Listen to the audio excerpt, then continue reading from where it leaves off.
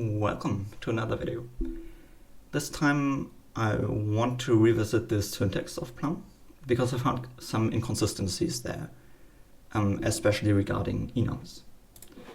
So in my previous language, Martinez, structs and enums really were very similar syntactically. To create a struct, to define a struct, you just have these types in here, lowercase, and they have, each of these fields has a type. Yeah, so structs have fields with types. In enums, the keyword is different, but apart from that, they also just have lowercase variants with a type behind that. There was one exception, like you can not put a colon and a type in there, and that's just syntactic sugar for a variant that stores nothing inside. Nothing being defined as an empty struct in the standard library, because that's a type that contains no information. But apart from that, like enums and structs really, they kind of belong to each other. They kind of mirror each other, because a struct contains basically an AND relationship between these types. This pesto body contains param and expressions and returns. And this enum thing is an OR relationship between types. It is either an int or a string or a struct. So struct is an AND, enum is an OR relationship between named fields or variants or something like that. In Plum, however, those structs and enums, they look kind of different. Enums have uppercase variants. I can maybe show, this is the maybe enum for optional types. So maybe int, for example, is an enum, so an OR thingy, of either some t or none. While structs, I don't think we have a struct in here, or at least I don't know one off the top of my head. So let's just write something down. A struct might be something like this: a position with an x and a y coordinate. So here structs have lowercase field names and a colon and types. And enums have uppercase variants. And then, well, they can have multiple payloads here. I think that's kind of weird. On the one hand, enums are basically also structs, because they can have multiple payloads. You could, instead of writing this, you could also define position as, I don't know, an enum with only a single variant called position that then stores an int and an int. So even though this is an enum, this also has this AND relationship between these other two types. And that's kind of weird, that you have these kind of positional structs or something in enums. Actually in the compiler, at some point we convert these multiple payloads into a single pseudo struct that we create. So this just is weird. And second of all, because enums use uppercase variants and structs use lowercase variants, there is some weirdness to how you create these. You create structs by just writing this down. Like x is 5, y equals 4. So basically the same syntax for defining a struct is used to create a struct, just with concrete values here. And you have this explicit punctuation for telling the compiler, well, now I'm creating a struct. For enums, they get implicitly created using uppercase identifiers. So if you just write true in your code, that is a valid value. That is basically an enum with only one variant true.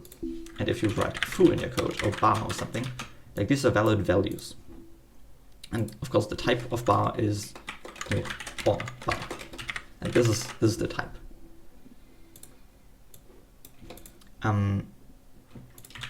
That seems fine, but it means that in many cases there's a trade-off between having this uppercase syntax and lowercase syntax, and it's very context dependent on, do we want to pass something as an enum variant or as a type? and that introduces some weirdness. So for example, let's take the maybe enum, and let's say this is hard-coded to be a maybe int. So this just stores an int. For structs, you can also just easily write that on a single line like this.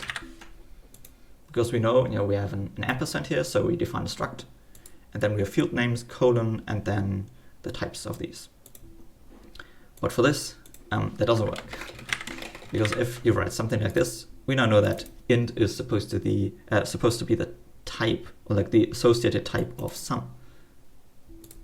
And none is the second variant. It looks like there were 3 variants of this enum, sum, int, and none. So I think for consistency and like this is weird, this inconsistent behavior between uppercase and lowercase creates problems, for example, in this case. So currently you have to kind of put parentheses around that, but that is weird, In here, if you put parentheses, like it looks like x and y, they really are on the same kind of level of, on the same level. They are both just fields within this struct. It would be really weird if you could put parentheses around the x like this. You can, of course, put parentheses around this one, and you have to do that if this type contains a space, but not around the entire x field. But in enums, you have to do that, and that is like really, really weird. So I was thinking, what if enums were also lowercase? If we write something like this, sum int or none. And here it's obvious that sum and none are the variants, because they are lowercase, and we also know which one of these has a type associated and which one doesn't, because those with a type also have a colon afterwards. So basically take the Martinez syntax, this one, and kind of use that. Well, not use the syntax one-to-one, but have a similar feeling of syntax in Plum. However, that kind of leads to the question, how do you create enum variants? Because you can't just write none in your code, or true, or any lowercase thing, and that should create an enum. Like that would be super weird. I think that this is supposed to refer to a variable called none, or true, or foo. And if there is no such name defined in the scope, then this should result in an error. Yeah. So, what to do about this? I think it makes sense to also have an introducing character for enums, kind of like this. And yeah, for true and false, for these kind of basic values, this seems kind of bloated, maybe, or something, some kind of verbose, maybe. But I think this is at least consistent with, on the one hand, the definition syntax, and it makes it really obvious when you define an enum versus when you refer to a type. Yeah. I'm not entirely sure about this, especially comparing this right here to this right here. Like this is more verbose, I see that. But it would make things a lot more consistent with these regards to uppercase being always just a type and having introductory punctuation for both structs and enums.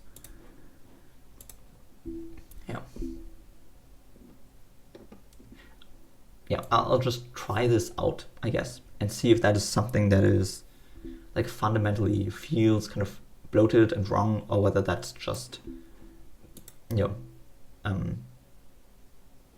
of I'm used to this version right now. So hopefully this kind of feeling of weirdness goes away. I see that this is really consistent with the definition syntax, so that should be nice. Yeah, so that would make the language itself more consistent. Uppercase things always refers to types.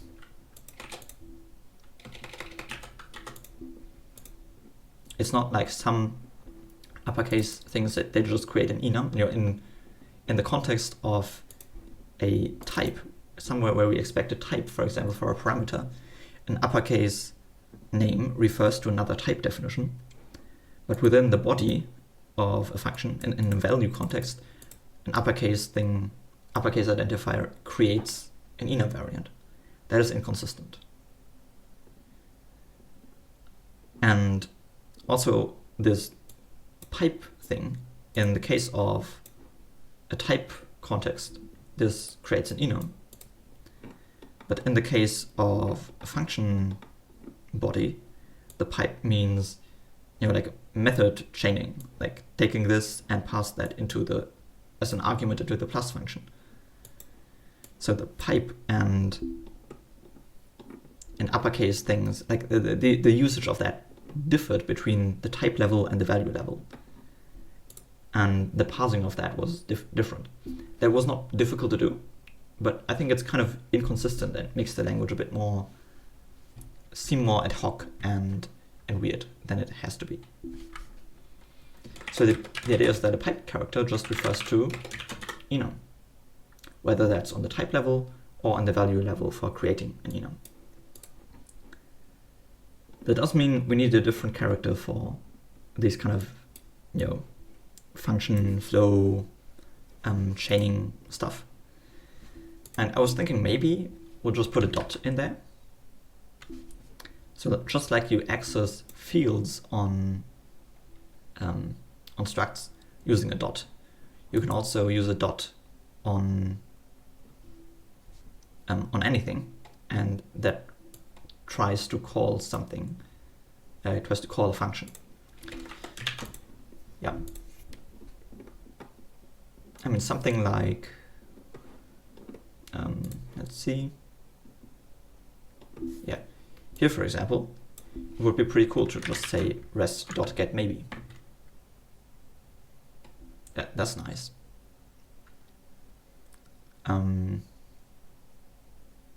Yeah. Or in this case, index, you know, like, yeah, sure. It's again, I like a value consistency over like syntactic sugar for now at least. And I think it's at least consistent if operators like plus and minus and so on. Sure, when you're putting a dot in front of them is weird, but I guess it's better than having this pipe thing existing there. It's a bit more subtle there. Right. Yeah, so that's basically what I want to do today. Refactor the parsing and the syntax of enums to be the same as structs. Require a pipe to create an enum variant, and yeah, use a dot for method chaining, field access, and method chaining, and so on. Yeah. One other thing I wanted to mention was that, oh yeah, switch expressions.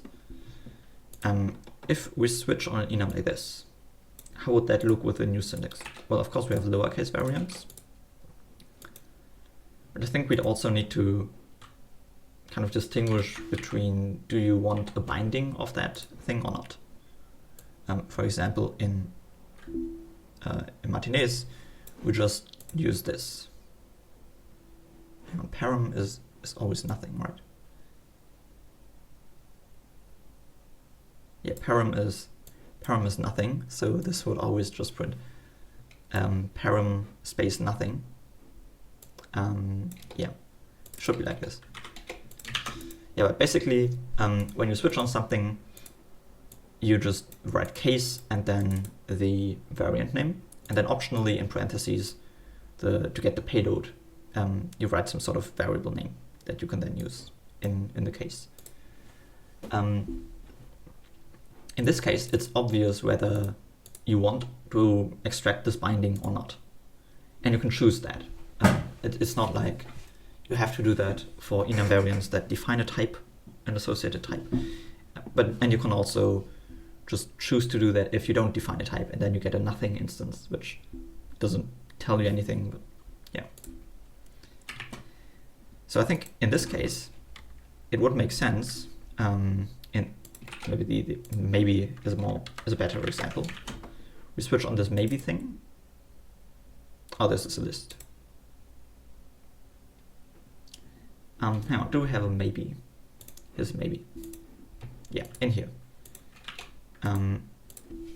If we have this new syntax of some colon t or none, then this is weird. I think it should be like this. And here we need some different character to kind of say, well, now the actual switch body begins. And then it's kind of obvious, in this case we want to extract the inner t. In this case we don't want to extract the inner nothing. So maybe an arrow would work there. I'm not entirely sure about that, but I'll figure something out. So I think that's a sane take on new syntax. Again, the only thing I'm kind of worried about is being too verbose for these kind of simple enums like true and false, having to put a pipe in front of that. But there are languages that have a similar feel. Hang on. For example, Erlang. In Erlang, you can define symbols. Oh, I just want getting started with Erlang. Well, not.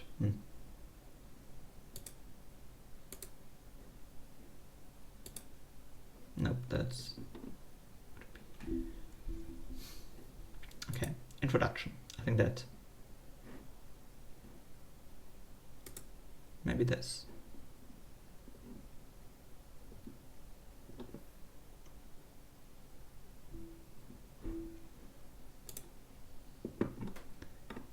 Okay, we'll get there, In Erlang, you have integers, you have floats. Okay, sure. Yeah, that's the kind of... Yeah, that's not what I was imagining.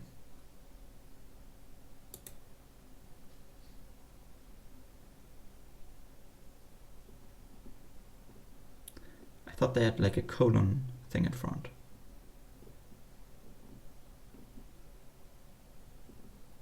Huh.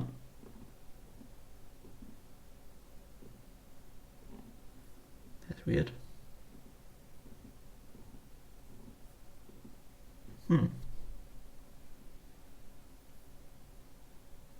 Okay, hang on. So you can just tuple to list of ABC. And it has ABC as, there's just names.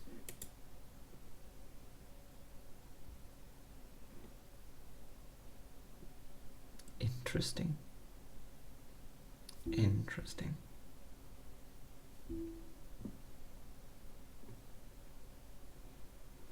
I mean, this is kind of cursed, I think.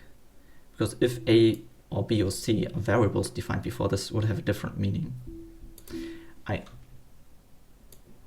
could have sworn that Erlang has this colon syntax, like this. To kind of define symbols or atoms or something. Strange. Okay. Well, anyways. Yeah, there was some language I'm thinking of. I don't know what language that is, that has this syntax. Or was it Clojure, maybe? Clojure.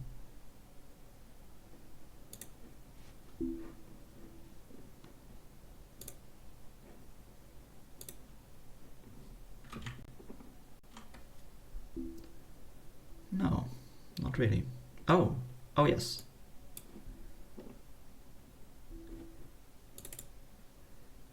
keywords. Yeah, okay, so you have this colon thing there for keywords, whatever that is. But that's basically how you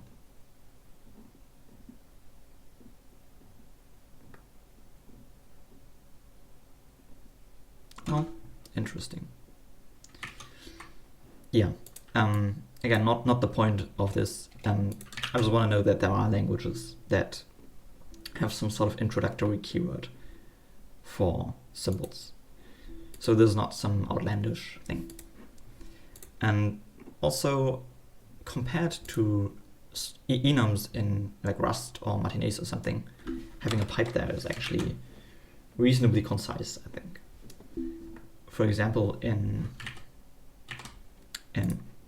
Martinez, there are some cases where you have to do like, oh, it's probably in here, it has to, yeah, you have to create the enum variants like this. Kind of name the enum up front and then the variant. And in Rust, that's pretty similar. In Rust, that would be something like this, you know, to create enum variants. And yeah, you can use, like, kind of import these variants in the namespace, but that's kind of an anti-pattern because then they also conflict with existing stuff. Oh, I think enums are uppercase in Rust. Anyways, my point being, you know, having something that's just this is reasonably concise in many cases. Okay, yeah, let's get started. So the first thing I want to fix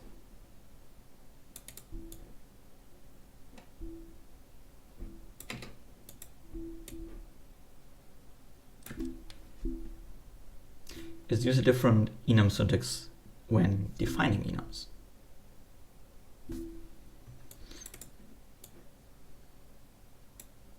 Yeah, and then for creating instances, you know, creating enum variants, and then we'll go from there and see what else we need. Yeah, hang on, I'm going to leave that here. Not this, not this, but this should work.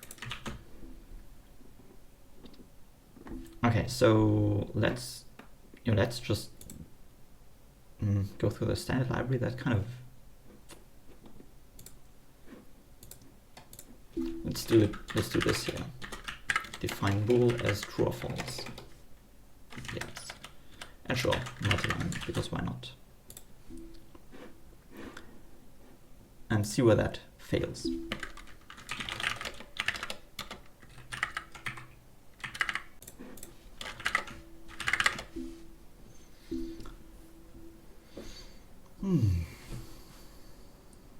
Okay.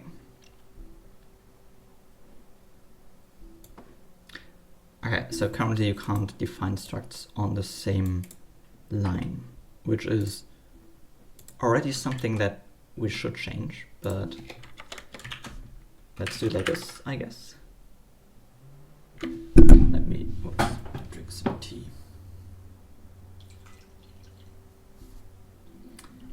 Nope, doesn't work. Okay, so currently every field really has to be on its own line, which is weird, but sure.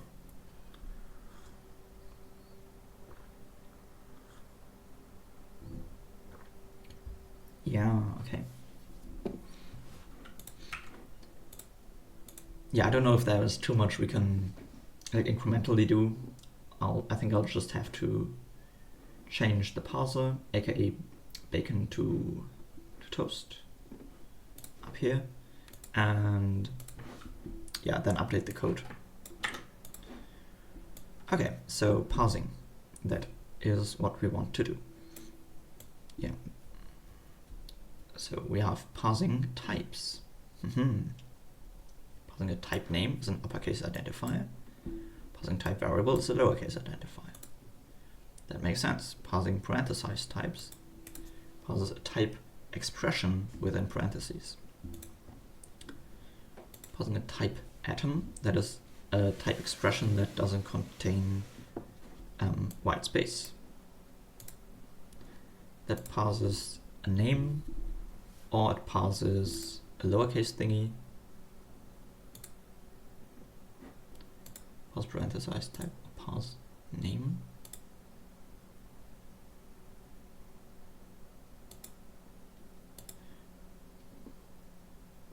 Yeah. Okay, parsing a lambda type consumes this empty space. Then arguments. Okay, and then this parses an entire expression, which is that or some sort of symbol.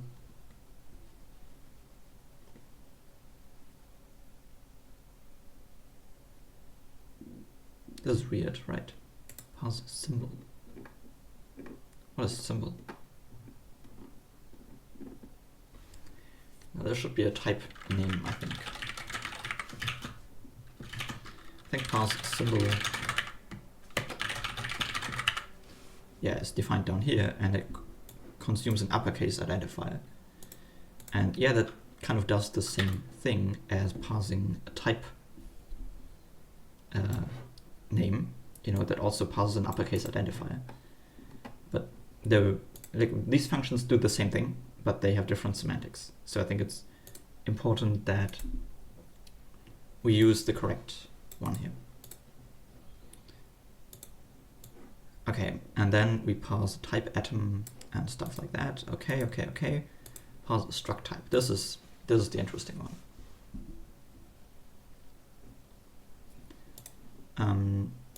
Parse a struct type of a bacon. Right. So it checks that the line of that is ampersand. And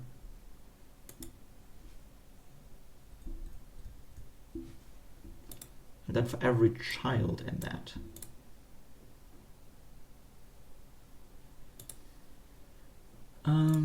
it parses the name. Okay, and now we want something very similar to that for enums. So parse enum type checks that this is an OR thing. And then here, instead of parsing a symbol, we want to do this, basically. Parse name.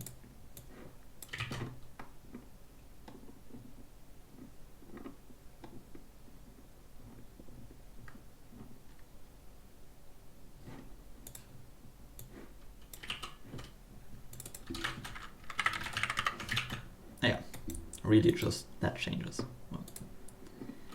And then, depending on whether there's a colon or not, we want this additional type behind that.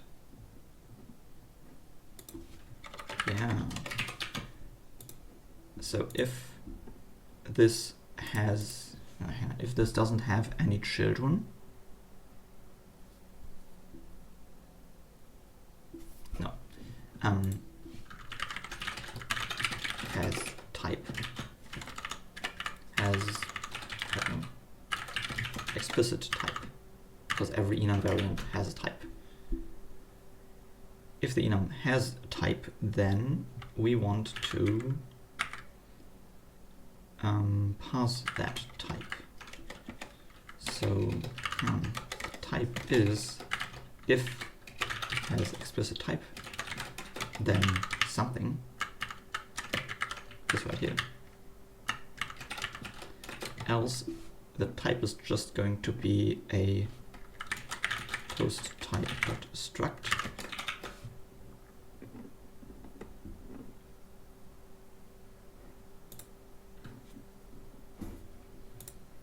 With one field.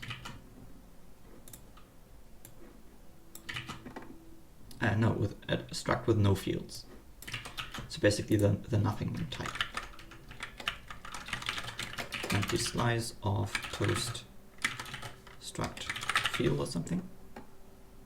Toast type field.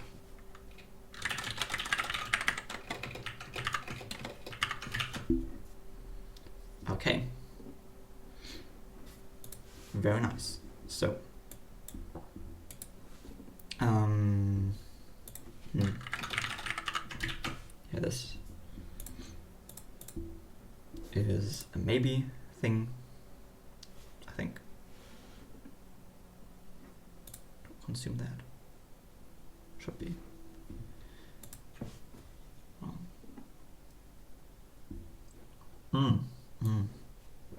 Yeah, we have to remove this one because you are allowed to not have a colon after an inner variant, and we'll do the is sum check up there so that this really is a bool.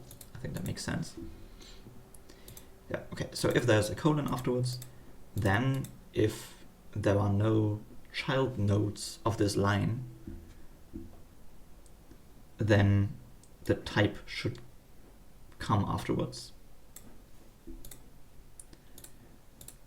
Otherwise, hang on, return bad input, expected type of variant. Yeah.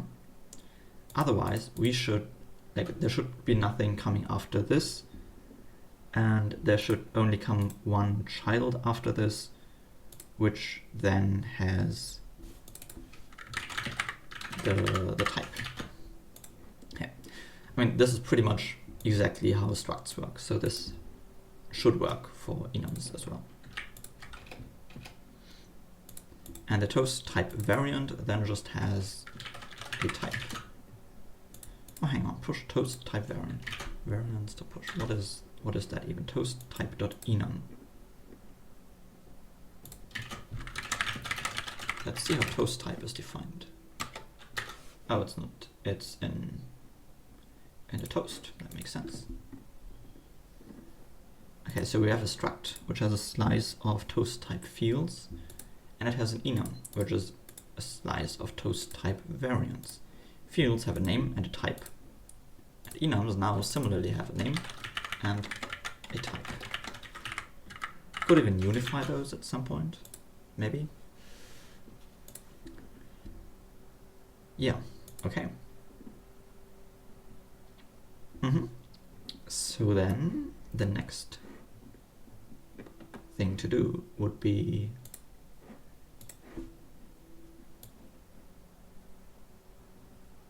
when converting toast to egg there are errors, sure. Let's just check that compiling the parsing works. Yeah, compiling the parsing works apparently. Nice. And yeah, maybe I should have done that first. Changed the kind of the semantic definition of how enum variants now have only one associated value, change the rest of the compiler, and then change the parsing. Well, okay, so in here, what we want to do is down here we say variant dot. What do we do here? Oh, let's adjust the egg first. So in the egg,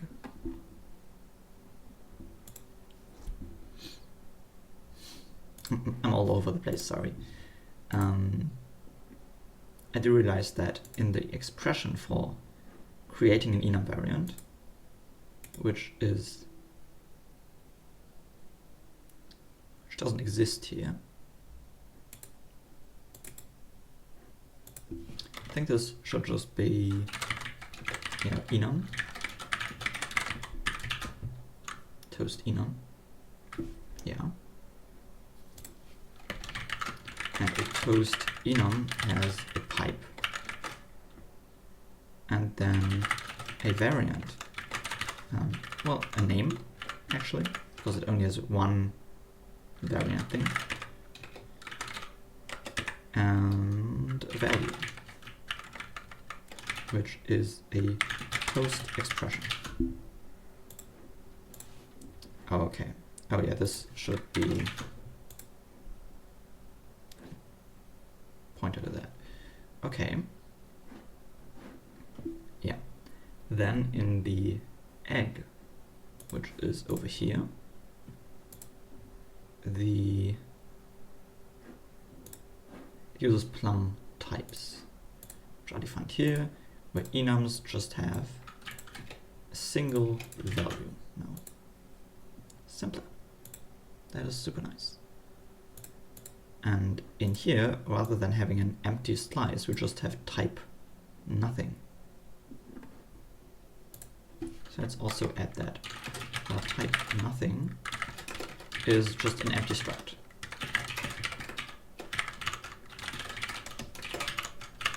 So it's map, I think.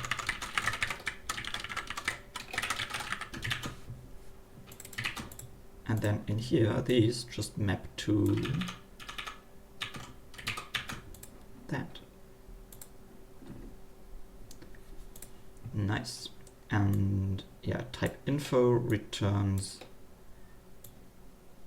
a single thing. Okay. Yeah, we're getting somewhere.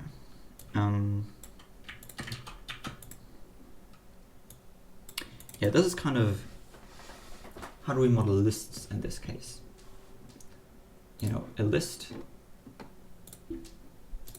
has to be more complicated than this, because the more node needs to contain two things. And I think in that case, you know, it's actually cleaner to name these. So I'm fine with that. This would be like a node, maybe a list node or something. I don't know.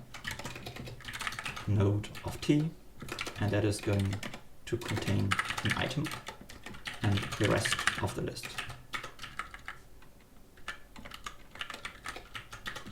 Yeah, like this.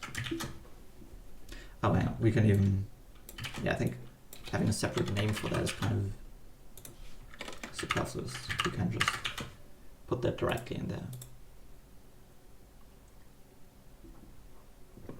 Yeah, so having an OR type of an AND type here that models exactly how things are actually going. Like, you know, not having positional types is fine, I think. Okay, so this should not be, like this should be a struct, basically. A plum type.struct, similar to that one, with like two fields. Struct with an item, which should be the type. Oh, sorry, the item, yeah. And then the rest, which should be this right here, recursive thing. But now of two, because we start two types up in the type tree.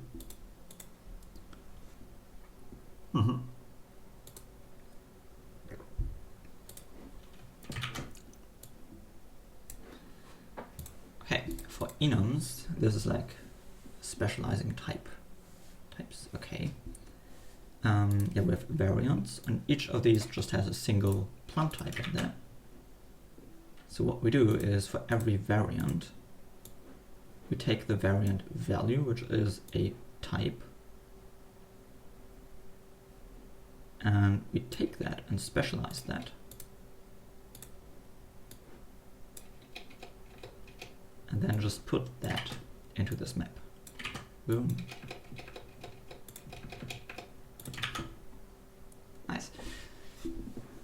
And I think, like, in many places, the code will get shorter because enums now don't have multiple payloads. That simplifies things a lot. Yeah, extend recursive types. I don't even know what's going on there. So we have new variants, and in here we take the variant value and extend that. Well, this is the relevant part. Boom, boom, boom. Like this. Very nice. Down here, something very similar actually. We just replace this entire thing with variant value dot replace. Amazing. Hang on.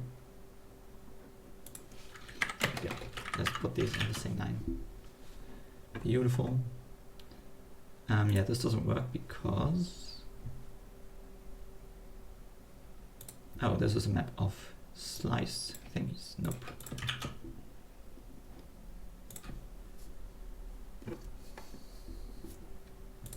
So then we have checking if two types are equivalent. So for A variant and A variants, this is just a single argument. Similar for the B thingy. And yeah, they don't have a length. We don't need to zip them. We just check if A arg is equal to B arg. Amazing. And then down here, this is union logic. Okay. Okay, so we have these variants. Okay, and this should really be just that. Yeah, and in here we check, hang on. Okay, so this exists in both, this variant exists in both types that we want to union. Yeah, let's call this B arg and this A arg, and then they don't have a length. We don't need to construct args and convert that to a slice. No, we just do this part right here.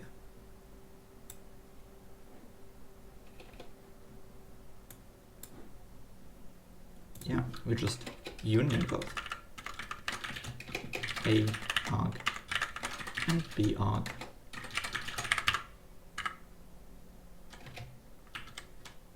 Yeah, this is pretty amazing.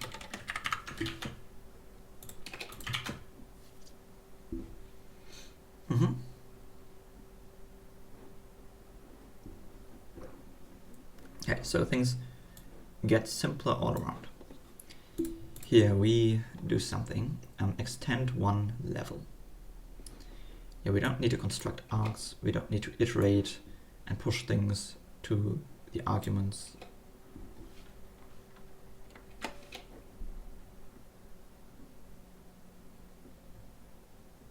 And convert that to a slice. Down here we just we'll just put something in this map. And what we put in there is, well, we have this extension that is the original enum except the variant that we navigate into. This is okay.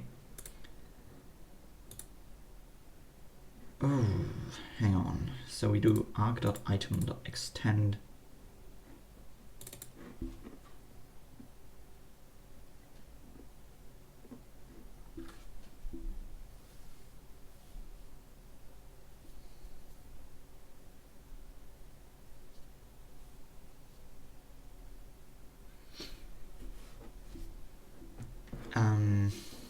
Yeah, I don't quite know what to do about that. Extend recursive types. Yeah, let me kind of undo that and go through that a bit more carefully. So let's say we only have one. We know that this is only one argument. Yeah, so let's just refactor this code, assuming that this is only that. We do this right here, and then we, yeah, this, rather than pushing that to this list, we say this is basically what we want to return. Okay, so of course we don't need the arguments list. We just have that argument type right here. Okay, and then in here we do something similar with the extension variance, whatever that is. And in that extension key, yeah, that seems right. If the is the enum that we navigate into. Then we want to build arguments, but really that is just the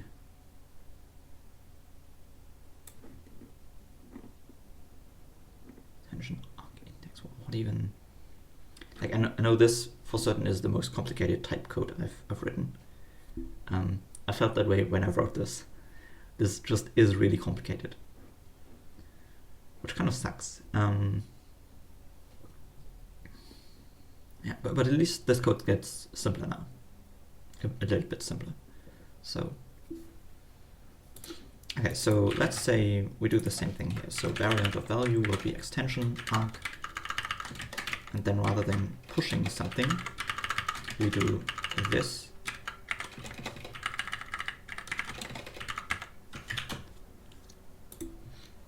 Yeah, and then if arg.index, oh yeah, index is not,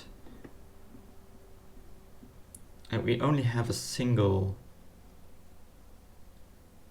we don't even have multiple payloads that we go into. So the index is basically always 0. The index of the payload, because we only have one payload. That means we always want to create a recursive type. And we don't need this one, and we can just use this one.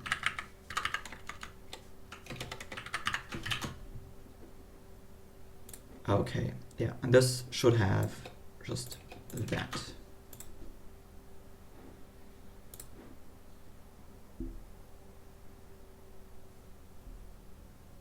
This is not a variant. What is arg again? Oh, it's variant of value. Is that used somewhere else? No, now it's no longer used. So let's just inline that in here and do it like this. Okay, yeah, this looks a bit saner now, which is nice. And this again should be a slice of a single type. Okay, yeah.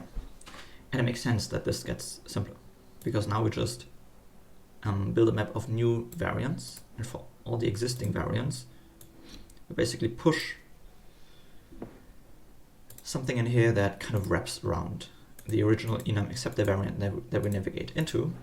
And for this variant, we replace the entire payload with a pointer, basically, with a recursive type. We don't even have to like go into like go through payloads and only choose the payload that we navigate into and have this. You know, it's a lot simpler because now the entire payload is behind a pointer.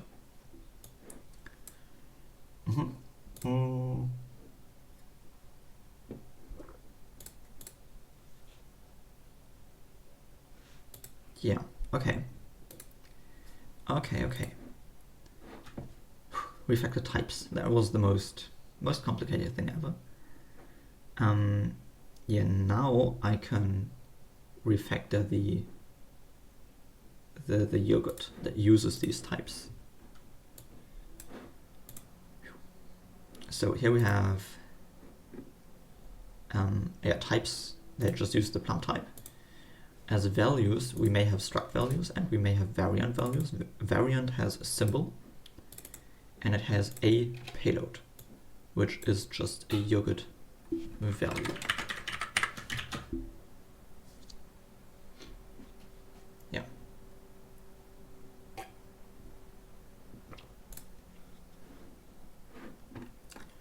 So down here, okay. What even is this? Okay, yogurt value symbol. Turns the yogurt value, kind of variant, variant value.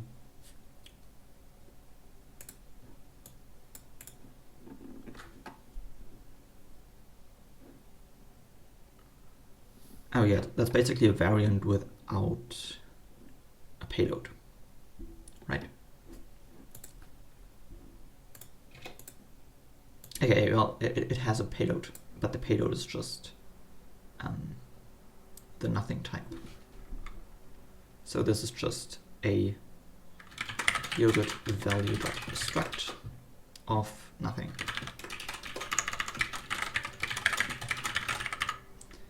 And the type of this is enum, where the symbol maps to type nothing. Amazing.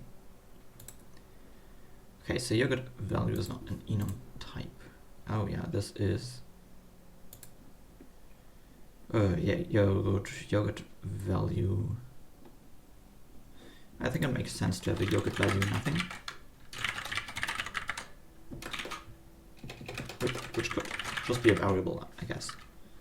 And that is a yogurt value kind of struct of no fields, so string to plum type.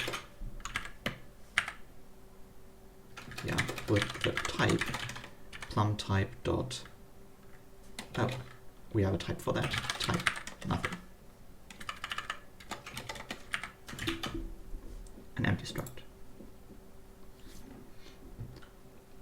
Yeah, okay. And this maps the payload to the yogurt value nothing.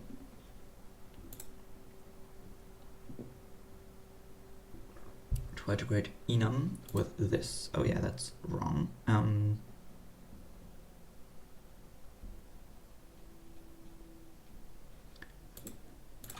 Oh, that's an error from before, I think. I need to get around to fixing the extension. Try to create enum with this. Yeah, payloads. Nope, we just have a single payload, and that's the payload type. Hang on.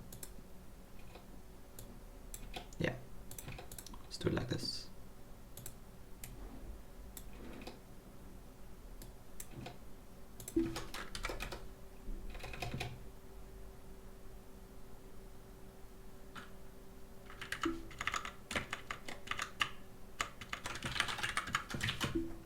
Yeah, cool.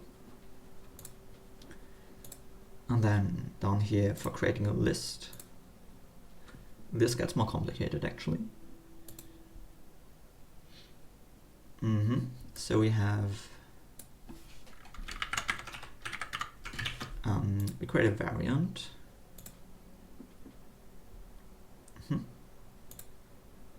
And if there is some item in this list, then we create a yogurt variant value with a symbol and payload. Which means, like, why don't we call this function up here? Let's do that. Where the symbol is more and the payload is a yogurt value, which will be a struct in this case. So this will be yogurt value kind dot struct of the type, you know, plum type dot plum type dot struct. It's a struct with fields, yeah, with is there yeah, there is yogurt value struct.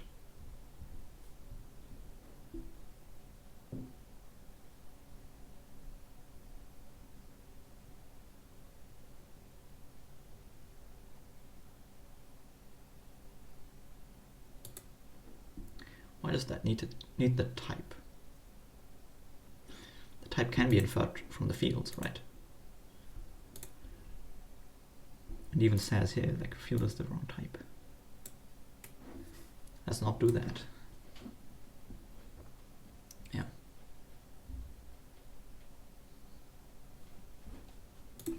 Let's calculate the overall type. Well, field types will be mapped from string to plum type, and then yeah, for every field we basically do field types dot put field key and field value type. Boom, we have the overall type and we don't need this one. type of that, completely inferred, okay. Yeah, and then in here we can just say,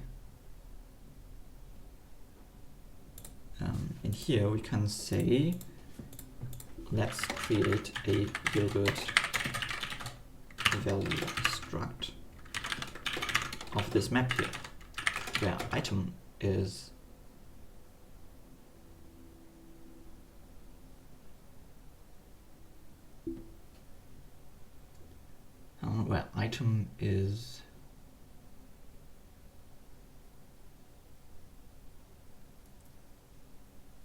I'm not sure.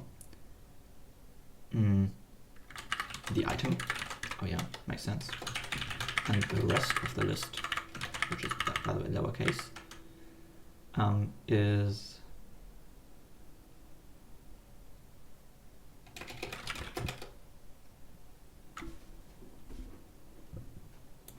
this one.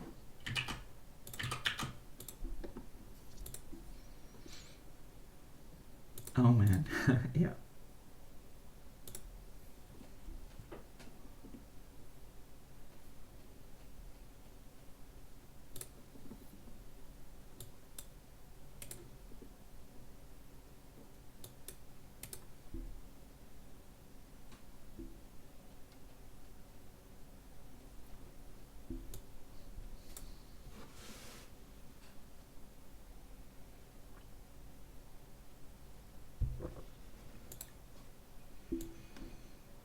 Yeah, I think that makes sense.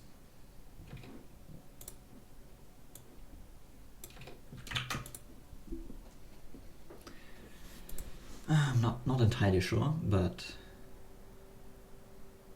oh, because it exists 2 times. Because there exists one version that infers the type and another version that doesn't, and that makes sense. Well, that is, yeah. Okay, yeah, turns out I was clever before. Okay, yeah, I guess. What's going on down here? For printing a variant, we also just print payload.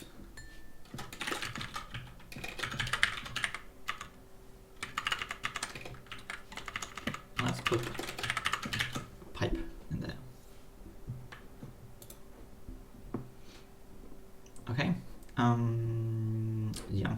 Oh, this will be variant.payload. Sure. Yeah. Now let's look at some of the compiler stuff. So toast to egg. In here we have only a single payload. So what we do is we take. This compiles a type, right? To egg of a type, yeah. We built this map from string to type, and we do payload variant dot payload convert to egg. So we can just do this in here. Amazing. Amazing.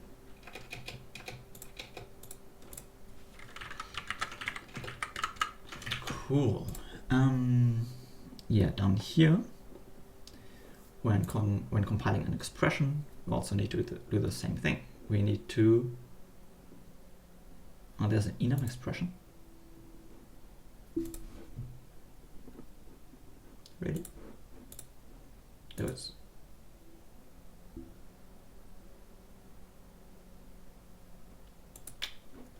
There's, I mean, this, interesting. I think I'm gonna remove this symbol thingy.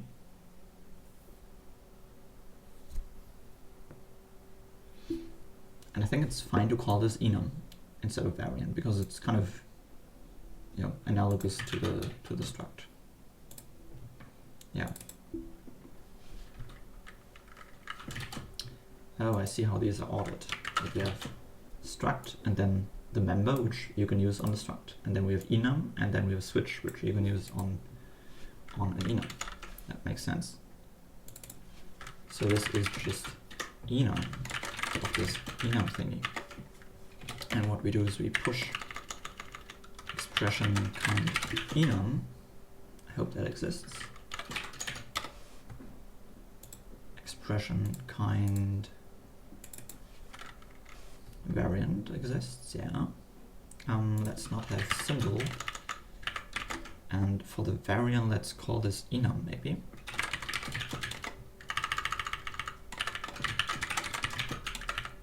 With a symbol and a payload.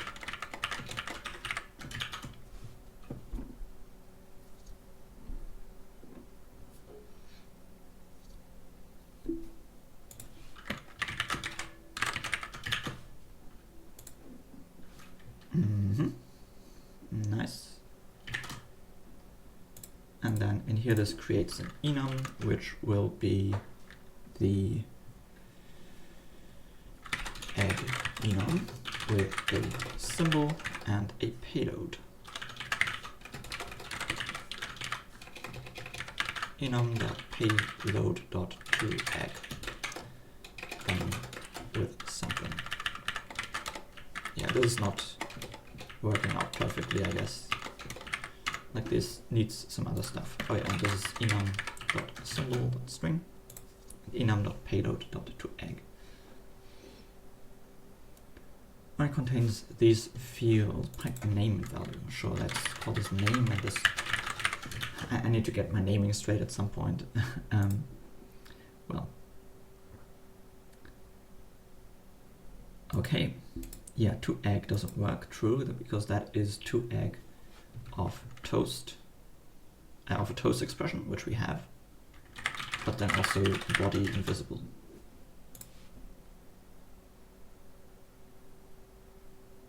Okay. Yeah, this may fail, so we need to unwrap that.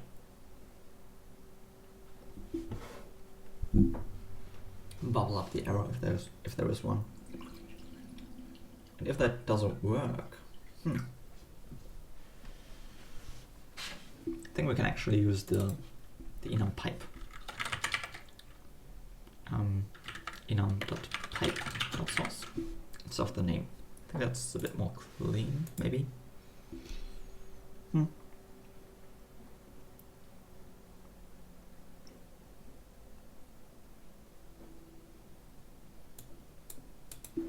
Well, I don't know. Okay. Yeah, this doesn't really exist anymore. Right, because when we call something, we can no longer call an enum, because now enum constructions don't look like calls. You don't just put more 5 in your code.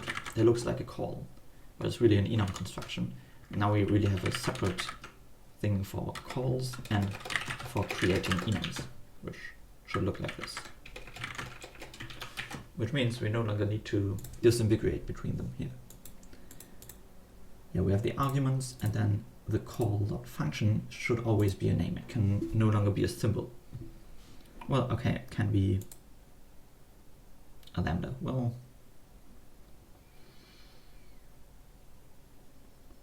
I guess, yeah, fair enough.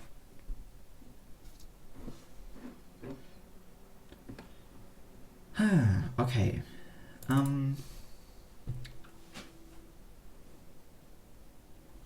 Name and type.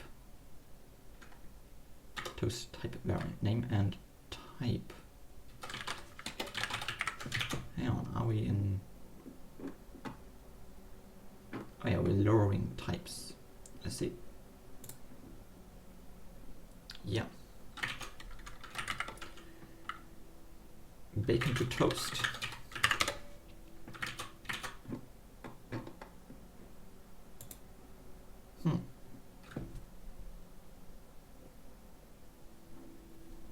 Yeah. Symbol is no longer a thing. Okay.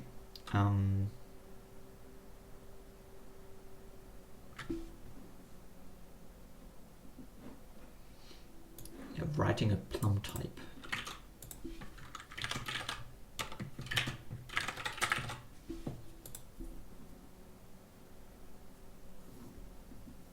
For enums, oh yeah, the variant value is always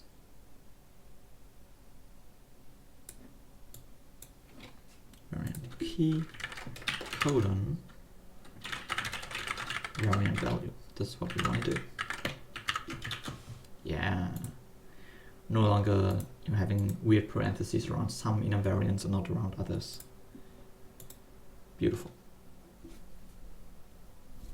And we can even simplify this. We can say, let's remove the space at the front there, and then always put a space here, like that. Clean. Like, this is actually simple. Even the printing code gets a lot simpler.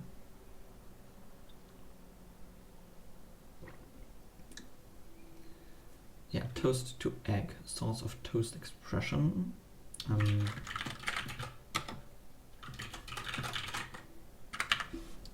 Yeah, symbol doesn't exist anymore. Neither here. Oh, but we do have enum.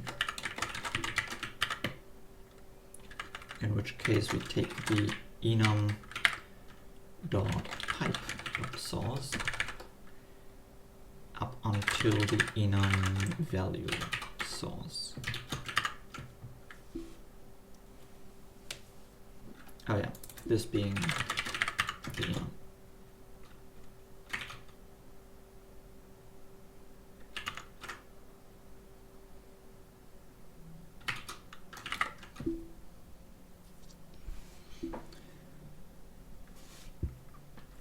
Toast expression. No, we need to call it.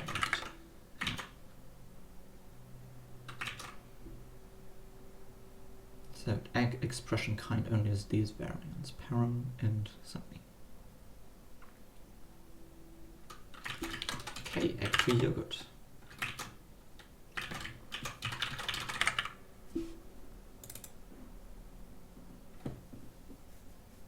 Yeah, we kind of don't have that. Simple. But we do have enums now.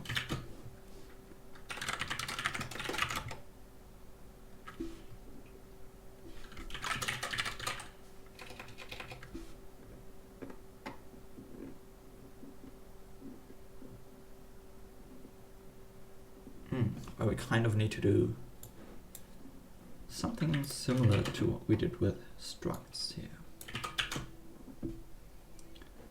Just take, well, we don't have fields, we just have, you know, the payload.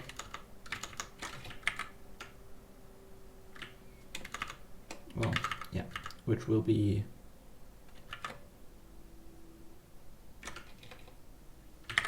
compiler payload.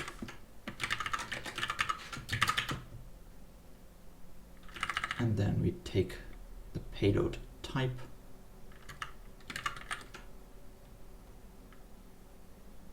See.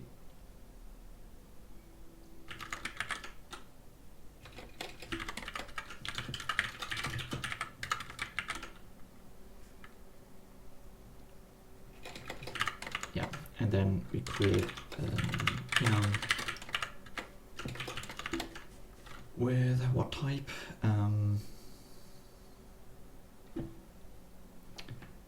Basically we map the enum name symbol something to payload type.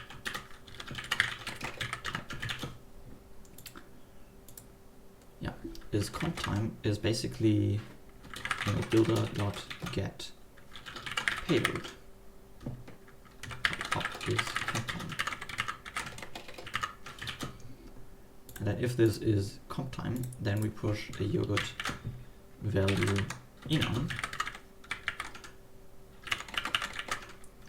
where the payload equals builder.get payload, yeah, .op.comptime.unwrap.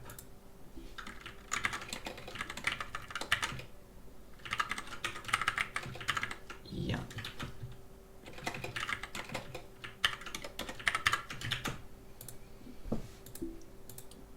Okay. Yeah. What's going on down here? Case variant.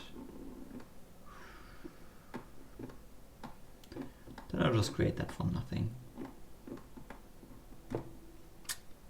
Because this is basically like variants, right? Yeah, we have a symbol, payloads. In our case, it's just a single payload. Yeah. Yep. Well, okay. I think I'll just remove this down here then.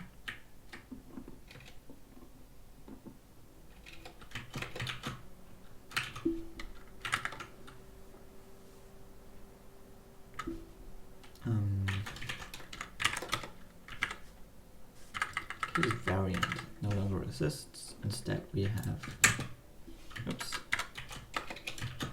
a nice, well, okay, yeah, a nice enum thing.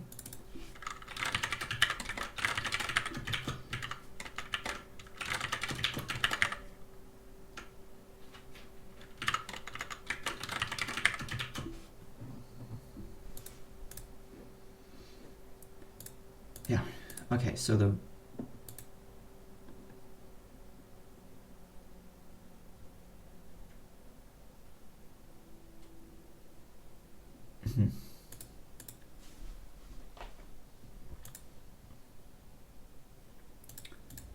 so we have a single payload and a single type.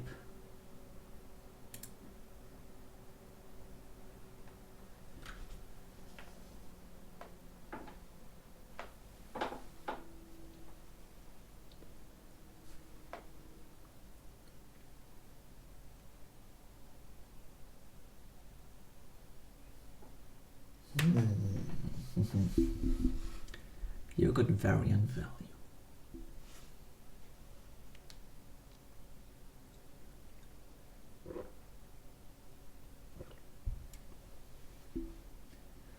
Yogurt value kind dot enum, yeah. With that symbol, yeah. And the payload is, well,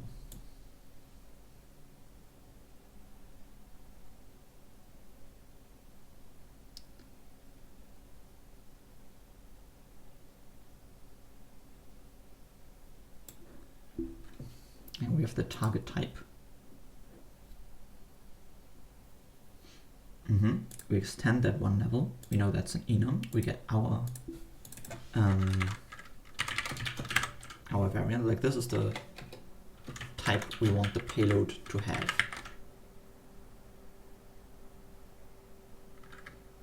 I see. And then we take our actual payloads, which in our case is just a single payload. So this is enum payload. And we comp timecast that to that target type.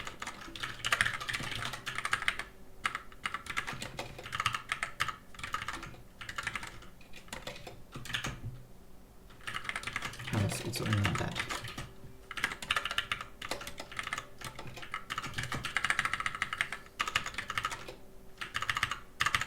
Yeah, okay.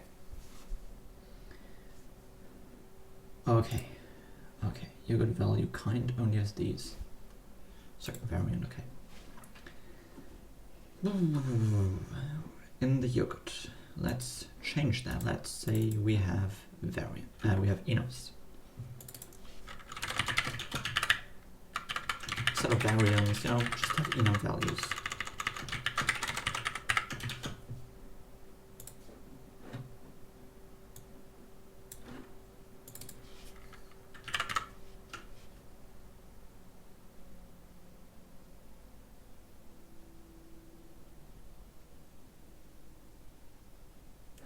The yogurt value, that is true.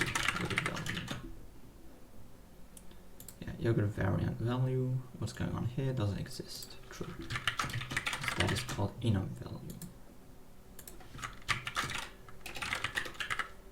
The symbol is not really used, or shouldn't be used, I don't know.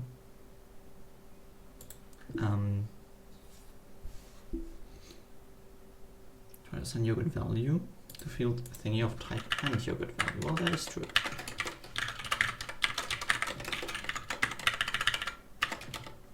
Yeah, I can get behind that. Okay, creating a list. Sure.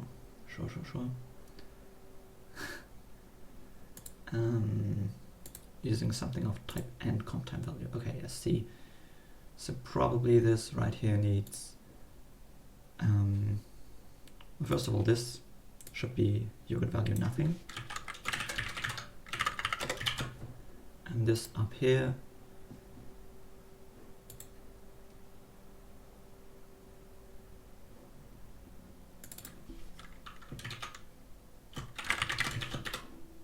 should take something like this, perhaps.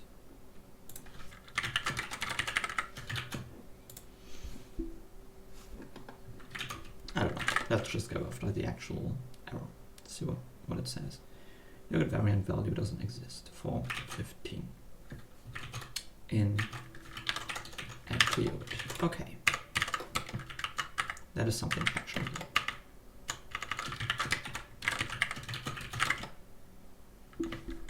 Okay. For 15 doesn't exist, but our payload. This is just the enum payload. Yeah, that makes sense. And we need to put that on the heap for that. Sure thing. That 5, 7, 8. Oh yeah, we don't get some field, we just get the payload.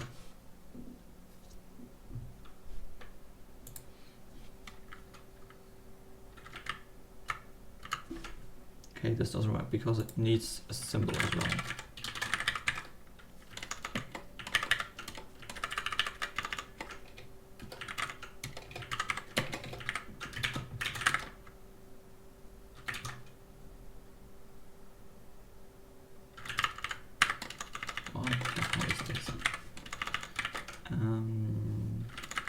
If it's not comp time, then this is that of the enum yogurt enum, not value. And yogurt up enum, what does that take? That doesn't exist. Yeah. Okay. So this is a yogurt enum with that and payload.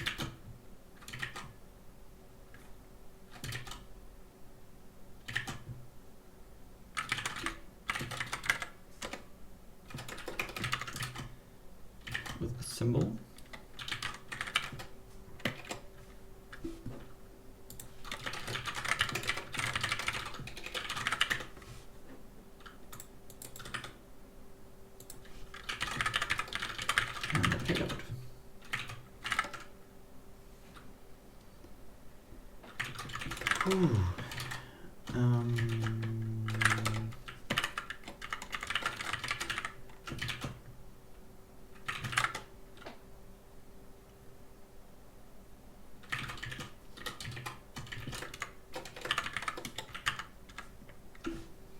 So we have a switch case.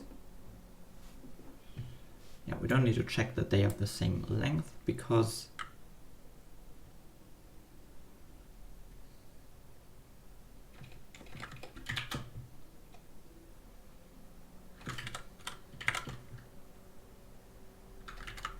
this entire thing is kind of irrelevant. This only checks that the lengths of the arguments match. Here, this one. Like this doesn't need to be checked because it's a syntax that you can't even write code that expects multiple enum payloads. only compile the corresponding branch. Okay.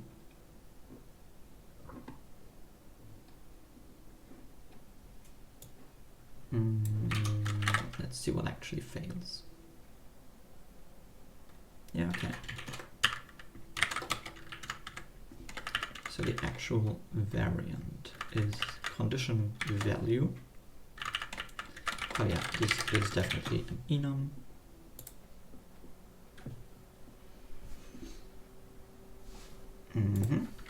And then the payload will just be the actual variant dot payload dot to expression.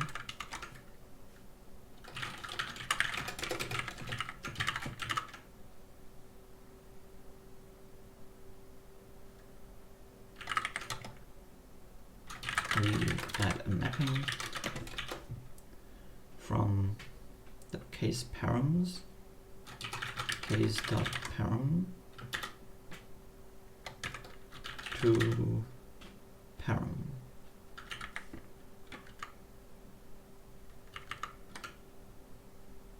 To the payload, I guess.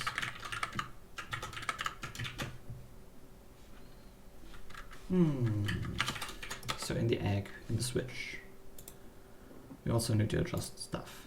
Of course we do, because now this takes an egg body, but an egg body that is only supposed to take a single, you know, parameter.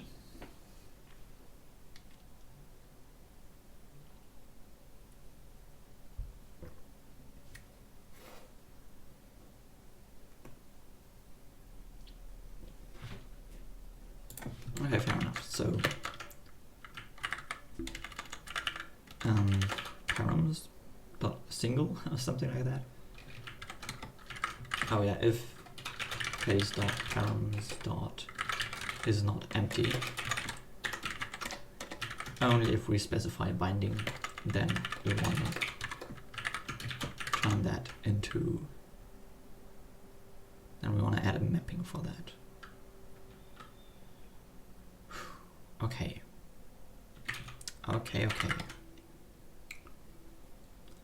Yeah, that doesn't work, of course, because we have the compiler. Yes, and we have an egg ID. Yeah, and then we need an egg ID instead of a yogurt expression.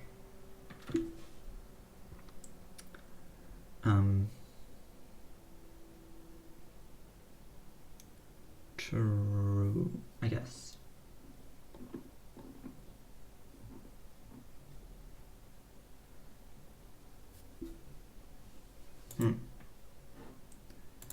And how did that work before? Did we add some sort of comp time expression? We have params, which is a yogurt ID. We do builder.push of that expression. I see. So we need to do the same thing. Builder.push of that expression, giving us an ID that we can then use for a body. Okay. Params not in scope. And here.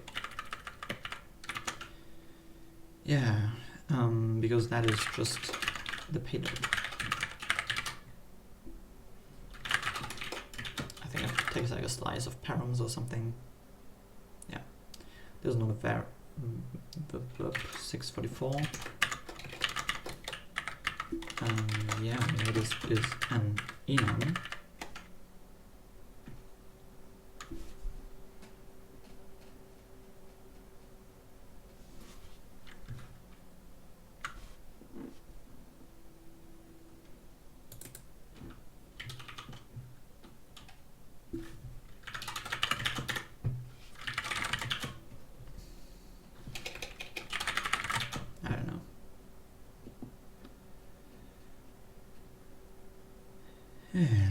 Then we do stuff. So we just do actual condition.payload.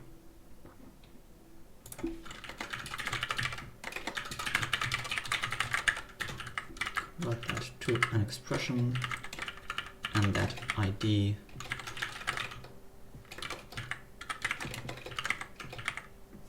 is that.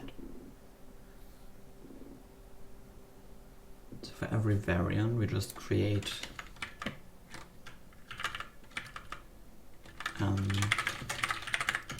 this thing, I guess.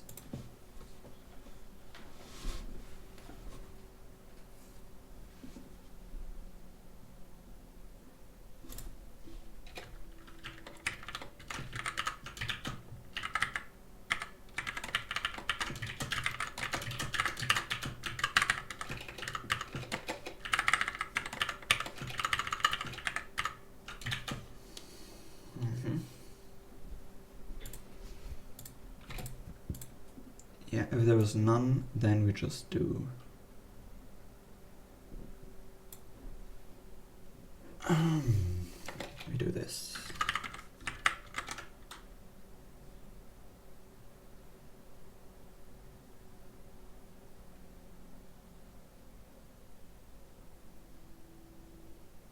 Yeah, variant.value.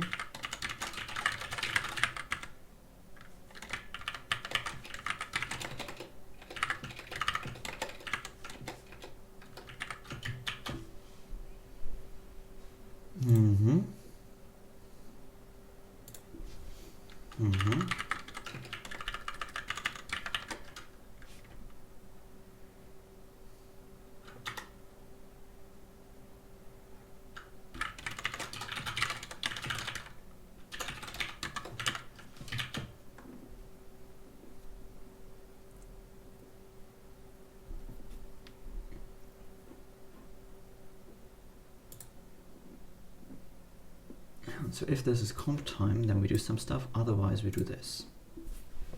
I'm just gonna go through this and really think about that and not just mindlessly update the code. I can zoom in a bit more. Okay, so we want to lower all cases, which will be yogurt bodies. And the case types, this is what those cases evaluate to.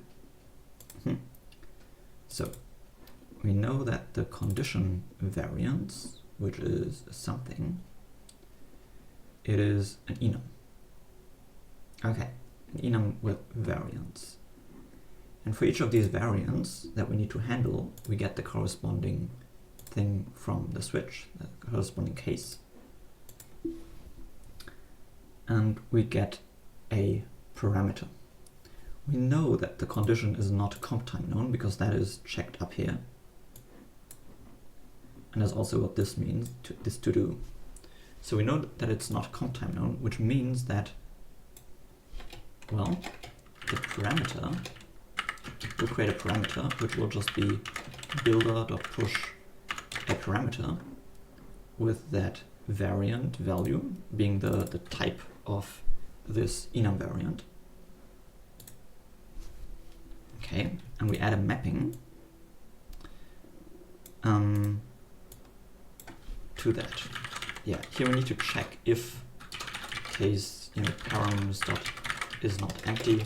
If we want to create a binding for this enum variant, then we create a parameter there. Okay, but the parameter exists either way, which I think is fair. That simplifies things from here on out. Yeah. Okay. Fine. And then we do this, where we compile a body with a single parameter for the binding of the enum thing.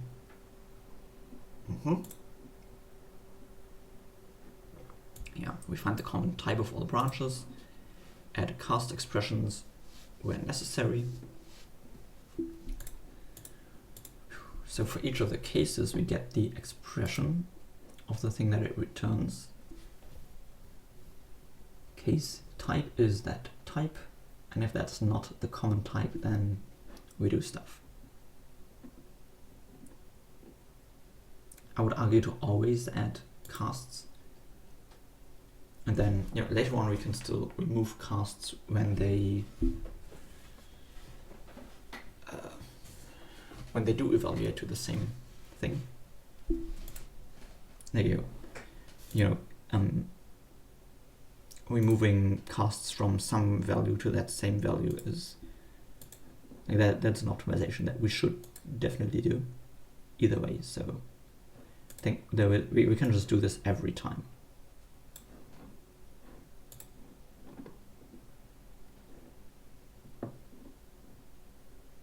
But then again, I'm just gonna leave this in because of inertia.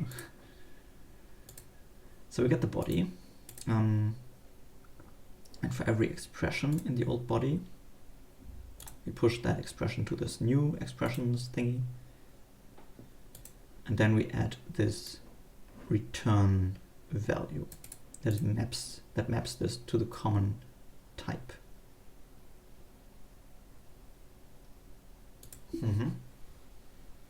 Yeah, okay, if this is a comp time known thing, then we do a comp time cast, otherwise a runtime cast. Okay, I think that is fine.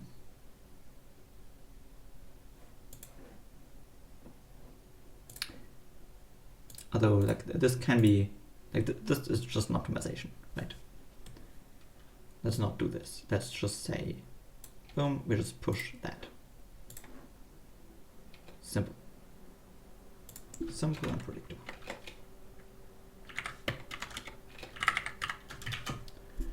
Push a call of some function.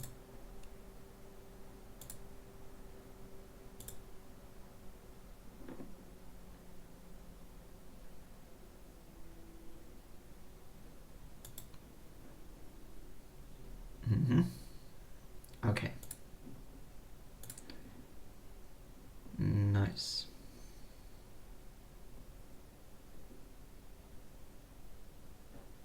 And here we do that again, kind of do stuff. Okay, I don't, like, I should revisit that at some point. How comp time known stuff interacts with switch.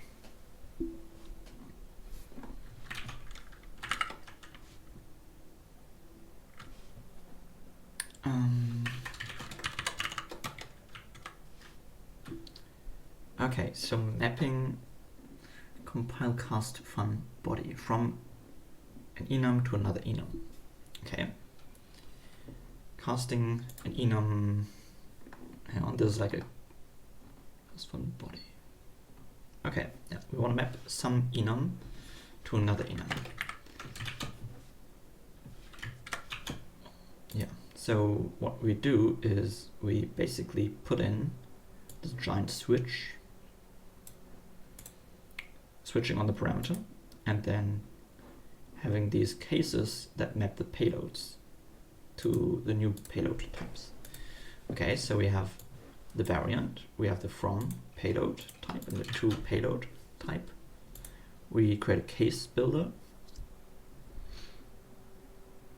Yeah, and then we do from payload ID, which will be a single one, will be from payloads. Payload, hang on.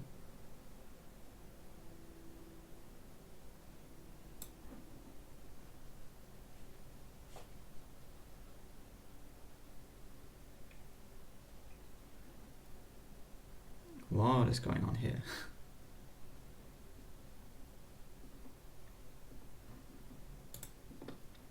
And we have the from payloads and the to payloads.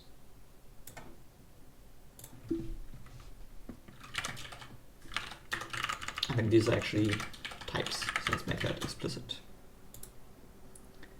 And these are the values, the from, and let's call these just from payload. Which will be this right here. It will be a parameter. Oh yeah, that makes sense. The from payload is the parameter of this case body. Makes sense. The to payload will be a yogurt ID as well. And it will be this one.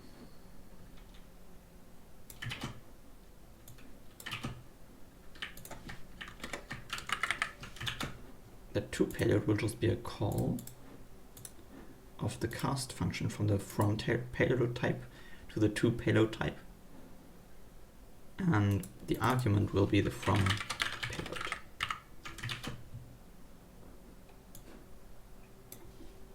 Yeah.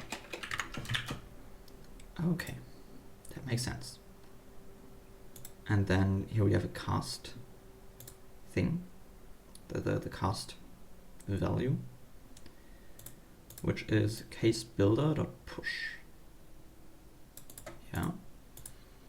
A yogurt of enum with a yogurt enum where the symbol is the, oh, you know what, let's call that symbol.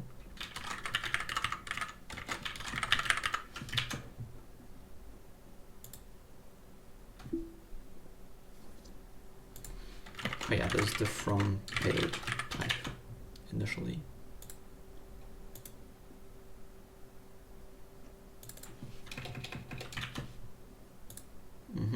Here at enum, where the payload is the to payload. Yeah.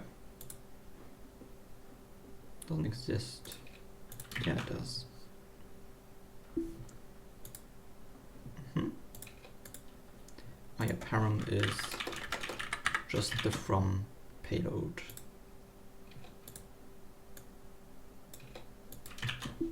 Nice.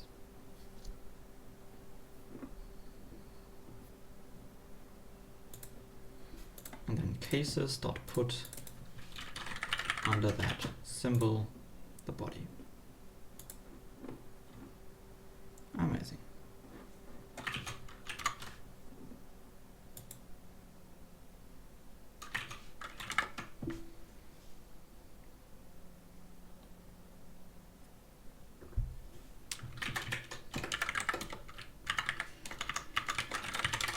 If this is some variant, then we get the symbol. Where am I even? That might be, oh, this is the switch. Okay. Yeah, sure. So we do stuff. Okay, you know what, let's just always use a runtime switch for now, and yeah, egg to yogurt 9 to 7. Yeah, this doesn't really exist. We just have enums, and that is just the enum.payload.collect captured.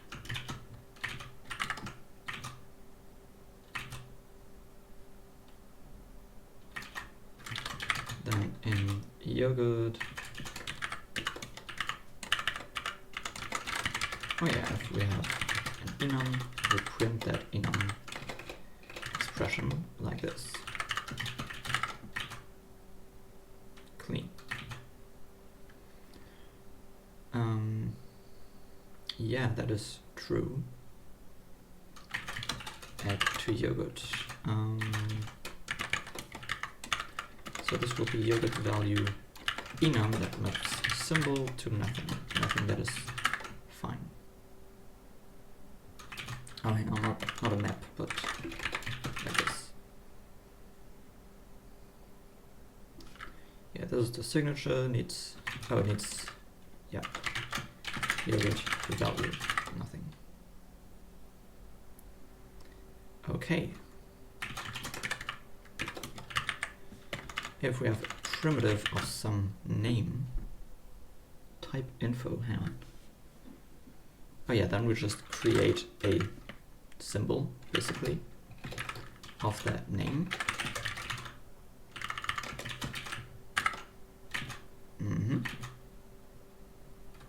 Oh, same with never. I'm beginning to doubt my decision about not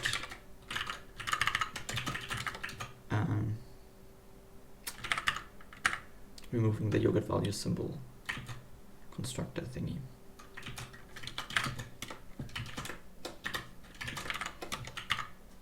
So this is a yogurt value enum, which expects a payload, yeah, which should be allocated on the heap Yeah.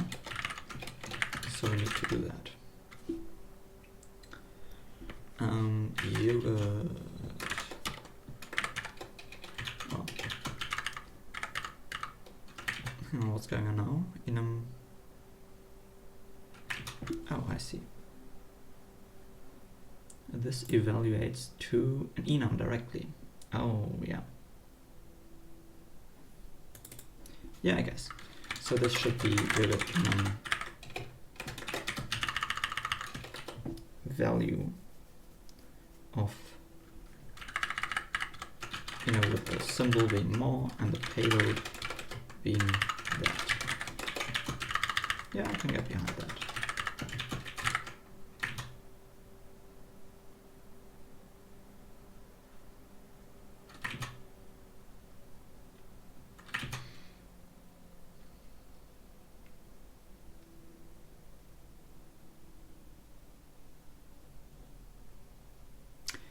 Alternatively, we could convert both into, that's better, converting both into this constructor call. So basically in here it also uses yogurt value enum of empty, and this, oh, look at that, look at that conciseness. No, we also don't need this because this is already a yogurt value.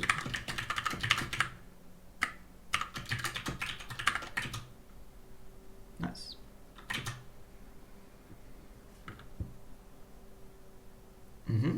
Egg to yogurt 3, 6, 5.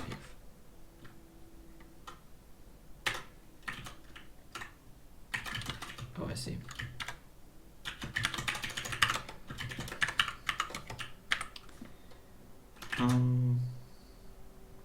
Yogurt value enum. Oh yeah.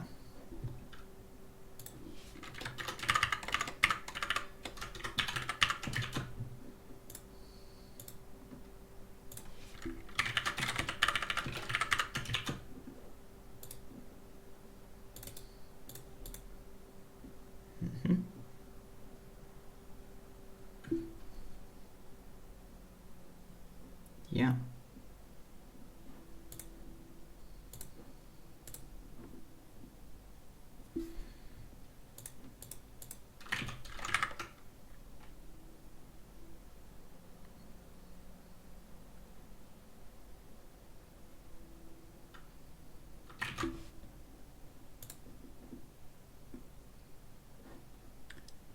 On yogurt value enum,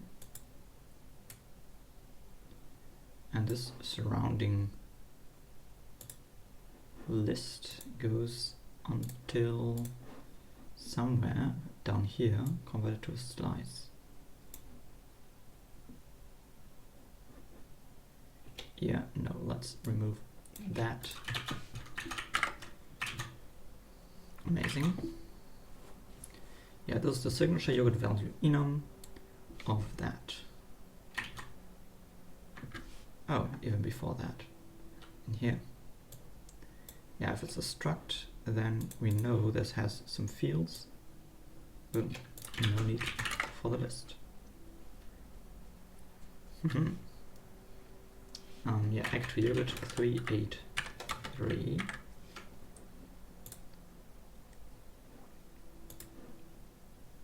I think these should have symbols and names. I don't know. I think names, yeah. And a payload.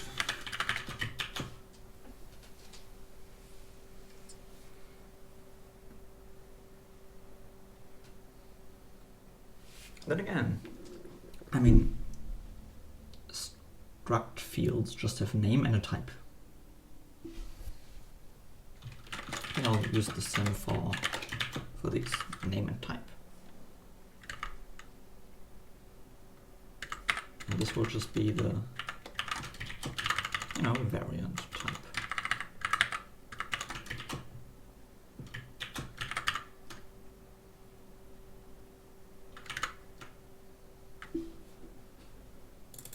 Of the variant value.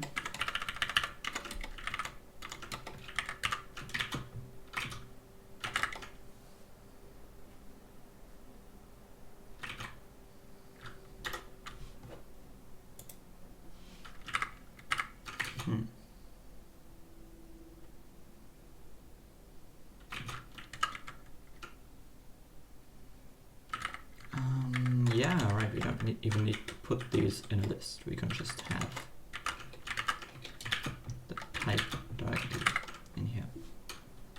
Yeah.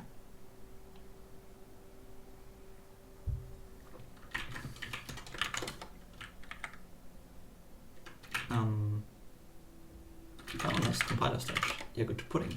Amazing. So let's review the pudding. Let's say in the pudding we have, what do we have? We have dupe and drop stuff.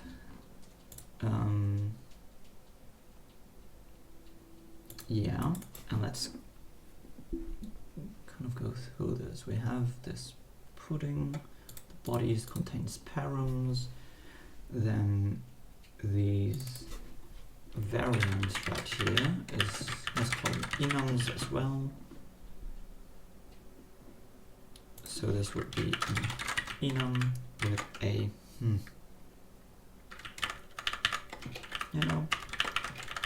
symbol, and name would be a better term, I think. Have to make that consistent. Man. Let me add maybe a to-do list of refactorings. Symbol versus name. Yeah, that's basically that. Okay.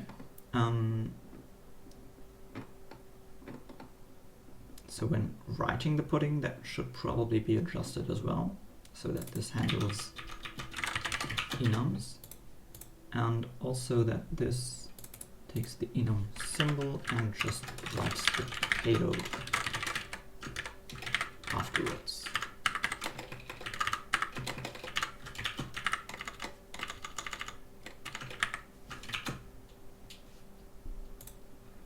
And we can even use the or syntax, just like we use the ampersand for the struct. Nice. So then, in yogurt to pudding, yeah, if something is an enum, then the payload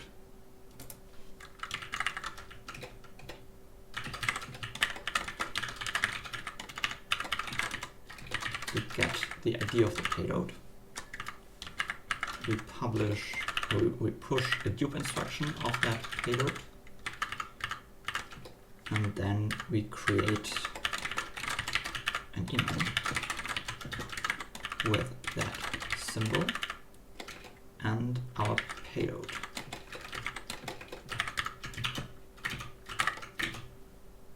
Nice. That is nice and short.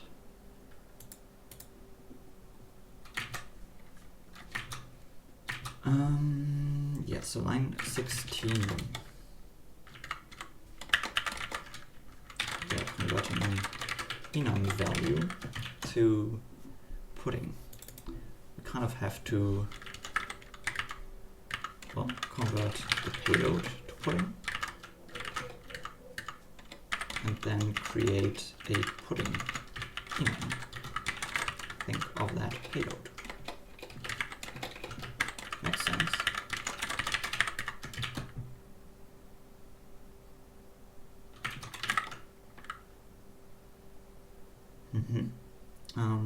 Yeah, line 17, that is enum payload to pudding. Cool, then line 18, one line at a time, but we're getting there. Okay. This kind of works out then. Oh, next compiler stage, pudding to pesto. I think in the pesto we don't actually need to change anything, because here the enum, let's call it that, already only contains a single payload. Perfect. So the pudding to pesto, how does that look like? We want to create an enum. So what we do is, rather than building up payloads of types on the type level. We just take the value, yeah.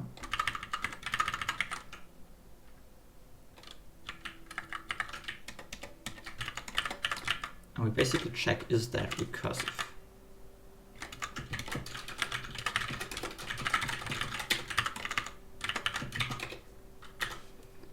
If it is recursive, then we'll just return pointer, otherwise something else. And that is the entire type.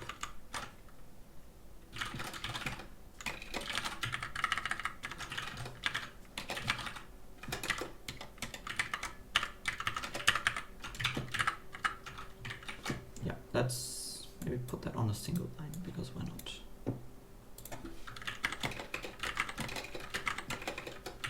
Beautiful. No. Okay.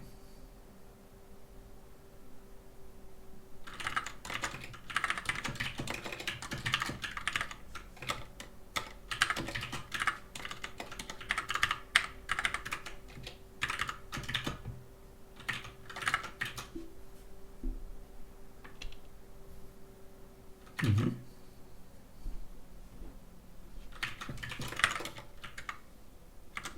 So checking if something is recursive, well, for an enum, that just means that for every variant, we check if the argument is recursive.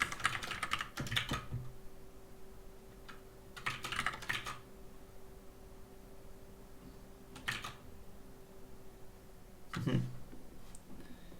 Then here, when we want to create an enum,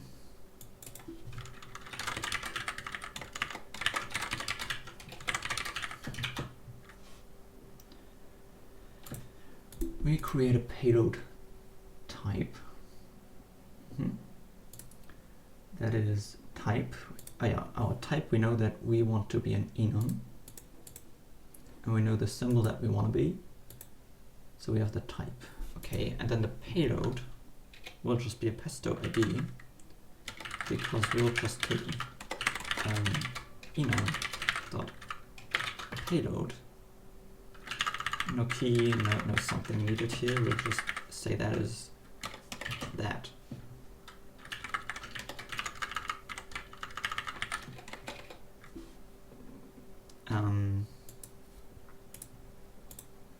Well, you know,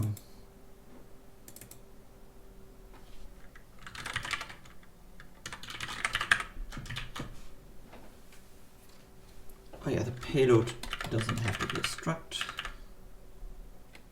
It's literally just payload. Oh yeah, it's just payload type. If we want to store a pointer,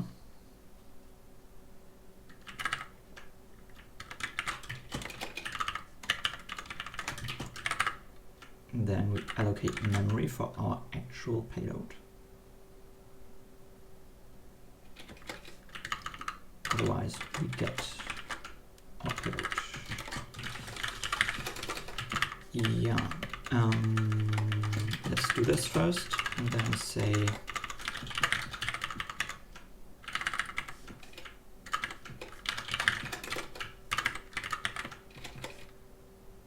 and do this. Yeah. And in here we don't need a struct. Yeah, we'll just do that. This is pretty cool.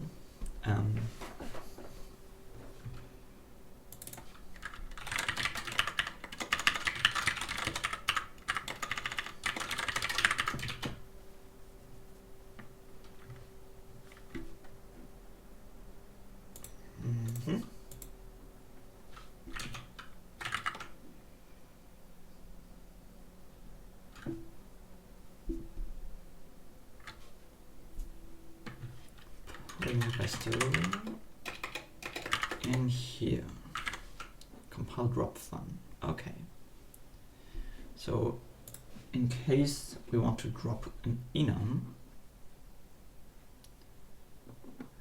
yeah, let's also look into the dupe fun, I think. Let's do that first.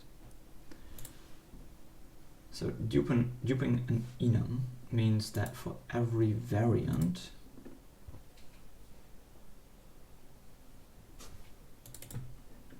we have an enum with variants. Yeah, well, let's call that enum, I think. Yeah. Oh, well, I guess variants is fine, because we also have fields for structs directly in here. Okay, so for every variant, what we do is we do, hang on, payload type.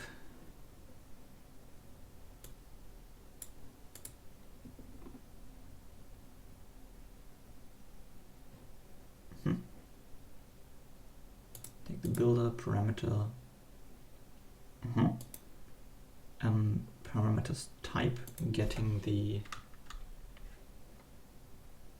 variant key, yeah.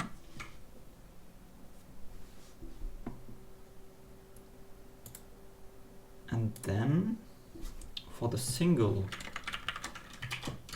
variant value that we have,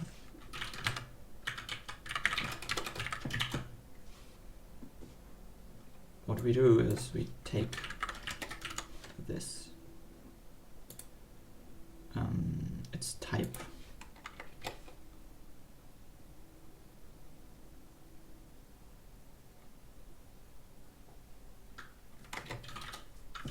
yeah,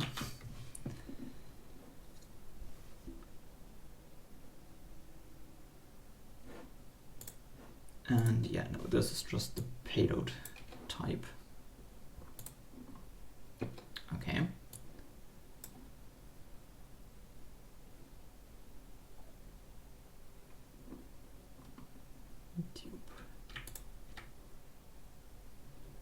Yeah, we don't need a member because we can just take the builder param directly. I'm just, simplifying this code and like basically constant folding this code, and later on I'll clean up this mess. And then if this stays the same, I think. Basically, if the actual type is a pointer, then we push a dupe expression of the member. Yeah, dupe returns an integer. Otherwise, we call. Oh yeah, this works because then this is a pointer. Okay. Otherwise, we recursively call. Hang on. Okay.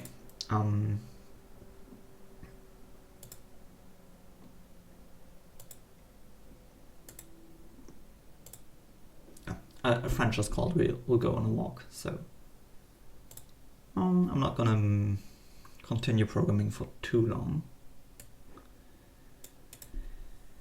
What does this do? This does seem right. Yeah, and this is the variant key. Finishing that. Okay. And now let's constant fold this, I guess.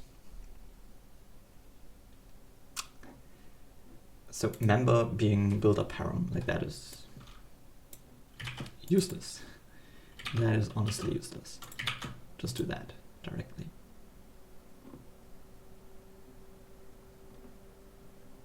Oh, hang on, the member expression.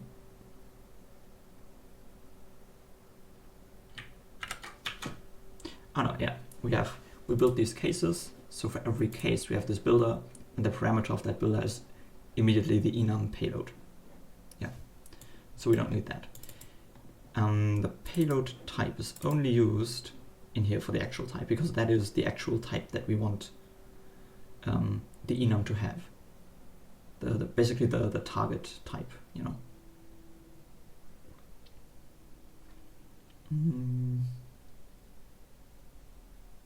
mean, I guess payload type makes sense, and here we'll just call that payload type, like that. Yeah. then the plum type is used only in here. And I mean, we can just use the variant there. Then this is no longer used. Is payload used? Nope. Yeah, this is shorter and more readable. Convert the type to pesto.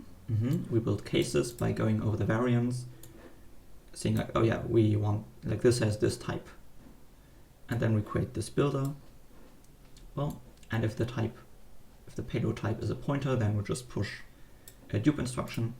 Otherwise we call the variant specific dupe function with that parameter as the argument. Amazing. Amazing. Oh yeah, now the same, or at least a similar thing for drop. And yeah, so we have the payload type, makes sense. We have a builder, also makes sense. And now, I think we even copied that from above, so a lot of this will actually be pretty similar. I feel more confident removing this stuff now, and being a bit more straightforward and less careful with mapping that one-to-one. Okay, so in the end we want to push a case here, that makes sense.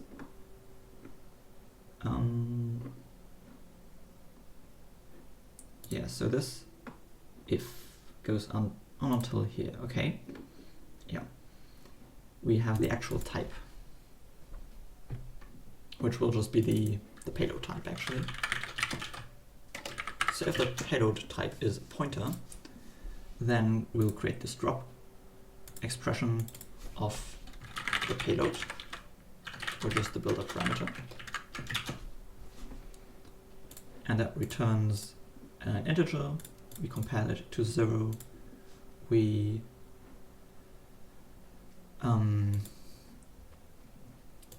call compare ins. That returns one of these. We switch on that ordering, and if that is equal to 0, then we kind of dereference the pointer. Plum type being the variant.value.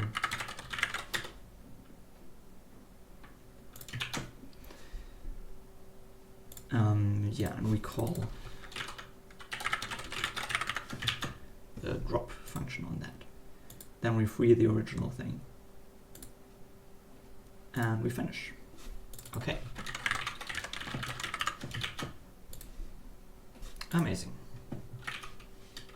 So what else is down here? We have the closure fun. Yeah, okay, but that has nothing to do with enums.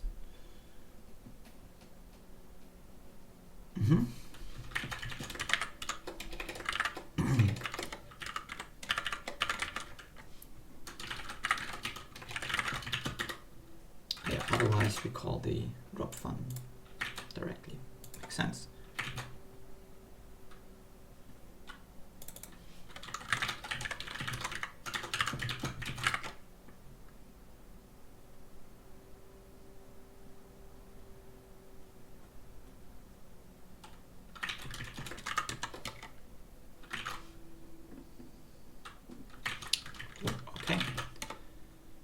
So in the pesto down here, oh yeah, this is now called enum.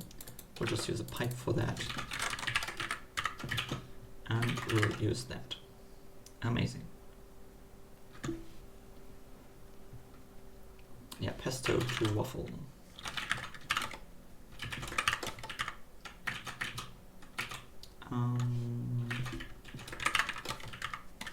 If we have enum, and it should be rather straightforward.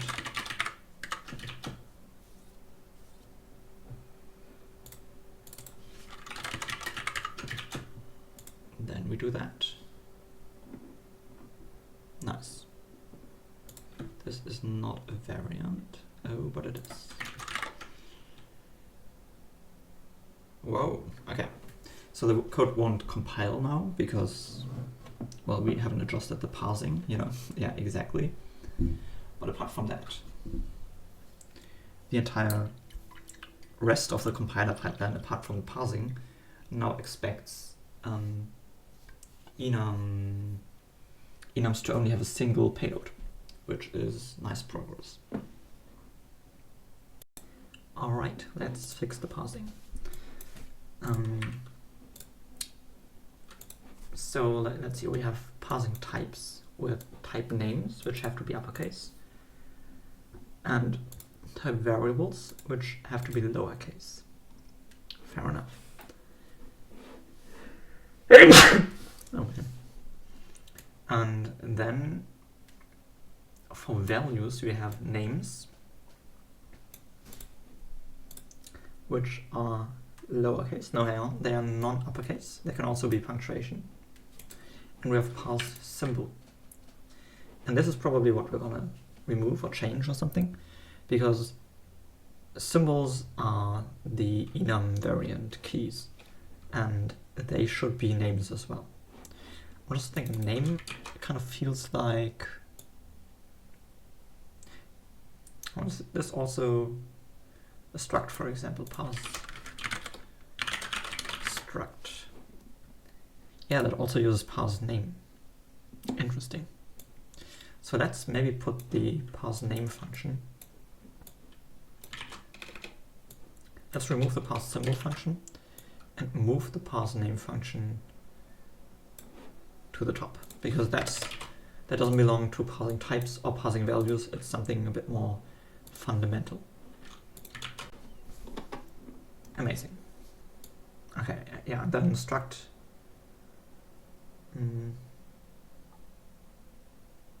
Parse lambda type, yeah, parse struct file as struct type, then parses names, okay,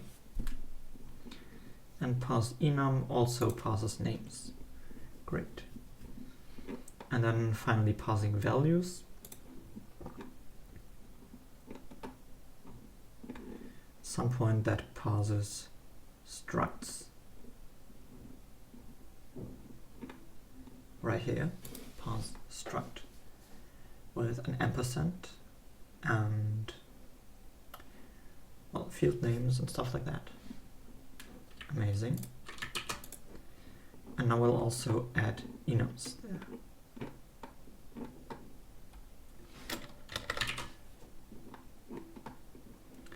Parse enum.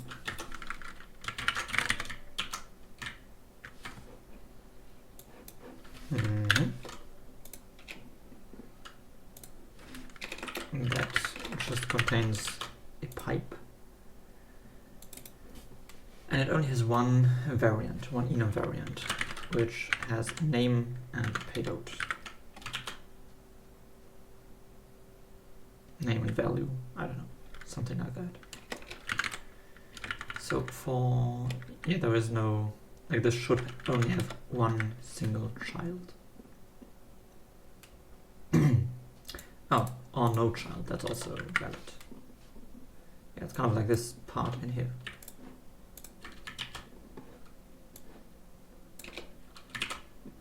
Boom. Yeah, name and value.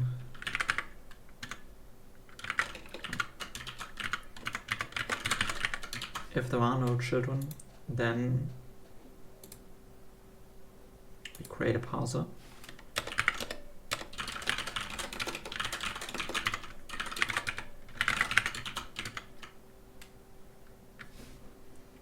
How do we create a parser? It takes a string and source.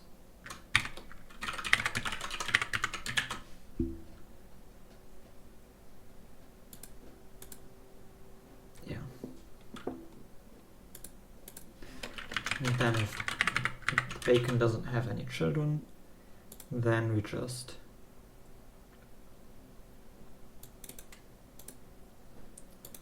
expect to find the name of the created enum variant. So we'll just do parser.parse name. Amazing. yeah, that returns an error, and if that returns none, then we're like, oh, hang on, I expected the name of the enum. Variant, okay. Here we have the value, which is the value which comes afterwards. Yeah, that makes sense. And then we should be at the end. Fair enough. If that's not the case, then what do we do then? Then yeah, we have to be at the end. And hang on, let's maybe do the parser consume pipe. Let's do that here.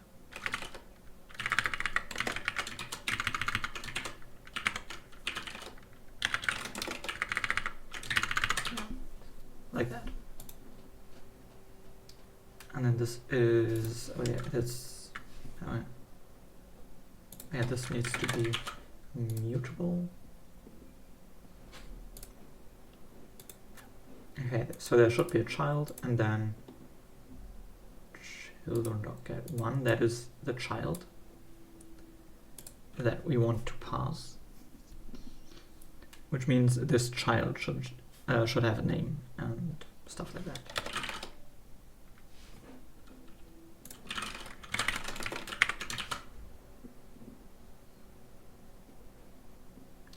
Yeah, at this point we also need to kind of associate the name with the value.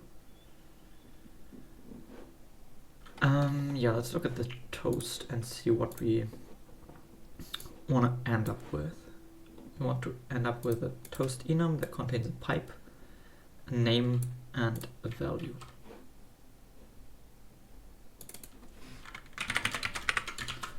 So the enum finally will be a toast enum with a pipe, a name, and a value. Very nice. And down here we get the first child, and then that child should have a name. So we basically create a parser, I guess. Another parser. Using the child line and the child source. Like that. And then we pass the name.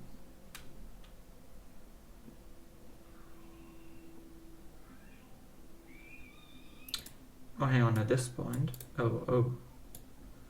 First of all, we have to put more error handling here. Like this. And we should also have like a colon between them. So parse, consume rather. Consume a colon. And if that is sum, only then we want to create the value like this. Otherwise, we'll just put an empty struct or something like that. So value equals either this or otherwise toast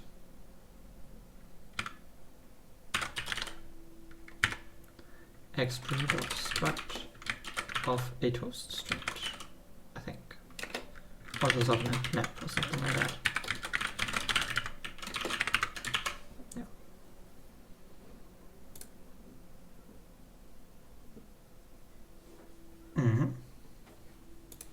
Okay. Step number 1. Step number 2. Oh, I see. Well, for the ampersand and the pipe, they are special cased, and what comes after these automatically become children of this node, and that's why this is fine for parsing structs that have the content, the field on the same line as the ampersand. Right, so this really needs to be like this. Well, with a pipe, but other than that, like that, yeah. And we basically want to have only one child, meaning that we don't have to do this right here. Instead, we'll do something similar like this on the first child. Well, yeah.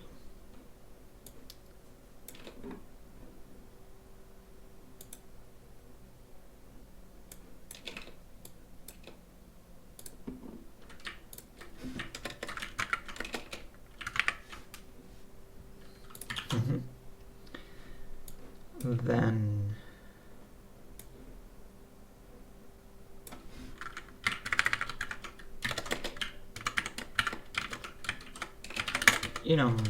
literals can only have one variant. I don't know, something like that. Yeah, this is the bacon children. Okay, and then we create a parser for that one single child, and that child, oh, hang on, nope, like this. Yeah. We get that one single child, we create a parser on that, we pass the name, we pass an expression if this is if there's a colon afterwards, otherwise we'll get the default variant value, which is an empty struct. Expect the name of the variable. What is going on here? I think it doesn't make any sense. Yeah. And then in the end we'll just return it. We return that. Okay. Yeah. Let's see if that works. Not quite. There are no definitions pass symbol. Indeed. Indeed. Pass type def. What is that? Oh, yeah, because this shouldn't be symbol. This should be pass type name or something like that. Yeah. Exactly. And this should not be pass name. This should be pass type variable. Yeah. We have special functions for those, so I should use them there. Okay. Yeah, I think this is fine. Okay, how do structs get parsed though? Because currently we don't use that struct parsing function. Let's look for parse struct type. Yeah, enum type, that makes sense. Then at this point we also want some parse enum. That is some enum, then we just return that enum. Perfect. Yeah, there should also be inline parsing, which is currently just not supported at all, which is kind of sad. So, hang on, what is going on here? Oh yeah, this could just be bacon sauce.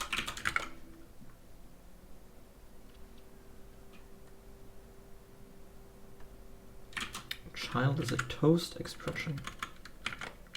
Oh, I see, because if I do this, well, nope.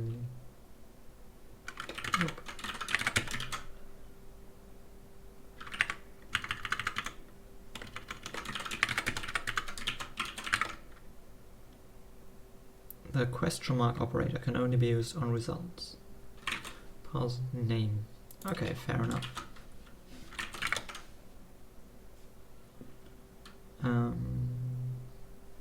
Yeah, it needs a toast struct, which is a special thing. Which, oh, I see, probably also has an ampersand, which is kind of unfortunate, but yeah. They associated this with the source using at. I think so.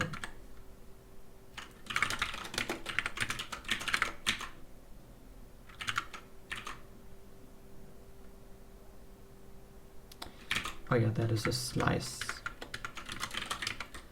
Okay, an empty slice of toast fields. Sure. And the entire thing is, hang on.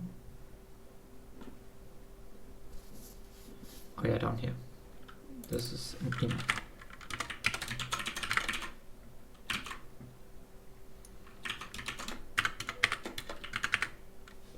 Parsing a switch. Here just parse names. Yeah. Of an enum. Yeah, then, you know, the codon is optional. The codon really is optional, but we don't have payloads here. So basically, if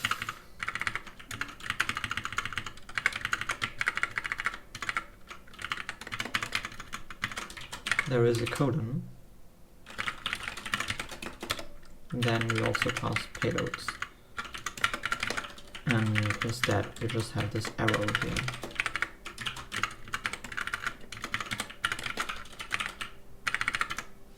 If there is a colon, then after that, we expect a binding or something like that. Basically this, but only a single one. So just parse name, or this is bad input because if there is a colon, then there really has to be a name.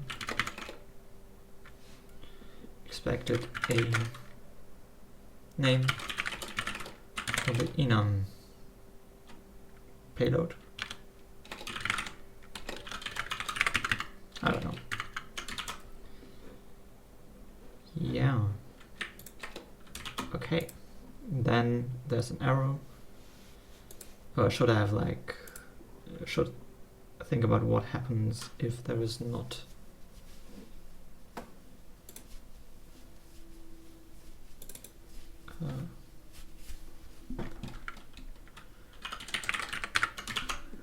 if there is no colon.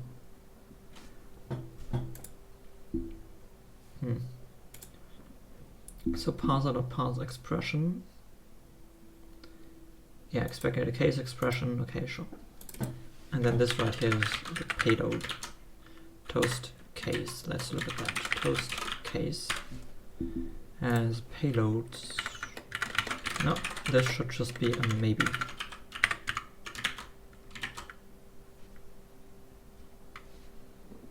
Yeah, fair. And then in this case we can even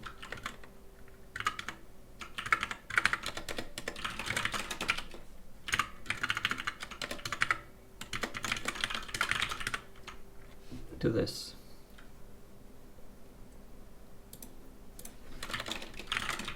It's either some name or otherwise it's just none.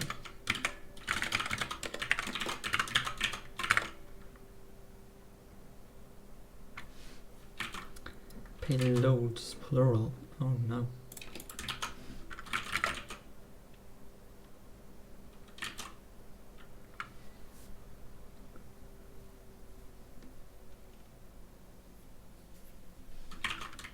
Yeah, then when converting the toast to egg, where's that?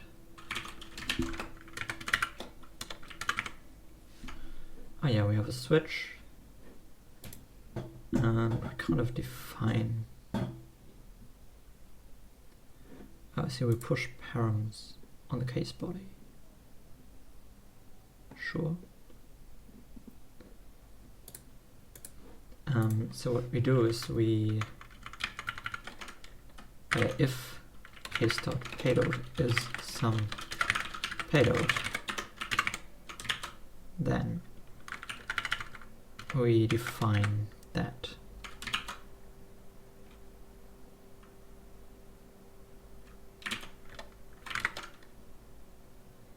Very nice.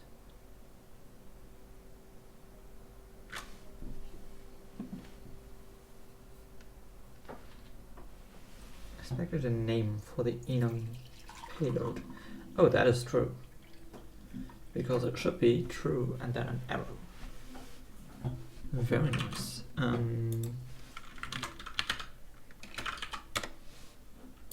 Yeah, let's go through this and update the code. If this is true, then it is empty. Which by the way looks like this. If it is this, then it is more with an item. Oh, we don't have inline structs on the same line, I'm afraid. But we should add that.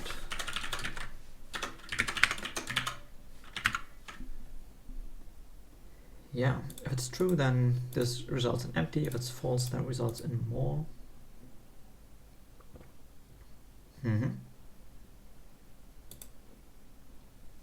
Amazing. And then in here we have something similar. If it's empty, then that just remains empty. If it's more, containing, I don't know, a node, let's say, then this results in more with, well,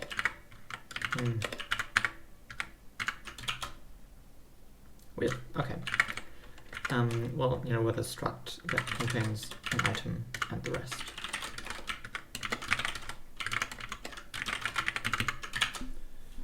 Okay, this got quite a bit more verbose, but I guess that is fine.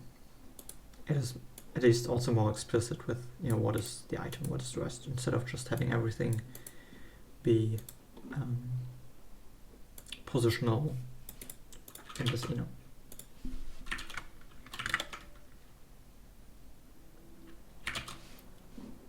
Yeah. Oh yeah, of course, here we should also update that.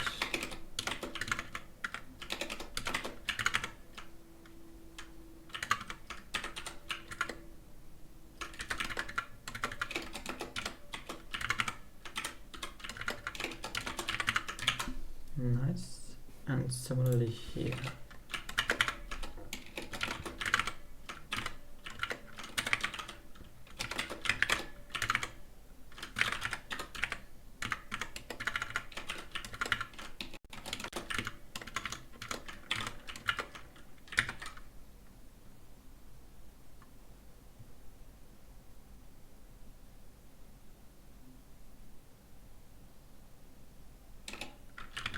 We don't use these, so we can just do that. Now that is pretty elegant. That is nice.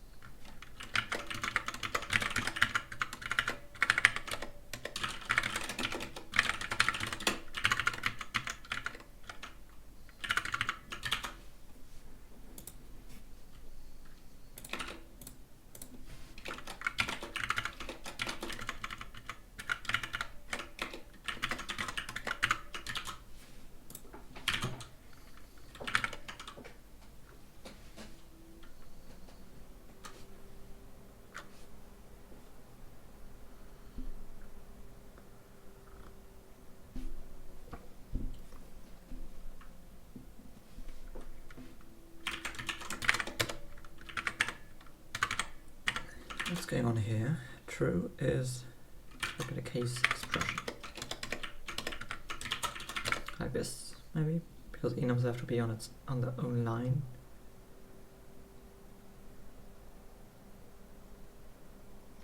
Yeah. Okay, that is painful. But well, I guess that is what we'll do.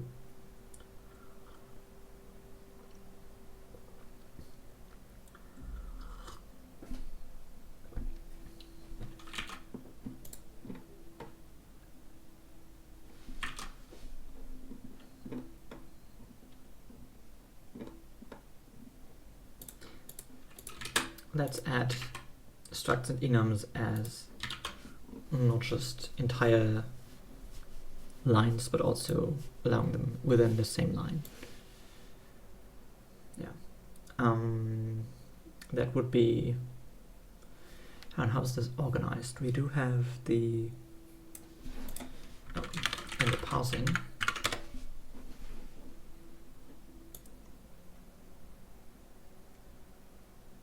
I think there were some expressions that could be both a new bacon, like a new line indented block thingy, and they could also be on the same line. I'm not sure how we parse them though. This only works on a single line. Okay, atoms as well. Suffix members. Interesting, on the same line. Unpiped expression. Okay, sure. Then suffix pipe on a line. Then struct. Then enum. Then a lambda. But all of these, they work on new lines basically.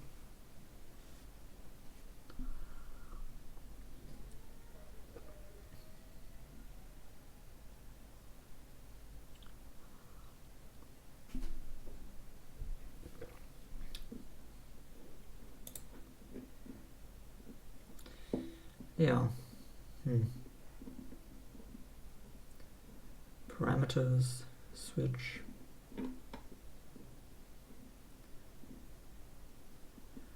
Parse expression. Oh yeah, but this one on this time on an entire bacon. So here we have parse expression on a bacon, and up here,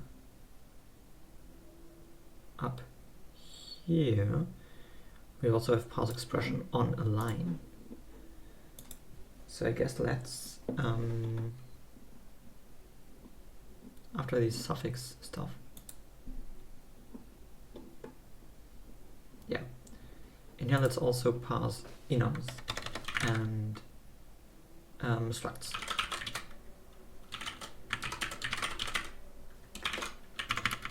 Parse struct maybe. Using a line parser, returning a result of an expression. And I'm just going to copy that code from here, but instead of working on lines and working on bacon, we'll just work on this one singular parser.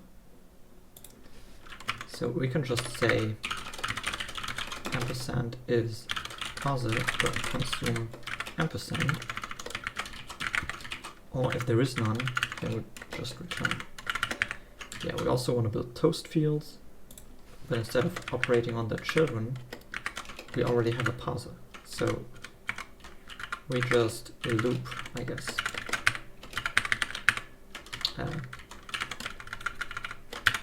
Yeah, we try to parse a name. If there is none, then we'll just break out of the loop. We're done parsing children. Otherwise, we have a name and we consume a colon and then a value, which has nothing to do with children. It's just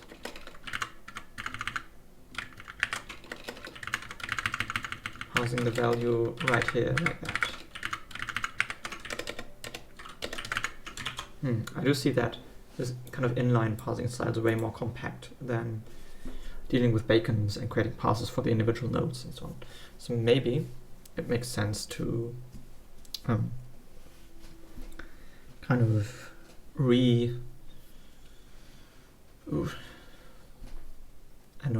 create some sort of unified parser that works on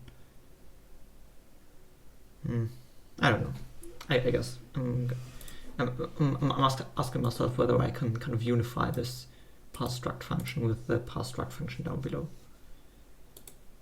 because this does seem more cleaned up, I guess.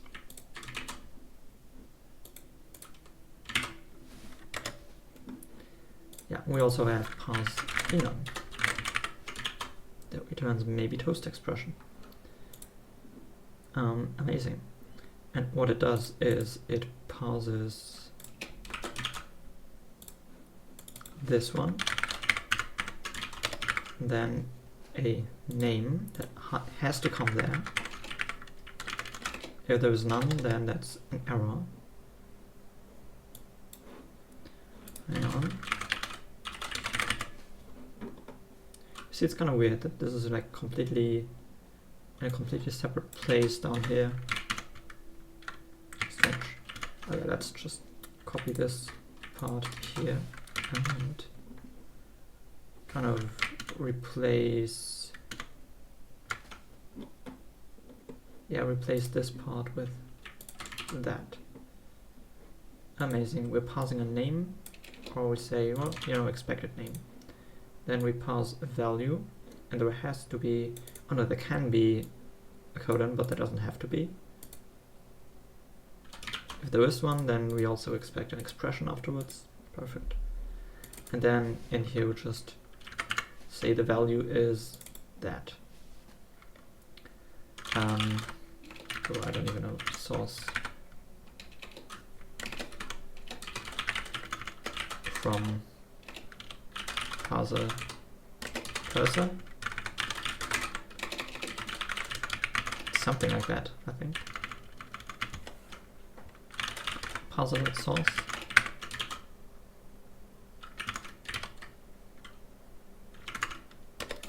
Rest. It's not really the entire rest. Oh, this is weird. This is really weird. Oh, I can just do pipe.source maybe. Why not? Yeah, I guess. Oh, I should probably make the value optional. Yeah, I'm gonna do that.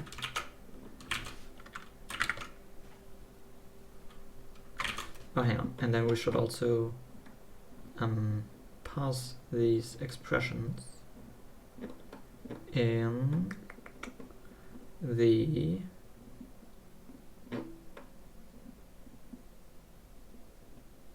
parse atom, which is an expression that contains no white space, which structured enum definitely is not. And here we do parse unpiped expression, which, yeah, this is. So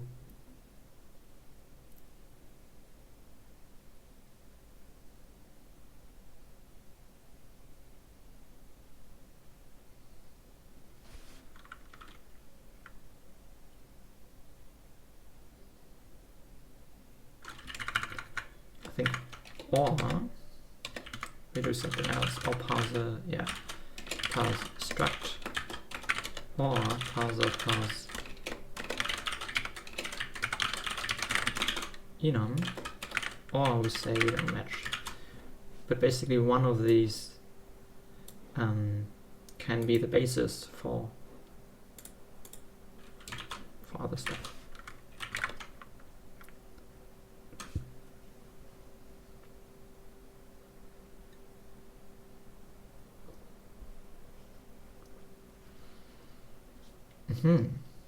Okay.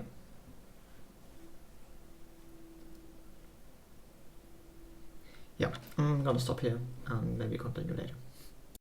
All right. So what's going on here? Expected value of variant. Looks like, and where's that? In playground inc line 2829 somewhere here. Oh yeah. Okay, so we need to accept a new line after this.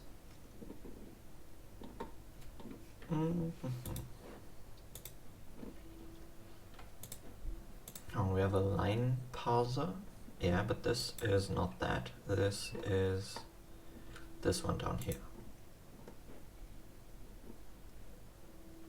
Yeah, this is one child. The child, however, only has a name.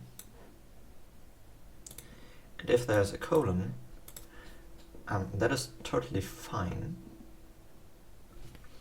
Yeah, then the value may be on a new line. It may, you know, the value may be the child of this one. So basically,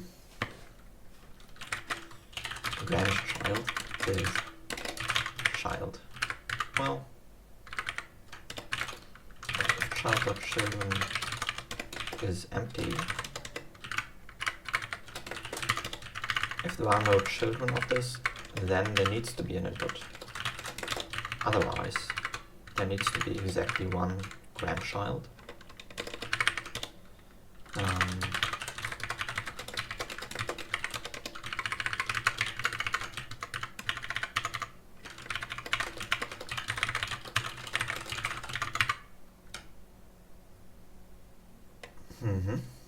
And yeah, we get the grandchild, and that is the expression. So that would be grandchild.parse expression.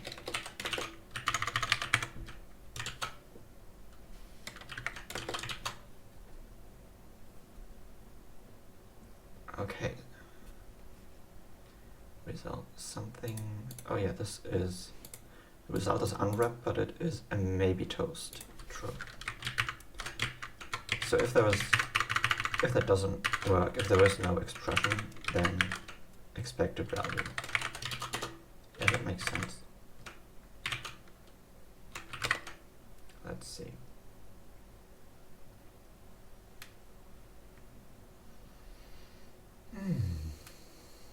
Yeah, cool. So in the playground at some point, we don't yet use the new syntax. Indeed, we don't.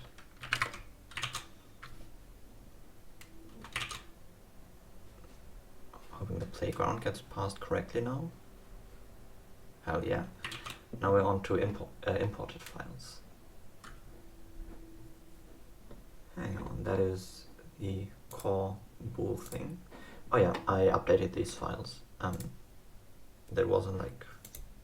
There was nothing exciting, just updating the syntax to use lowercase symbols and this arrow. And yeah, that's it. So in bool, we say this is an enum of either true or false. And this doesn't work because expected a type expression. Yeah, however, this is a type expression. Hang on, parsing types, where is that? That is here.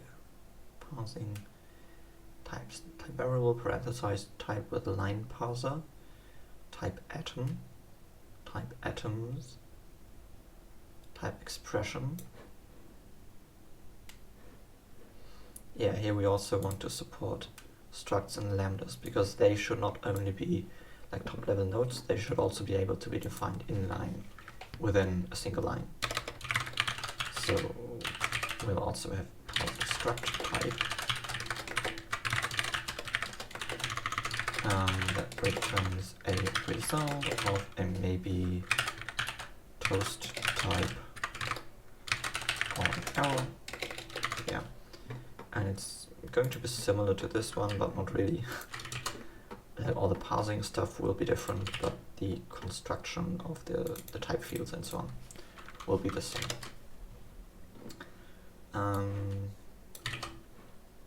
Yeah, so we try to consume an ampersand, otherwise we say this doesn't match.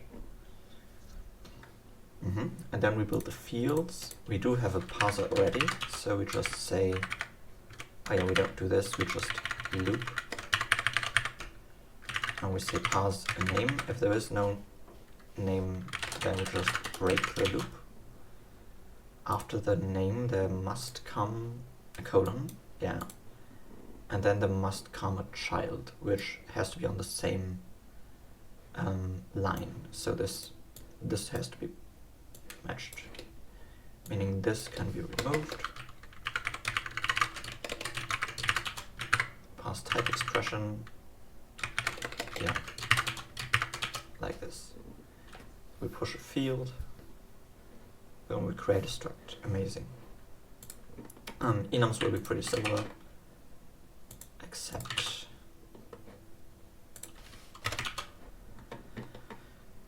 with different introducing character, first of all, and also toast type variants that get created.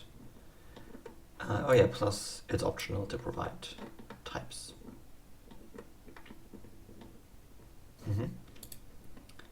Yeah, so this, let's call this parse enum type.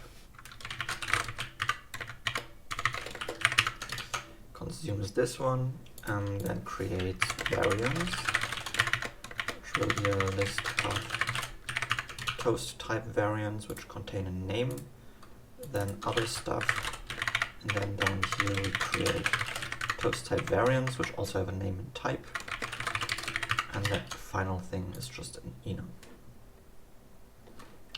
using the variants.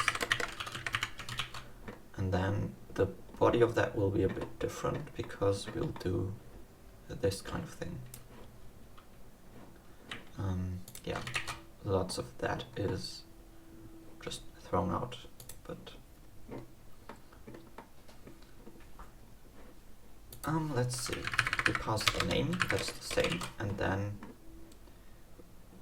it's fine if we don't consume this one. Yeah. And the final type, if we have an explicit type, then we do this. Otherwise it's going to be an empty struct. Yeah.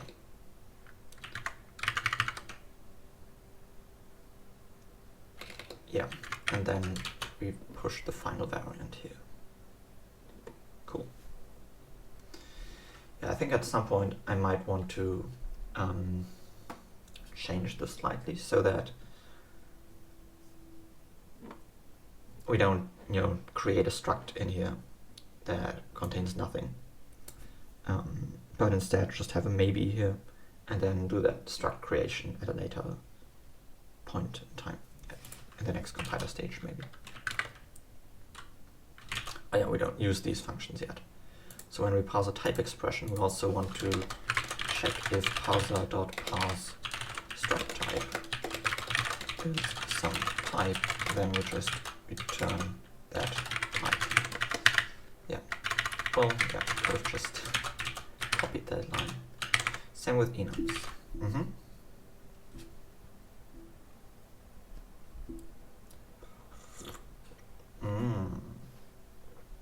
Nice. Okay, welcome to the Plum compiler. In the list, there was an error. So this is within the body of just like this. First of all, does this look correct? No, there should be a colon here.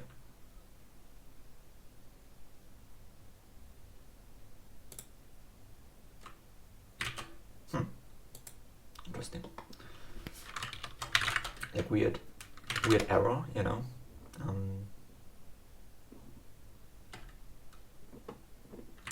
Not entirely sure. Line 12. Well, 13 because they are 0 indexed in our tooling.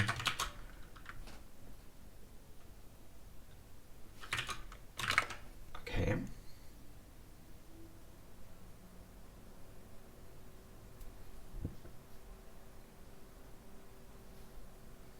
But still, okay. So we have an enum with a variant more, the payload being a struct with an item a, and the rest, which is an enum. Okay. Expected closing parenthesis. That's weird, right? Now this is not parsing types. This one. It is parsing values, which happens somewhere down here. Somewhere here. Okay, so in here we have this parse struct.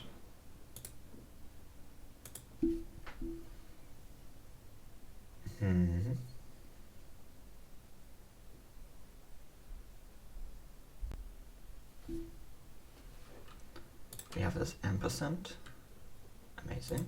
Then we repeatedly pass. Oh yeah. Break accepts an expression that is yielded. So at some point, hang on. Here I had some breaks where I didn't.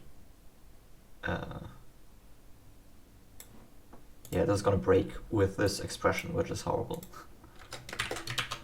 Oh, I see. Yeah, same for enums. And this is weird, you know, this is Martinez being unusual and weird. And having an indentation-based language kind of prevents these kind of errors. But still, this has nothing to do with that because this is on the value level.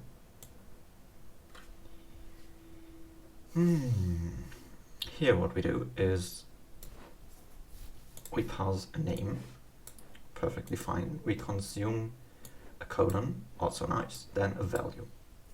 Perfect. We push a field. Okay. So in this case, we should have a value, then this one, a colon, and a value. Oh, I see.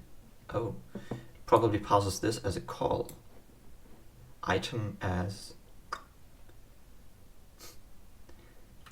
says item is a called with rest, so function a with argument rest.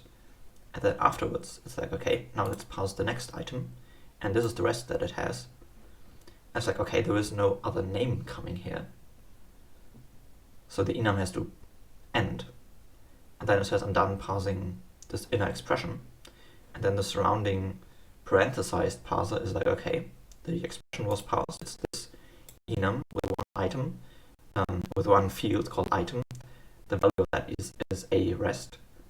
So now there should be a closing parenthesis.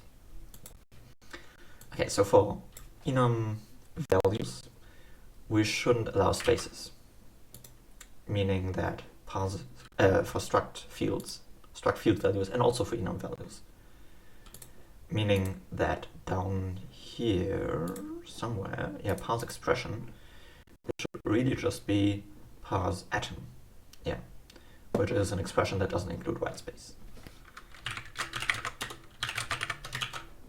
Okay, and let's do the same thing for parse enum. Okay.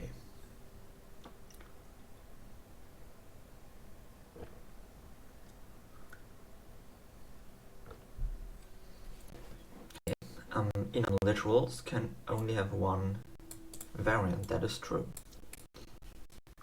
In map line, yeah, this 38, 39. Oh yeah, because this has to be that.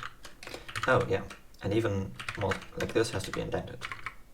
Because we have this enum variant more, and this is the value. Boom.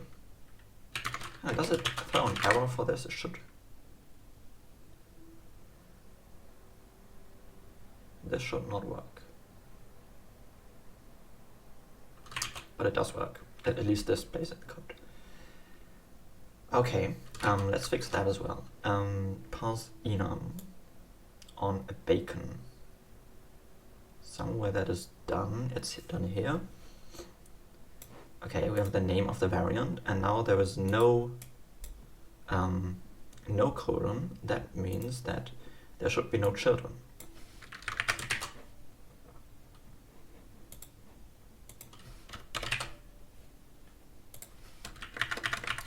Children should be empty.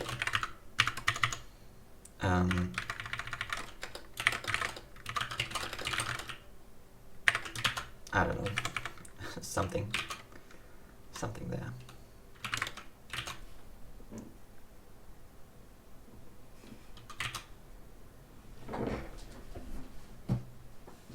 Yeah, okay, this gets correctly rejected, so we have to add a colon there.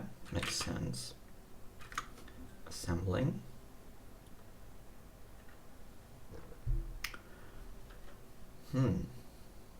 Okay, so single line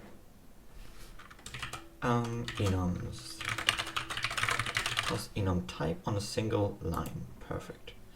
It consumes this pipe. Then it said, let's parse a name. And if there's a colon coming afterwards, then we also parse another type. Oh, hang on. I think this is similar. This should be like parse type atom or something like that, where we don't consume spaces. Because right now this is parsed as, hang on, I'm not actually sure.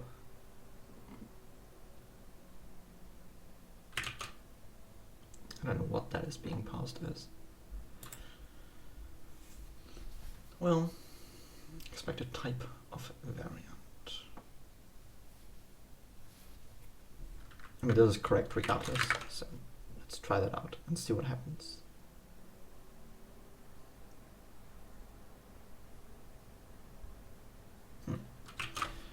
Okay, so we parse a type atom, which should just be the T. We push the variant. Fair enough.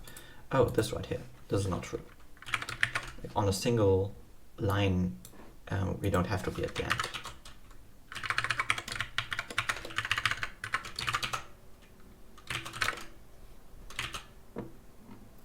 Do we have that same thing for structs? No, here we don't have this assertion of being at the end. Oh, I see, because I copied the enum parsing code from below up here. Oh, yeah, that is not updated yet. So nothing should return true, which is an enum variant.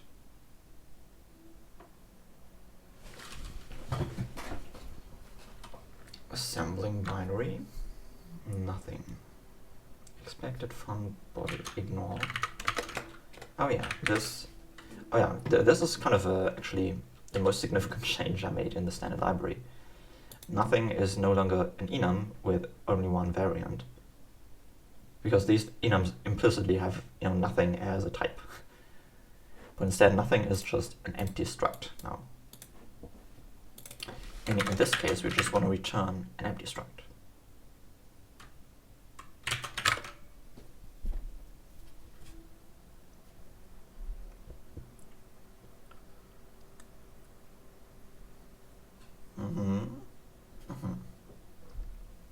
Okay, I assume this is similar to the enum case, where this should be a type atom.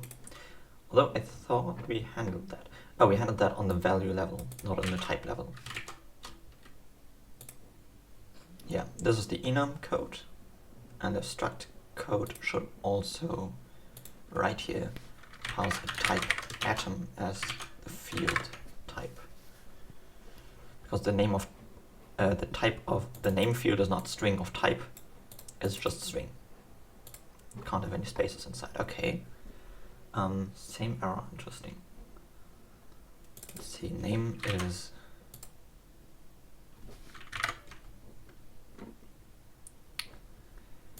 parse a struct type of the bacon. Oh, hang on, this is actually the wrong place, I think.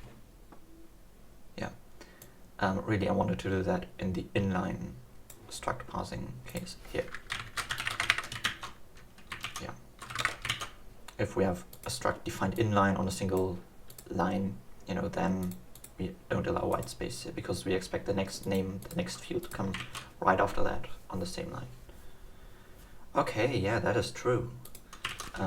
So in the types, I actually removed field and variant, which were like separate types before. Field and variant.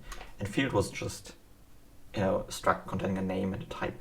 Variant, a name and a list of types. Now it's both just name and type. But I also was like, there was nothing specific about these types that's kind of worth naming them, so let's just use a struct there. I mean, yeah, no, let's turn these into separate types, why not? So we have field and variant. A struct has a list of fields, and enum a list of variants. Yeah, that is pretty clean.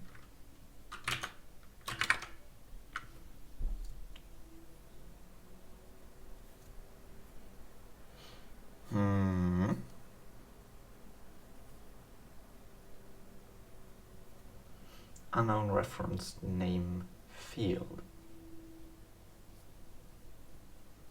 Yeah, probably. Let's see. Playground. Oh, hang on. Oh, I think the toast worked actually.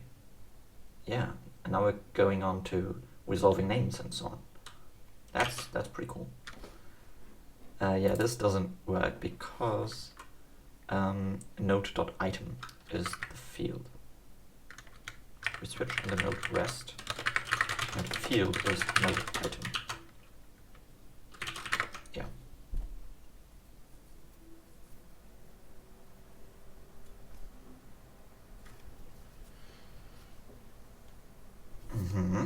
True. This should be node rest.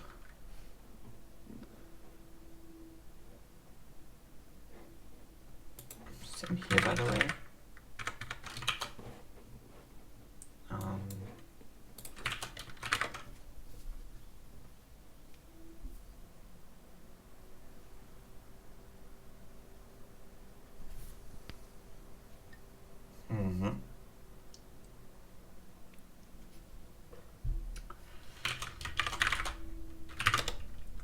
Line 28, something like that.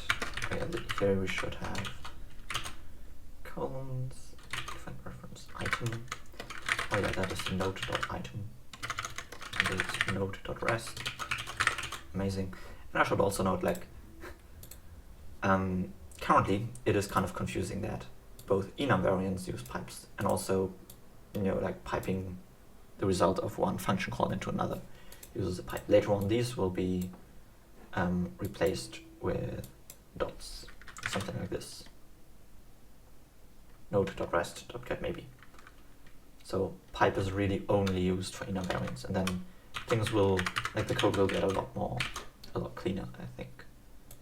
I'm just imagining being able to write like this kind of thing. We could even maybe stop operators like this. It is left to right, and it is just a normal method call. Yeah, I don't know.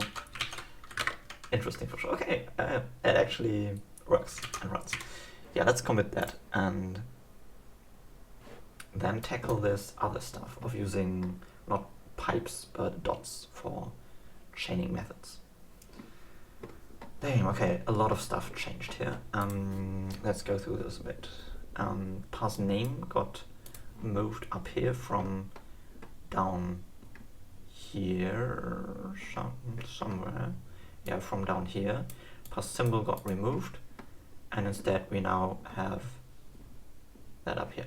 We have inline structs and enums on the same line. That makes sense. And both of these should use type atoms instead of type expressions.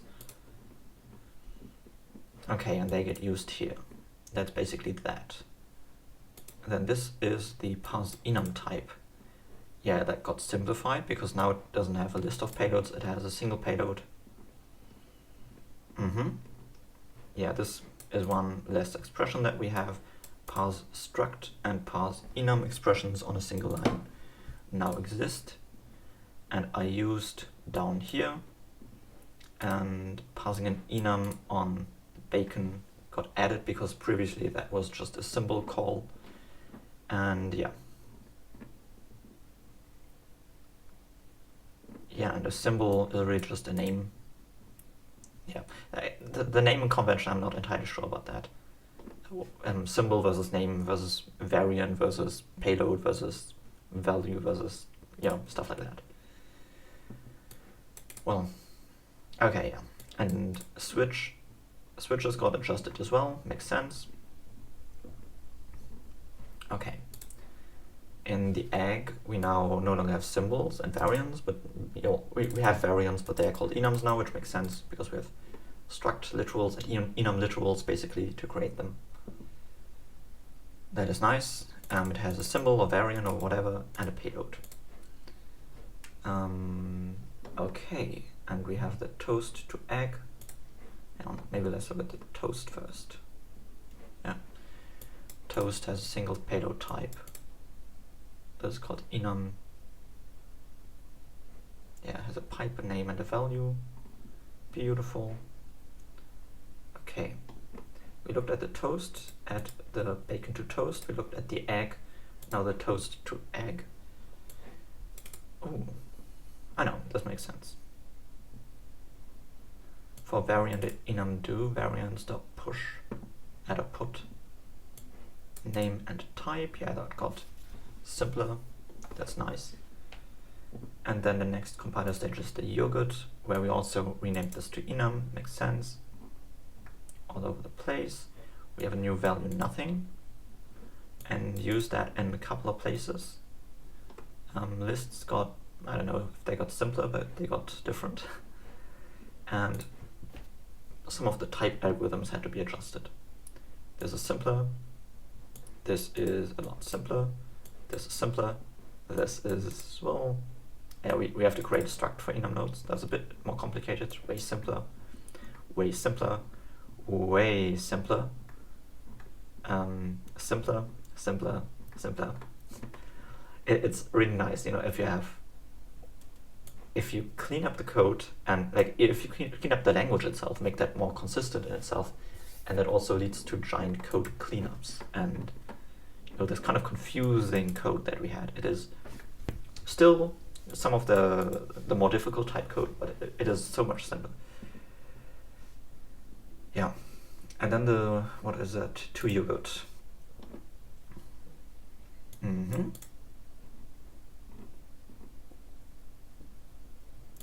Hell yeah.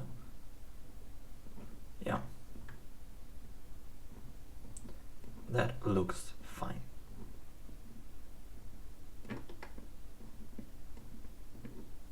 Oh, this commented out. That is weird. But I do plan to kind of revisit this whole comp time stuff and which, you know, more precisely clarify which expressions are evaluated at compile time versus at runtime. I have to revisit that at some point because currently it is a bit messy. So then I'll kind of review this code. Okay, yeah. Affected really like many compiler stages. Oh yeah, okay, this is just naming. And it has a single expression rather than multiple. Okay, fine. And this one, yeah, got simpler because of that. Makes sense. And the pesto, probably, oh yeah, just naming wise, it's a bit different. Sure. Yeah, and then putting to pesto got simpler because we don't have multiple payloads. Well, this is, oh yeah, I kind of refactored that whole type, that whole dropping thing. Yeah. Okay. Yeah, I think that were all of the changes to these. What's going on here? Oh, to the symbol versus name. Yeah, let's not commit this. I'll have to kind of revisit that and clean up the code there. Oh, this is amazing. Amazing. Yes, please.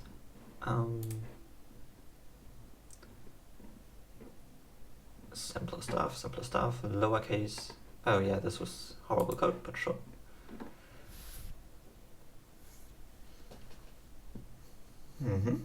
This is either empty or that. Yeah. Yeah.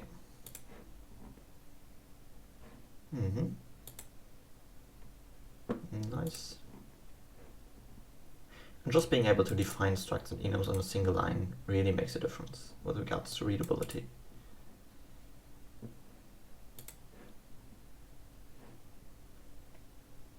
Yeah, just look at this, you know, field being defined on a single line like this is clean, concise, elegant. Yeah, okay, I'm not sure if I'm gonna commit these. Oh yeah, but it does make sense. I mean, this is kind of useless, but updating this code really does make sense. Update enums to always contain one payload. Yeah, that may be nothing, like an empty struct. it may be a struct containing multiple payloads effectively, but it is more consistent. Amazing. Next up, cleanup. Especially with regards to this one, symbols versus name. What is a symbol? What is a variant? How do these? Okay, let's kind of revisit that. We have enums. Okay, let's say, should maybe have like a glossary or something. Yeah, like concepts. Yeah, compiler stages. Welcome to the Plum compiler.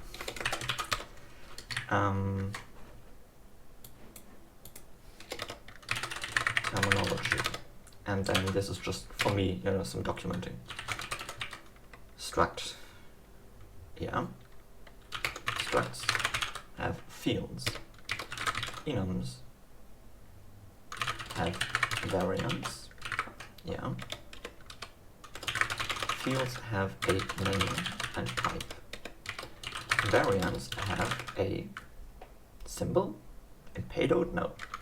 I think name and type actually makes sense here as well. Have everything consistent. Yeah, that makes sense. And then yeah, you can create enum. The one thing I'm thinking about is like enum literals. Do they just have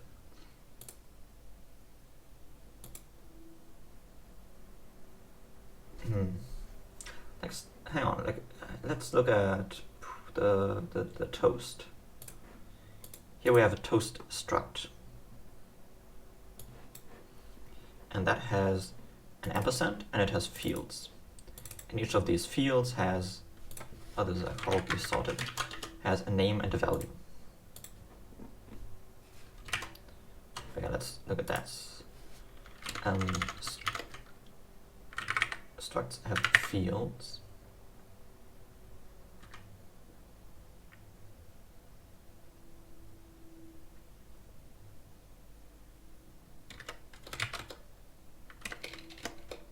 Yeah, struct.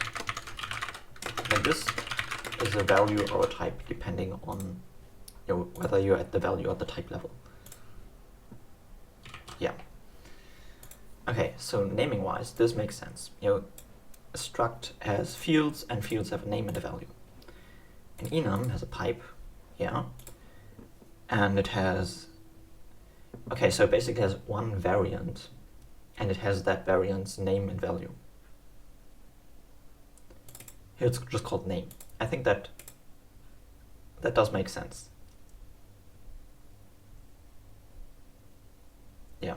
We could say, it has one variant, and then that is a separate struct that then has a name and a value. But I kind of like it this way, I think. Okay, but this is consistently named. That's good. In the next compiler stage, in the, let's see, toast, then we have the egg. And here we have enums as well, and look at that, the name completely changed. Yeah, no. Structs, oh, they don't even have a name here. They just have that map. Do I like that? Yeah, I think it's fine. Yeah. Enums, however, they should have a name and a value.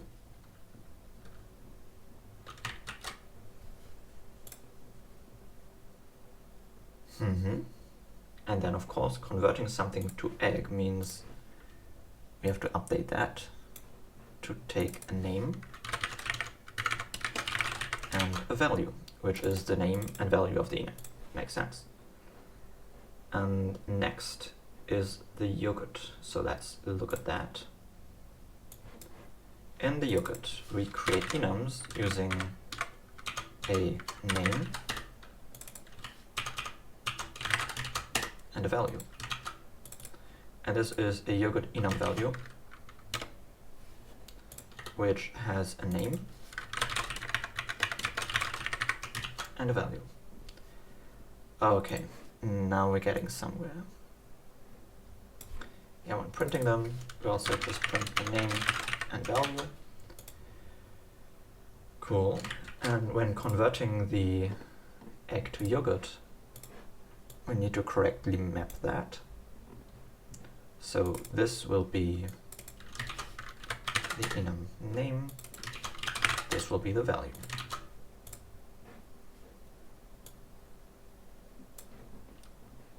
And this right here is the name.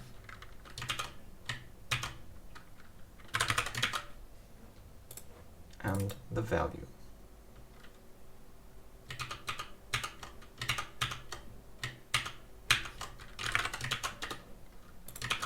And yogurt enum, that is probably like a separate thingy thing.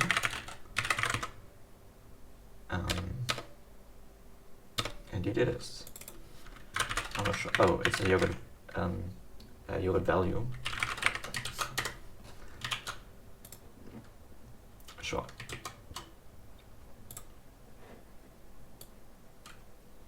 Yeah, this got updated. Here we take the value and capture stuff. Down here we take something. Hang on.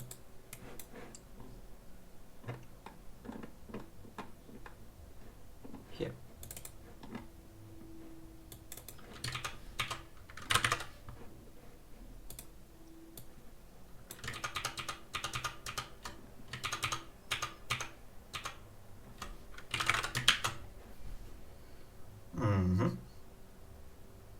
Amazing. Okay, so we updated the waffle, the yogurt. And next we go from yogurt to pudding. So let's look at that. Here we have a struct, which is that, okay, and then an enum with a name and value.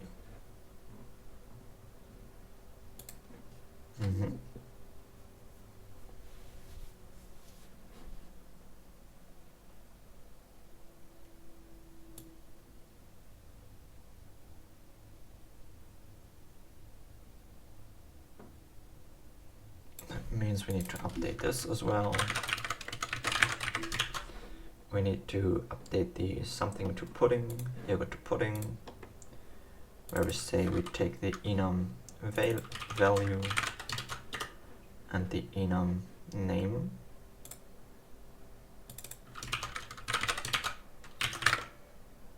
Oops, didn't want to do anything with that, just wanted to see where things fail. Okay, and egg to yogurt. Still failing. And here we do need to turn this into the name. Yeah.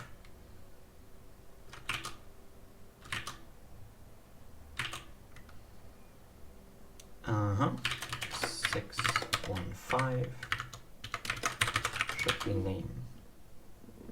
Oh, in general, like we use name and payload all over here. And we have condition, we have this, we have condition variance, we do this is the actual variant being, yeah.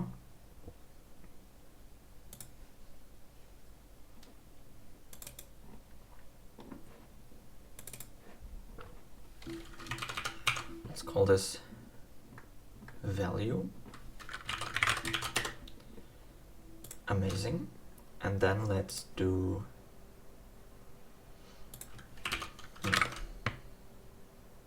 not entirely sure.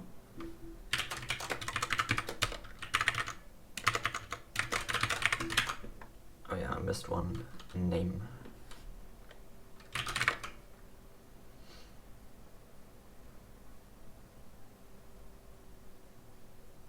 Okay. Next up here.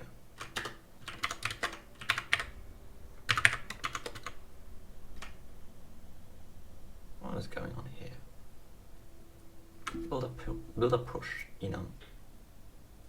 Oh, I see, because the value is also this part right here. Well, hang on. Yeah. So what do we do here? What do we do for structs, for example? We're in a very similar position, aren't we? We keep the value around here, and we just do that in line. Okay, I mean, yeah, we can do that down here. Naming is easier when you don't introduce intermediate names. Sure.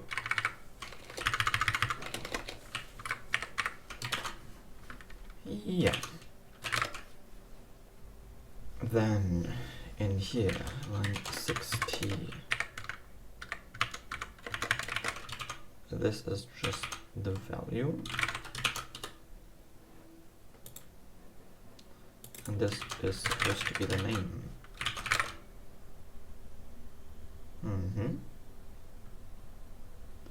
Then in the pesto, we have an enum, pesto enum, which should also have a name and a value. And what it does is in line 308, we deal with payloads and so on. Let's not do that. Let's just call these the value, and this one the name.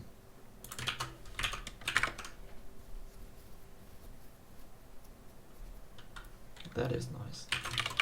Okay, then finally, when writing the pesto, we also need to trust that. Makes sense.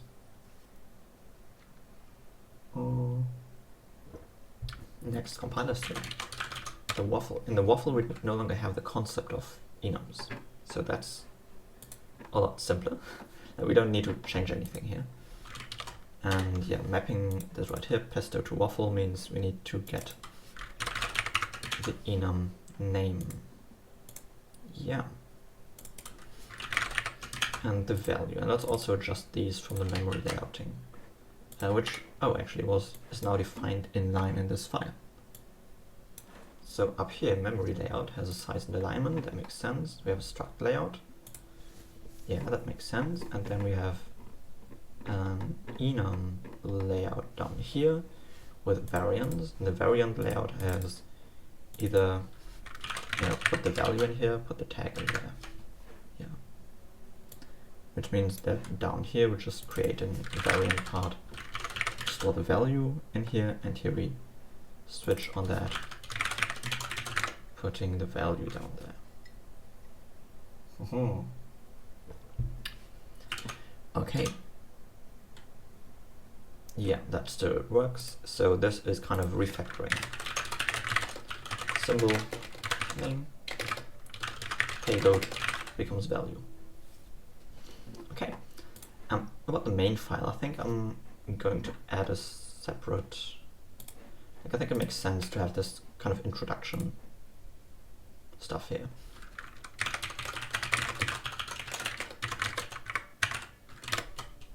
Yeah, it is kind of over time that will evolve. That will have to evolve into something more comprehensive, I guess. But yeah, that works. Next up, let's look at pipes. So currently in the playground,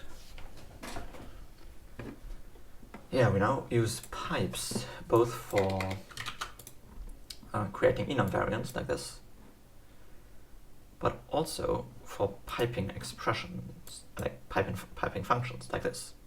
That is confusing because we want one character to be kind of associated with one thing. The pipe character is all about enums. The ampersand is all about structs, and irrespective of whether we are in a value context or a type context. And we'll just use the dot character to kind of pipe function calls. And for this, it kind of seems natural actually to put the dot next to the operator here. It kind of, if you squint your eyes, it kind of looks like a real operator, you know, that you're used to from mathematics. I am a fan of having this kind of Lisp-like consistent syntax. So yeah, allowing something minimal like that in without compromising on that consistency goes a long way, I think. Yeah. So being able to use dot as a function call. Okay, that does mean that we'll have to change some of the parsing stuff, I guess. Because now, I think pipes were kind of,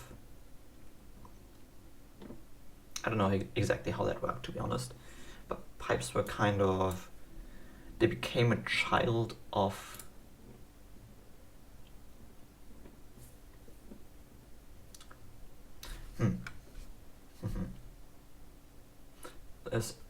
pipes were kind of treated specially in the bacon, I think. I'm not entirely sure about that. But in here, if we have dot something, oh yeah, should you just be able to do that? Like only indent 2 spaces.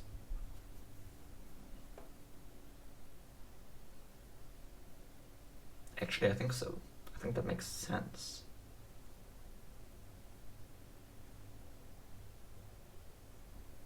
Yeah, this does look reasonable. Okay, I don't know. I'll figure this out. Yeah. This is amazing.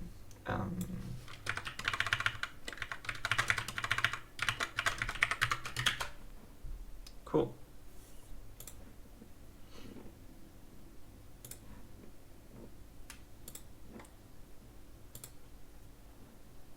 Yeah, this can could just be dot +1.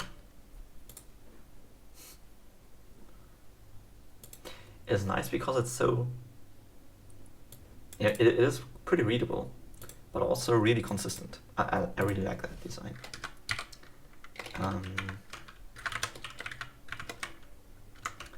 I also like the prefix design, to be honest.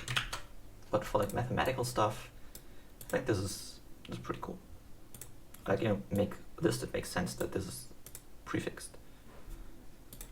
Actually, can we put these on the same line? I think so. Why not? Yeah, I think lambdas, we can't currently do that. Should change that later on as well. Yeah, this is like outdated. But, okay. Does this get parsed? Maybe, maybe not.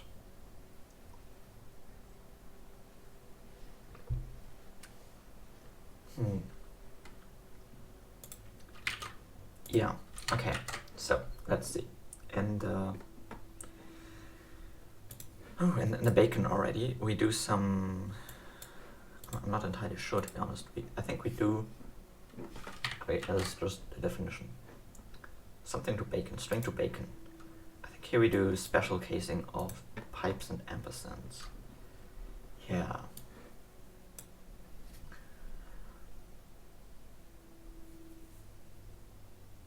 So that if we have, you know, a pipe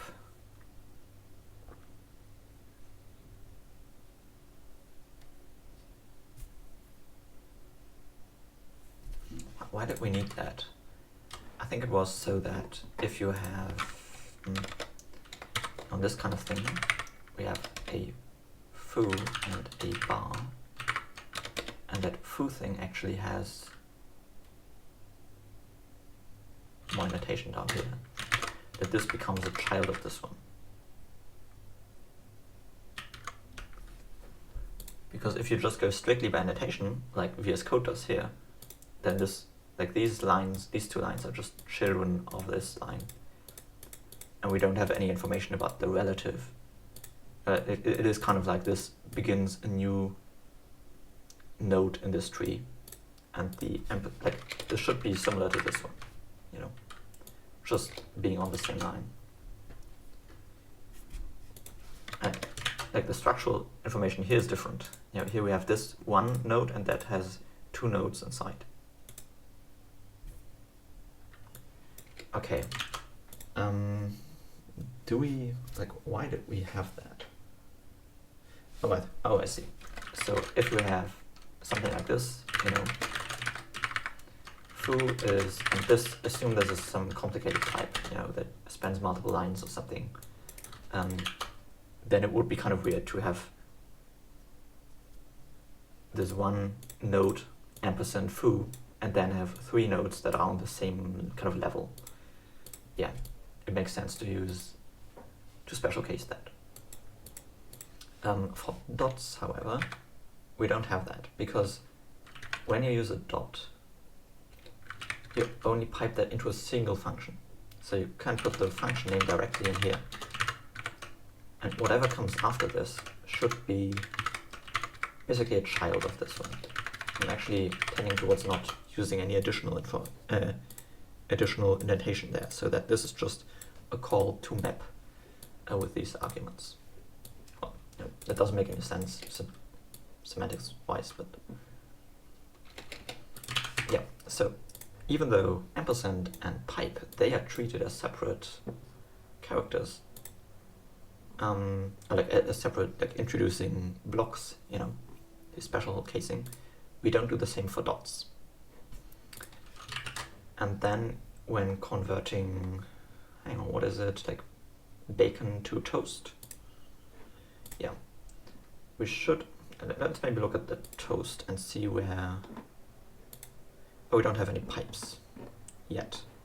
In the long term we want to do that by representing pipes and calls differently, but for now we don't.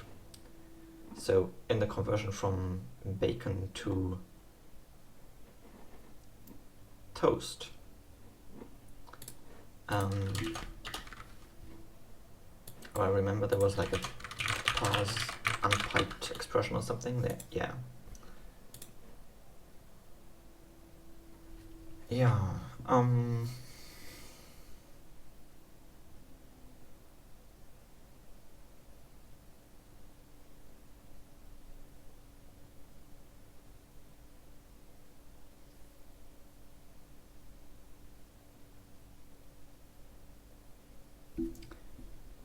Actually not sure about that. So we have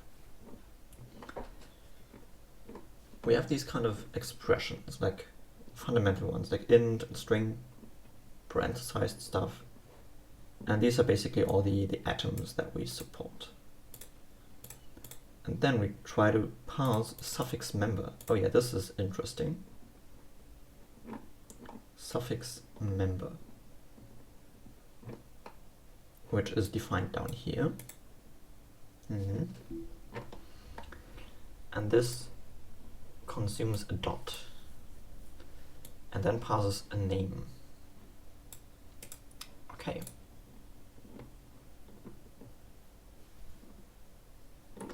And then that entire thing is called, what is it? An atom.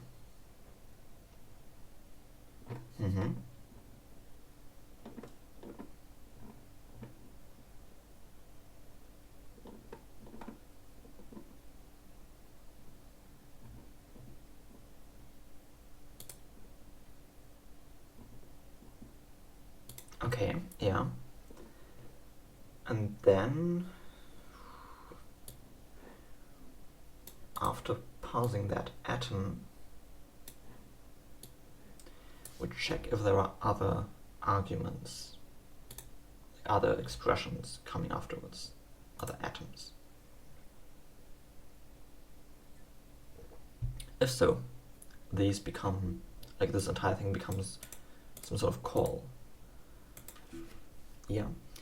We don't really know how to distinguish between accessing a field and calling something in the toast yet. Like if you have something, you know, foo.bar, foo is some struct. It may access the field bar on the struct, or it may call a function called bar with foo as input. I think it's nice that both have uniform syntax, but that does mean that in the toast we cannot yet distinguish between calls and members, basically. So in here, let's say we have a struct, we have a member, and we have a call down here. Instead, let's say we have a struct, we have enum,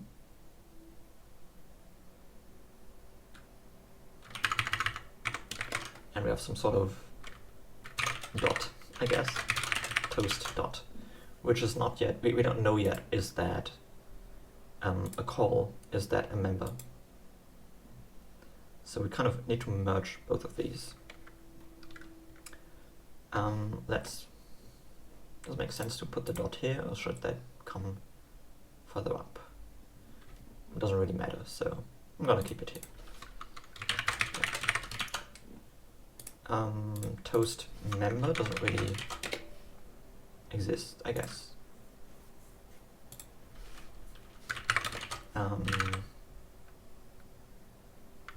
Oh, hang on. If we have a separate call,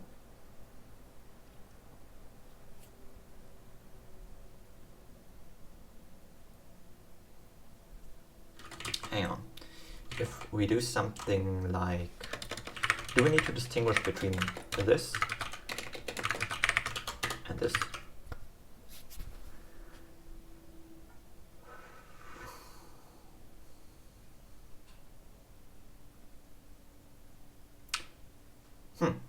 I mean, assume we have some sort of struct, and the user, I don't know, like a position. Position is a struct containing x and y. Should you be able to do this to access the x field of a position? Because if we represent both of these uniformly, then that is possible. It does seem kind of weird, to be honest.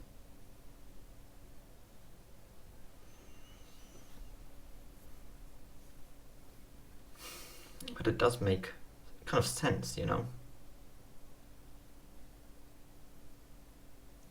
Huh. Yeah, okay, I think I'm gonna allow that. Passing these two into the same underlying thing.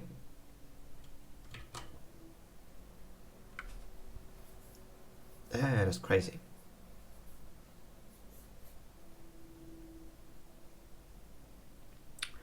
Okay, so everything will just be a call, I guess. Even a field access will be a call.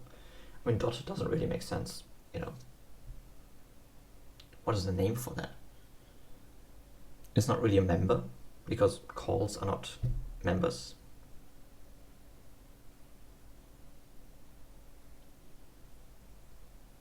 I think, I guess let's call this call and see what happens then, you know.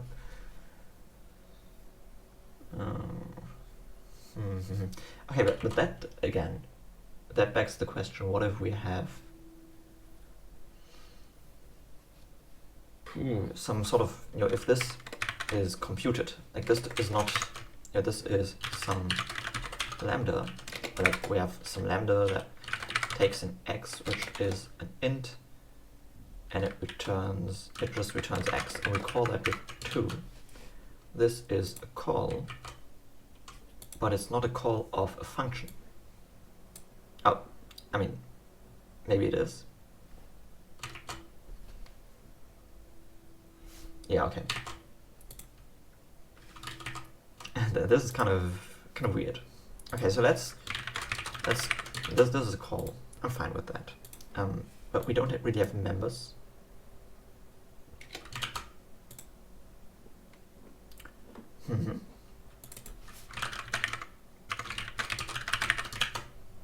That is kind of crazy. Okay. Yeah, and the dot thingies also just become calls. That's the idea. Yeah, we don't really have members. That what? Sure. Sure. So let's see. Yeah, we don't have suffix members.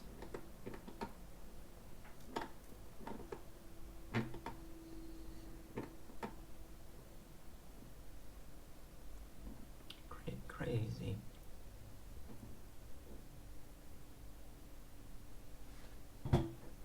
Yeah, so let's not do this, I guess.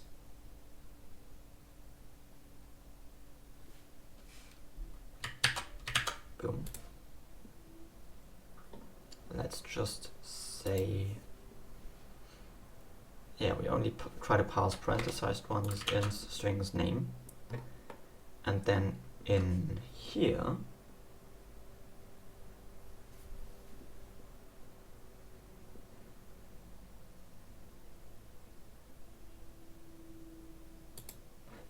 yeah, we don't have a distinction between may contain white space, but no pipes. And instead, we just do this directly.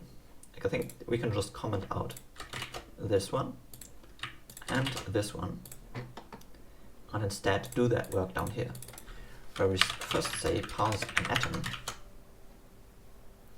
and then we parse a suffix dot.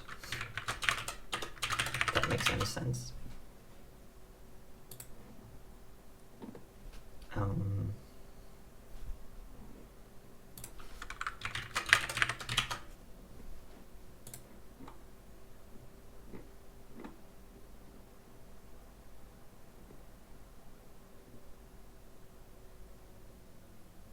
Oh, hang on.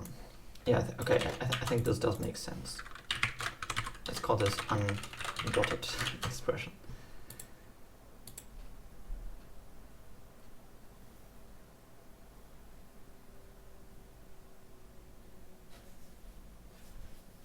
It is a bit weird, though.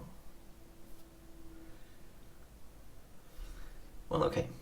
Yeah, we have this. Then we parse other atoms. Yeah. And we return a call. Okay. And this parses an entire expression, which parses an undotted expression, and then parses suffix dot optionally.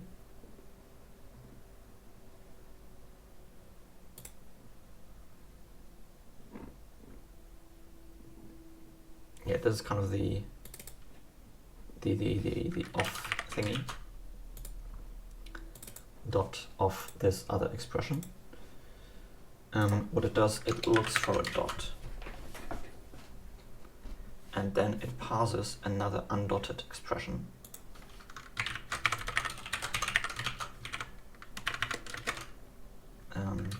Dotted into, I don't know. And yeah, piped call was that.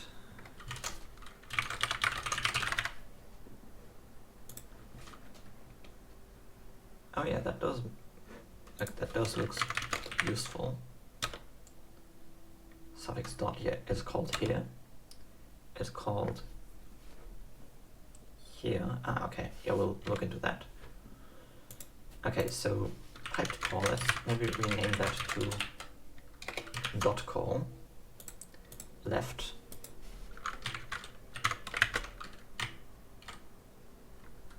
And right. Why not?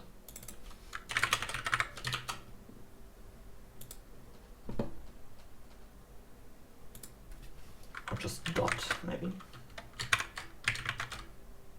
Well,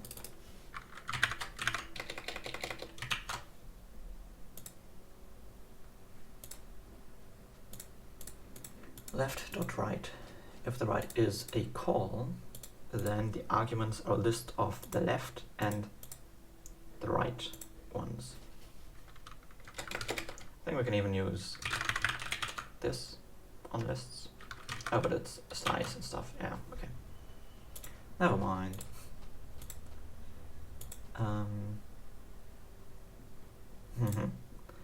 Otherwise, if that is not a call, then yeah, that itself is a function. Okay.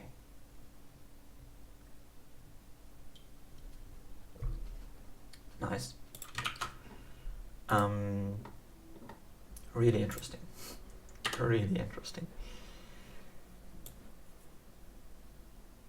Okay, so we don't have members anymore. So members are just parsed as calls. Yeah, that doesn't make any sense, that error message. Okay, so we parse atoms. Oh yeah, this is just the undotted expression. Makes sense.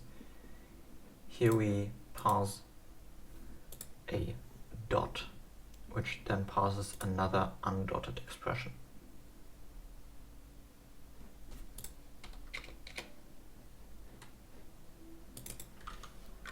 Let's call this right. Yeah.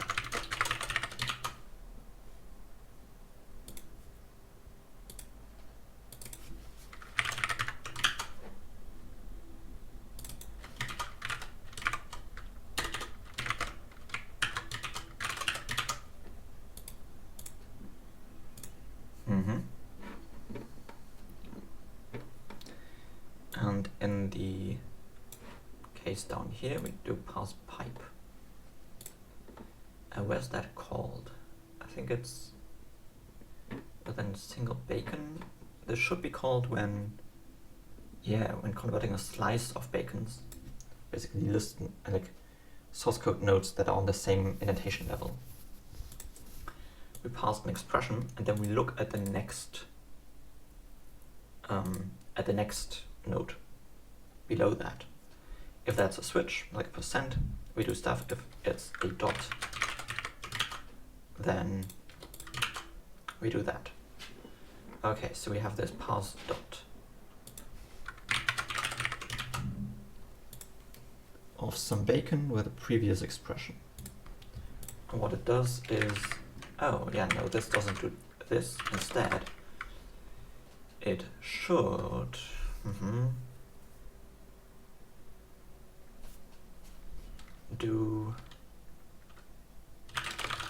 should create a parser of the bacon. Should create a constructor that accepts bacon directly. Well, and it basically says if there's a dot, then this parser matches, otherwise it doesn't. And then, yeah, there can be like the, okay, after this there should come a call, I think.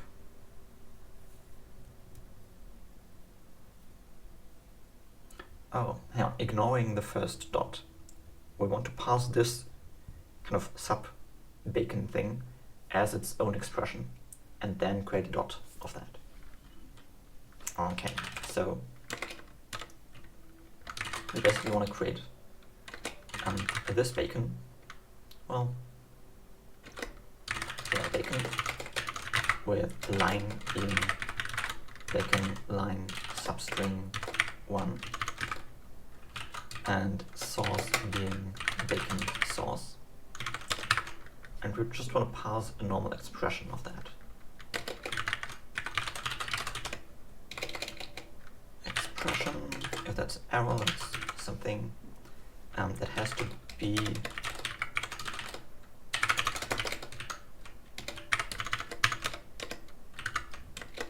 if that doesn't do anything, then we just return something like this, bad input,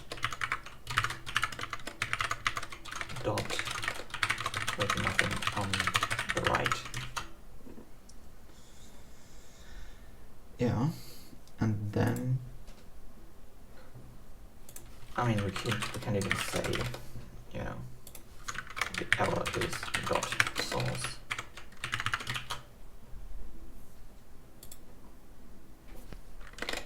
Yeah, then we don't need to worry about our children.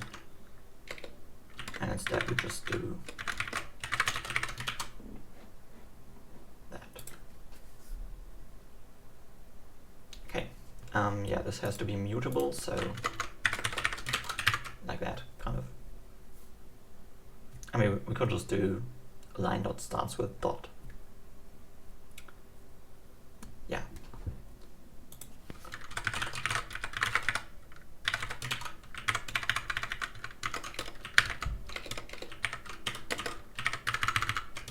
Okay. Our children is missing. True.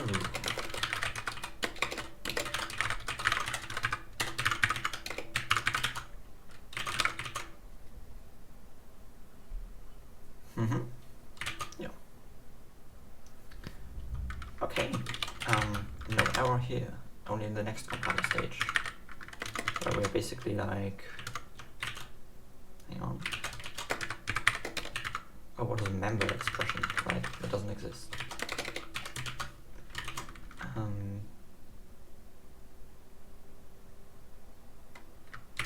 Yeah. And of course, for calls, we need to make sure that that we also handle struct access.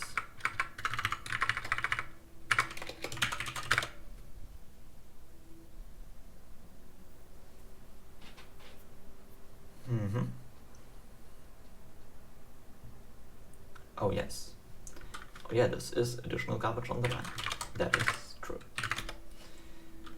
Okay, I guess it's time to just refactor the entire core standard library. Okay, so this is an enum. I'm just gonna look for pipes, to be honest. Yeah, all enum related. Beautiful. Yeah, this is all commented out. This as well. This. Oh damn, that's a lot of enums.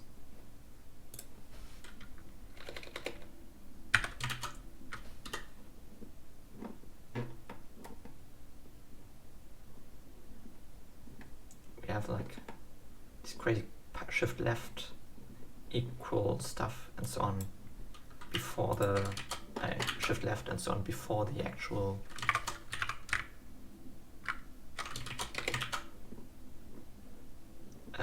useful like comparison stuff. That seems a bit more basic here, so I'm gonna put that first. Yeah, this uses pipes, that's correct. This though should just be by dot equals dot dot star and dot shift left by -1. It is a weird syntax, to be honest, but I kind of like it. I'm not sure about spaces, I'm gonna use that. Because it does seem kind of weird that like equals and 0, they seem more separated than by dot equals. Like at least to me, from having C experience, a dot, even though it's in natural language, a dot kind of symbolizes this is the end of a sentence. So these, in natural language, these are more tightly coherent than these. But just visually, because this is one block of visible characters and here's white space in between, these seem more connected. So this is kind of a weird syntax, I think. I mean, for fields, that makes sense. It's kind of crazy. Okay, so this, I think, is similar to how I use the pipe here. Just, piping these into one another. But I think for these kind of operator-like things, it makes sense to kind of merge them together as well. Oh, so maybe that's the... Just put a space after this, but not before the next one. Maybe that is my Oh, I think that's actually a nice formatting. You know, put a space before the dot, but not after. That's weird. Weird, but I think in general it works. Yeah, it would be interesting to see how that works out. And let's look at the playground, because it contains a bit more like weird code. Oh, well, you see node dot item, node dot rest. Okay, because these are struct fields, so it feels more natural to not have a space there.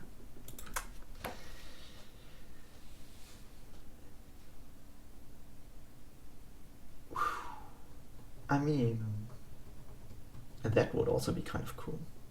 Vary this formatting based on whether that's actually a struct field access or a function access. But then again, here, for example, if something doesn't have arguments, then I don't put a space in front, like here. This looks weird, even though this is a function call. But if I had this one, then I think this looks weird, because now it seems like these are more tightly bound together. So that's, in this case, I would actually prefer this. Yeah, okay. I think I've figured out how to format dots. Like if there's an argument for that call, then put a space in front, like here, otherwise not. And there is never a space directly after a dot. That's kind of my policy here. I don't, like, it will take some time before I get around to writing a formatter. But it does look like a Linux file path. Crazy. Yeah, very nice. Result times base exponent -1, and here we do 0 minus int. I like that the dot is a lot more subtle than the pipe. Like this looks, you can kind of read over that visually. Oh hell yeah. Look at that. We take number plus factor minus 1 divided by factor times factor. Beautiful.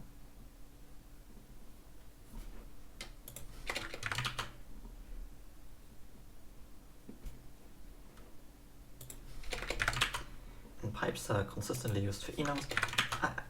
To be honest, I wasn't sure about the dot, using that for both field access and for function calls. But so far I kind of like that.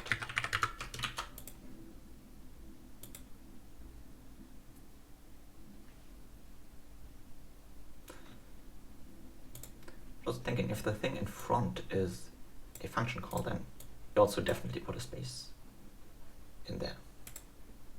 Yeah.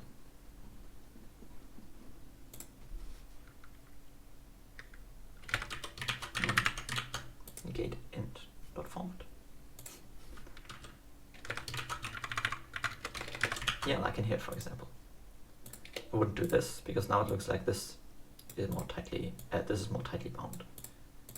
But if the thing in front is a function call with space separation, or the thing back here is a function call with space separation, then I put a space in front of that. That's a nice policy. So here we have int.mod10.formatDigit. Oh, clean. This kind of looks. I like that. I really like that. Int.mod10.formatDigit. Damn. And it has a nice association of, dot mod kind of looks like the mod is. This is nice. It's just nice. Yeah, this checks if digit equals 0. Well, okay, we do that a couple of places. Like that. Oh yeah, less than. Do we even use that? Like, I think we don't have less than, we just have the you know, this one. Yeah, okay. I think some of the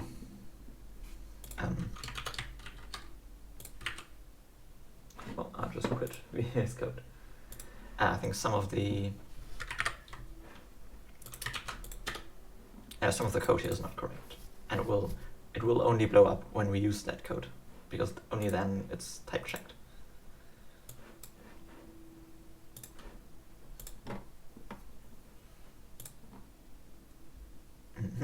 This looks nice. This, oh, hang on, what's going on? We take node rest. Oh, this doesn't make any sense.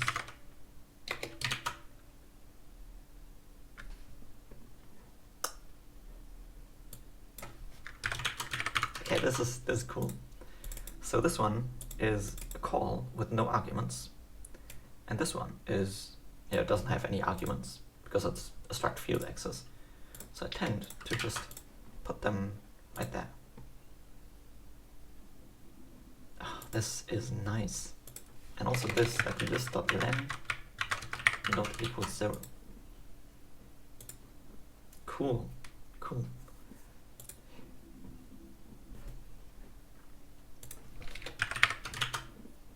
Yeah, pipes indicate enums, perfect. Here we say dot get maybe index -1.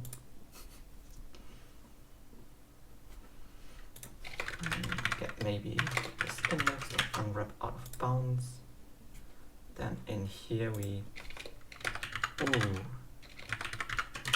yeah, beautiful.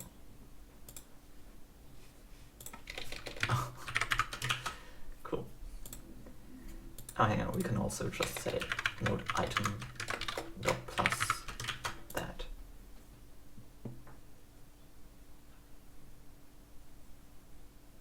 Cool.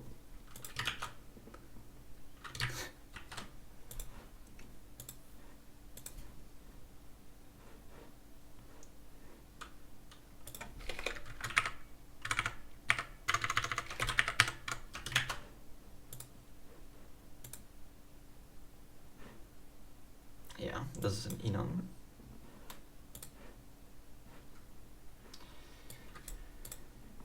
Yeah.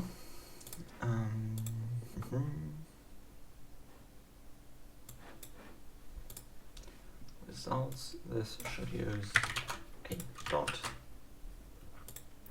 string type. Nice.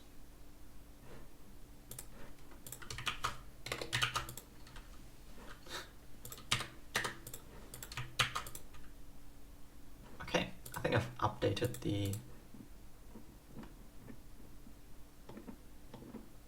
code and the standard library.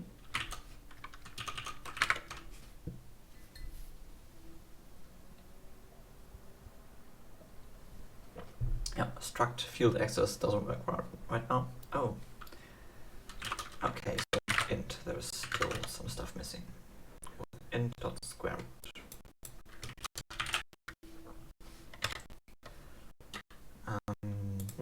Edit. So we take next, multiply that with next, compare that with target. Yeah.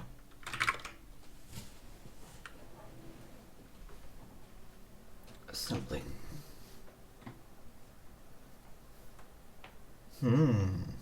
Wait, what? I did not expect that. Oh, because we don't have any structs and struct access in the example file. Well, yes.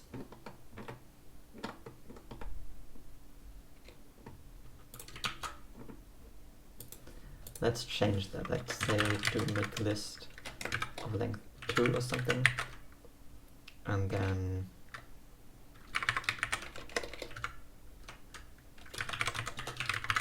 dot sum like of length 3. Why not?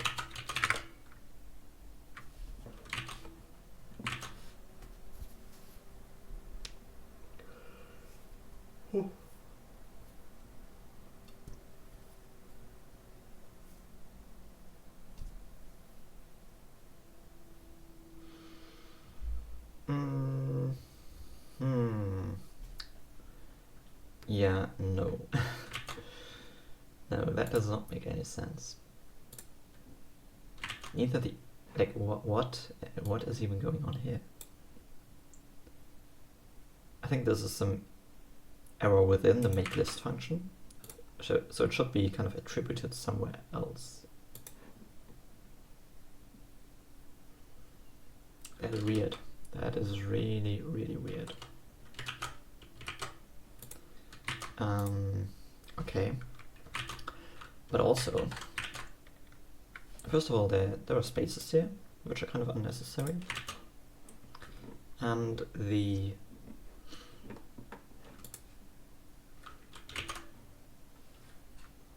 should be lowercase. So where is that? That you don't handle, yeah.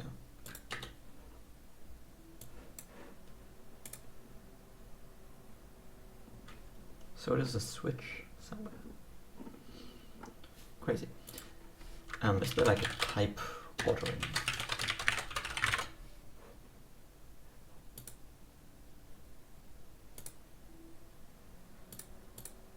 Here. Oh yeah, this should be less or equal or greater in lowercase. Yeah, this can also be lambda, but yeah. Okay. Now that we got that working, still, why is that a switch? That doesn't make any sense.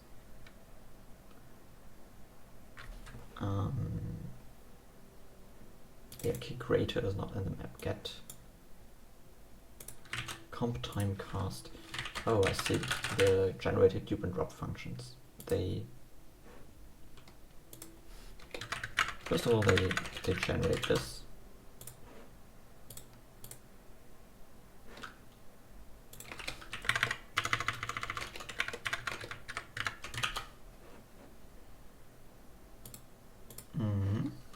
This should be lowercase.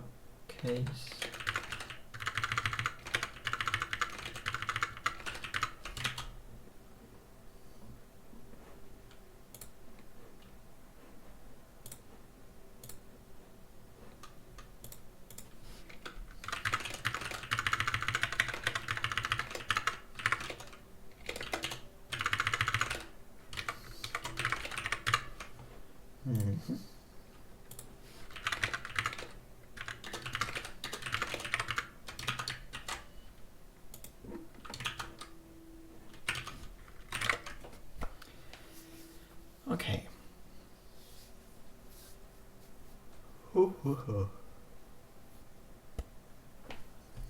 Okay. Body param length doesn't match number of param types.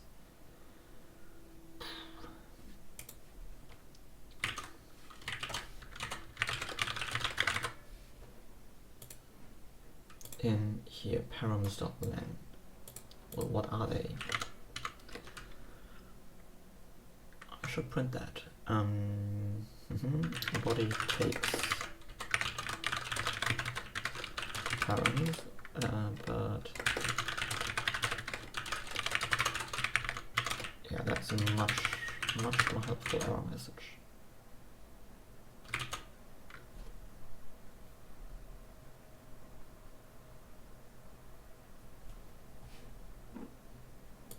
Takes 0 params, but 1 are provided. Okay. Where do we do that? When compiling an expression. Oh, you know what? That's, I guess that's the simplest solution is to just print the print some of the stages and see what, like whether that looks reasonable.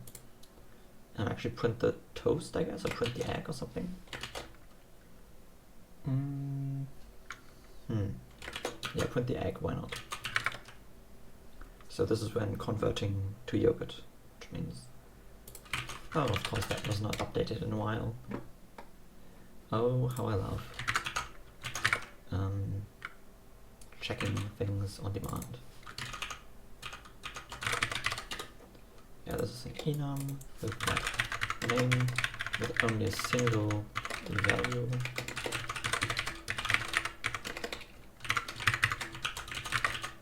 I mean, it is getting a lot simpler, but yeah.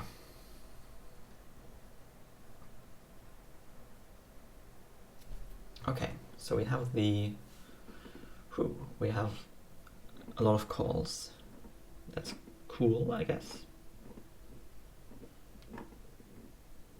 That is really a lot of calls. Makes sense because now every struct access is also a call. Yeah, let's look at. I want to look at the main function actually. I don't quite know how that. Where's that? Oh, there's playground. Yeah, this as well. But there is this increment, yeah, make list. I'm looking for make list. Oh yeah, playground main, that's nice. So we call make list. These are the possible candidates. A lot, sure. Then we call the sum function with that.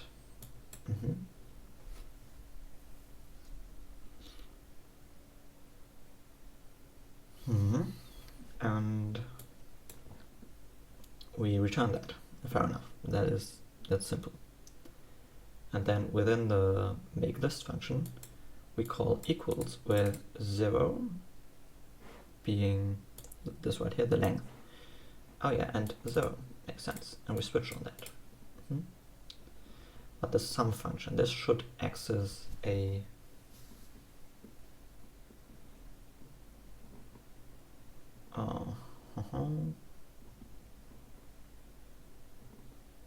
this should access struct fields. And that's the thing that is currently not working. At least it shouldn't. Kind of a completely different. Like these are not really ordered because it's a hash map. It's kind of a pain. Yeah, you know what? Let's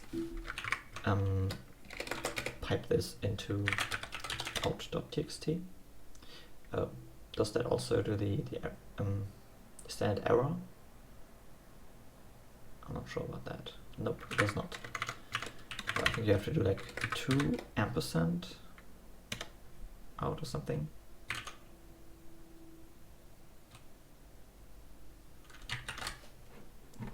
There is this. Well, apparently not. Just ampersand out. Ampersand 2 out, maybe? Oh, yeah, this looks correct. At least kind of. Okay, so now we can look for workspace. Not playground. Workspace test. Yeah.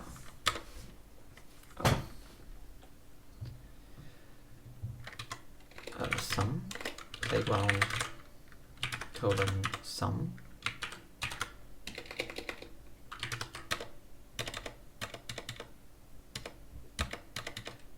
Oh, I see. The sum function is defined in list. Yeah. Okay. So at some point.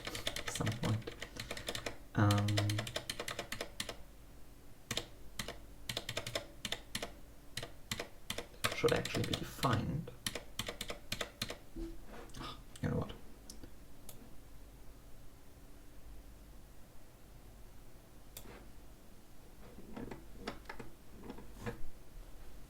should be, well, easy to spot. Nope. Yes, here it is. Okay, some function takes a list. So it switches on that list. If it's empty, then it just returns 0. Makes sense. Otherwise, here we go. Otherwise it calls item on that list. And this, this empty thing accepts 0 parameters. I see. So we should provide 0 parameters. But 1 are provided. Okay, so I think at some point in the 2 yogurt stuff, for some sort of switch, we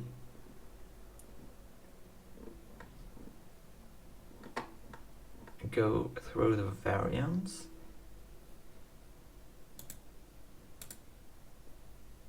and yeah, we create this parameter either way, even if the body doesn't expect any. Yeah, so we should not do that. Let's instead say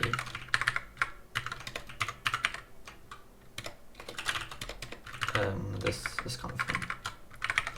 If the body wants a binding, if it wants to unwrap the thing from the enum, then we'll just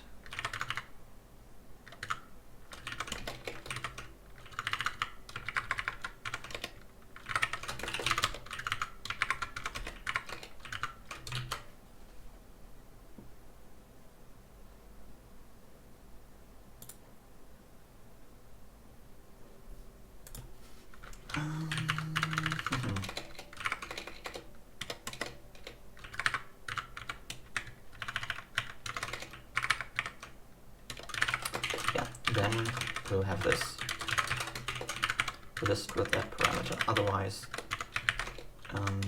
we just return an empty slice of a, what is it, yogurt ID.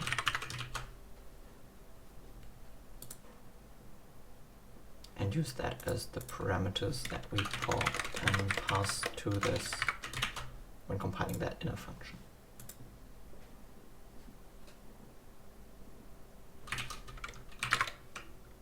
That does mean that in the yogurt, not every switch body accepts a parameter.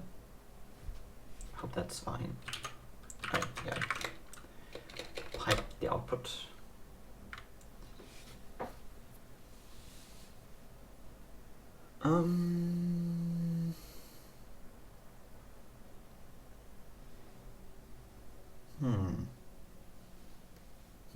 Body takes 0 pounds, but 1 are provided. Why though? Okay, so it's not this.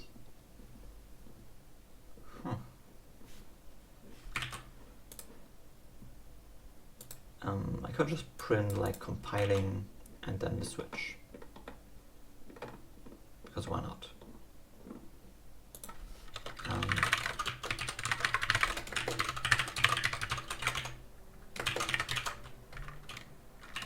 Well, let's print the switch in a pretty way. Oh, I think it needs like annotation and stuff like that. Yeah, it does. Compiling.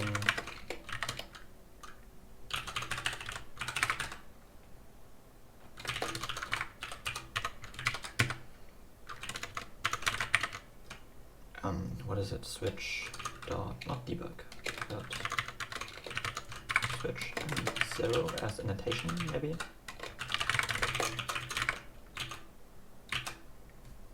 I don't know. I don't know what's going on here. We want to write an egg switch. Oh, I see. So we want to write the expression directly.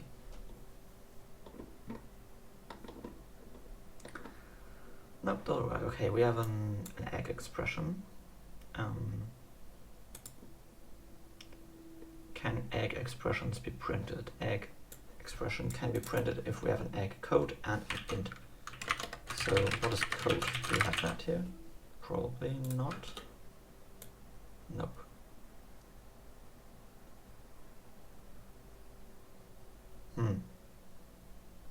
That is unfortunate.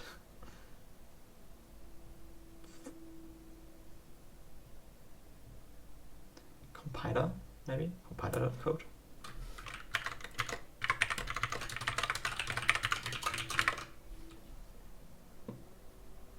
Okay, that actually works.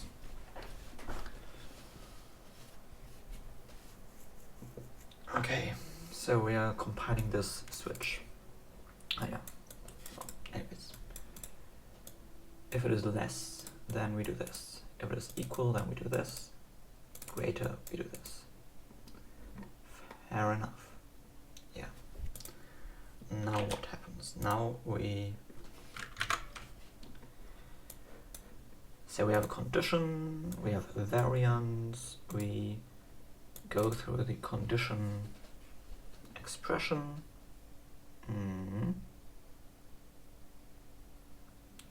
Condition, oh, it is compile time known probably. Oh, I see. I see. So we do this.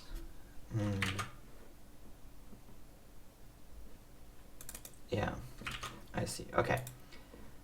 Yeah, so we're just in the wrong, branch. It is compile time known, so the value is compile time known. And the parameters need to be kind of adjusted as well. So if case.params is not empty, then what we do is we can just do get maybe at position 0. If that is some param, then we map to that, well,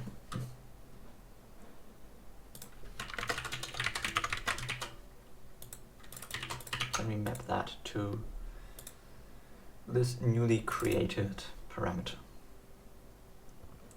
which will actually be this.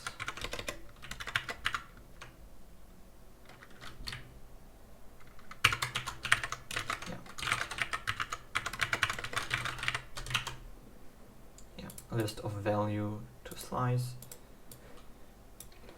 Okay. Okay. And then this just uses the params directly. And in here we can even call that param. Sure. Here we can, by the way, do the same thing. We do get maybe of that, and then in here we can just do that.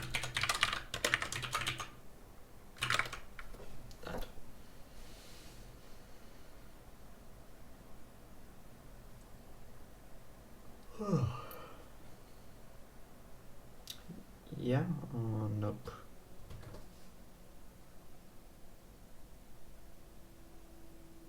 What is going on there? Okay. It kind of sucks that the error reporting doesn't seem to work. Called non-lambda. Yeah, and it uses the expression source. Oh, because this is a comp time call.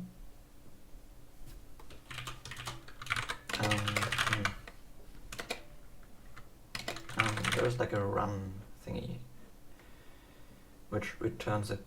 Yeah, it can return a comp time error of a string only. Yeah, okay. So because during this comp time call there's an error that is reported here. Can we compile that with a runtime known value? Like, for example, A. That should give us at least the correct error location.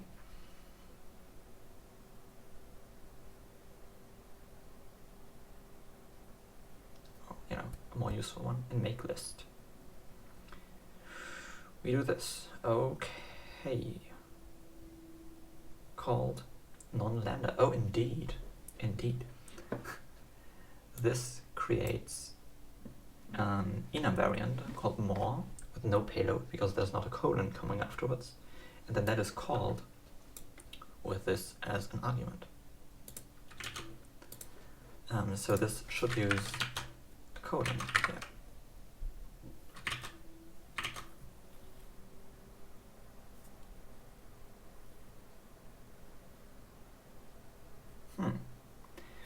There is no function named item. That is true.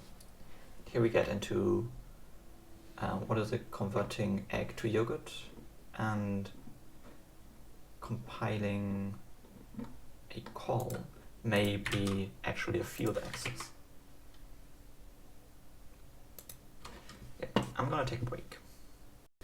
Now it's time to fix struct access. I think the easiest way would be to just check if something is a call with no arguments. And if that's the case, then we check if what we're calling it on is a struct. And if so, then this is a struct access instead of a function call. It does mean that you can't define functions that take a single argument with and the function has the same name as a struct field on the struct. So for example, you can't define a function called x that accepts a position. But I think that's fine, because yeah, for now that's a reasonable limitation. At some point we may want a way to disambiguate between struct access and function call and kind of deal with that. But for now I'm totally fine with just not doing that. So in the egg, I think we have, hang on, calls are represented as this egg call, which has a name, a set of candidates and arguments. And I think when converting the egg to yogurt, aka the point in the compiler pipeline where we add typing, here at some point we just call something. I believe we want to not look up a function, but instead just check if, if the argument is, well, first of all, if there is only one argument, and if the argument is a struct.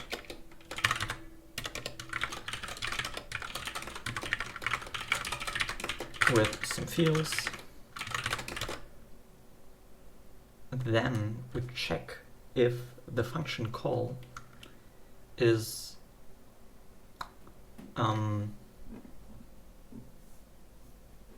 it has a name, if that is a if that is a field in that struct. Yeah. So field get maybe of call of name.string, if that is some field. Well, that is interesting, because then sorry, some field type. Yeah. Because then we can just not return, but well, I guess return. Oh, it's got pushed here.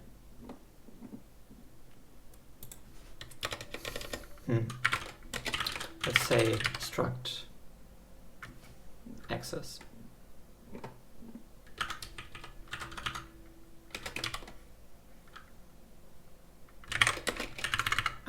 Let's just deal with this and then worry about how we integrate that into the rest. What we do is we want to push something to the body, something like this. Except it's not a call, but it is a member access. I think in the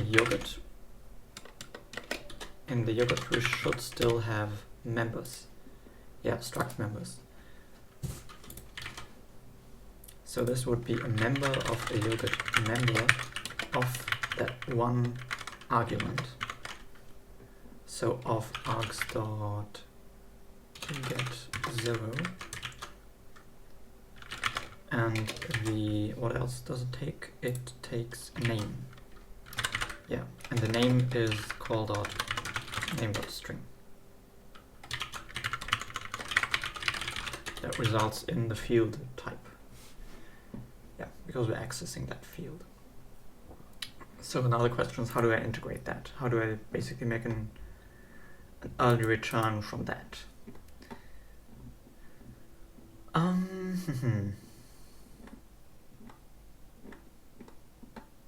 Not entirely sure.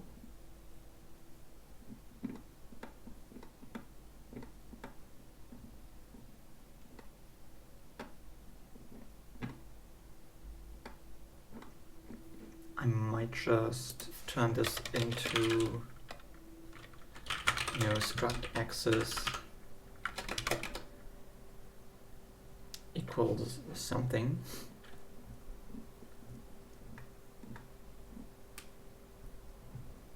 A yogurt expression. I want that to be a yogurt expression, so not the builder part, but around that.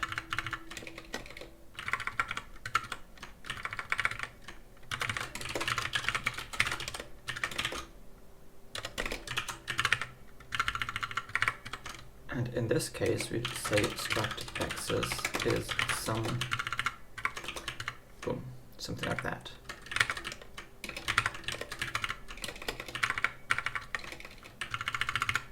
Very nice.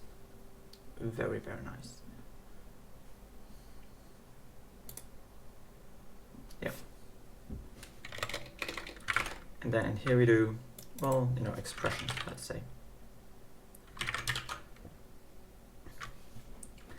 And the expression will be a struct access.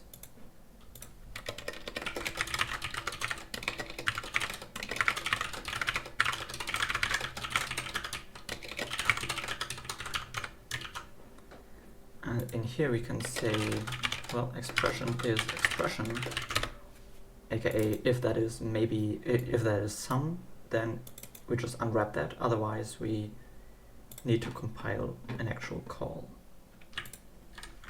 So that would be this.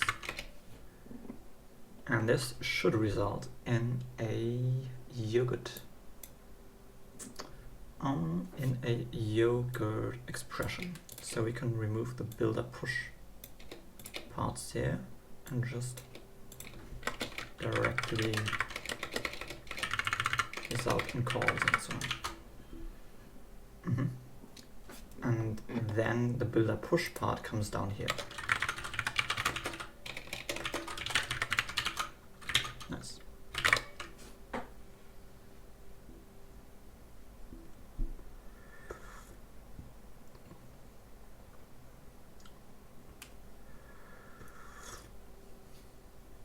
Well, look at that.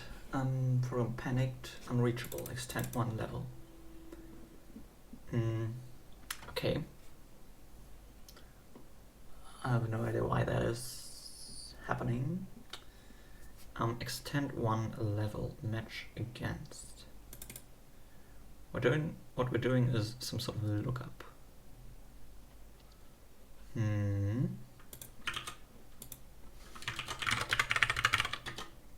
Not this lookup, this one.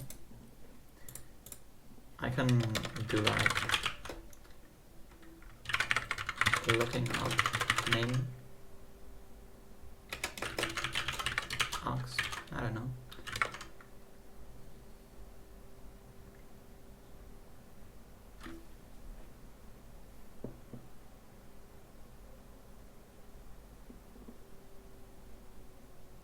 Looking up some makes sense of this one.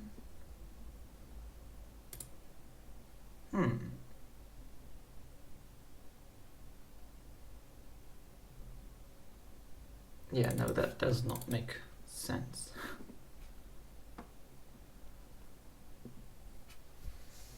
Yeah, this seems correct. Looking up some,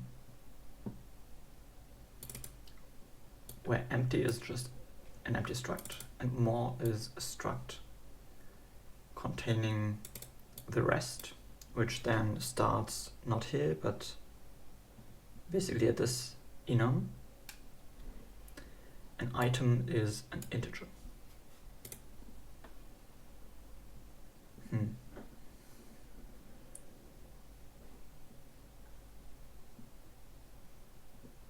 then for some reason we just do this.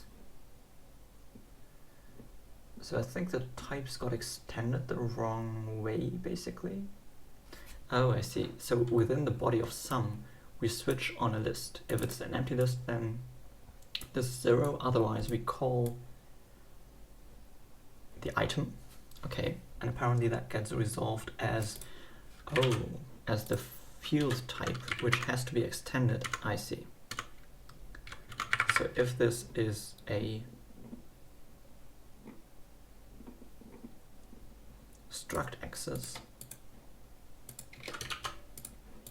then the type of that field in that struct is this one. Although we actually want to, hang on, let me look at the diff. Egg to yogurt, and there should be some like case member or something like that.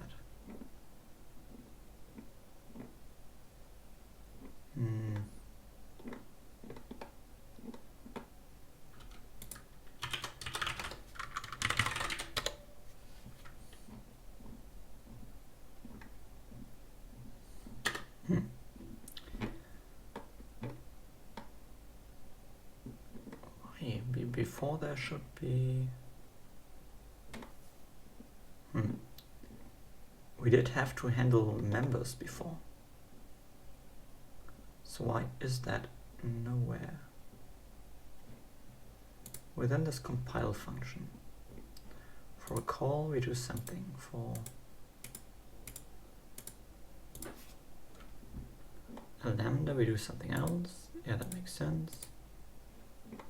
For a switch we do this.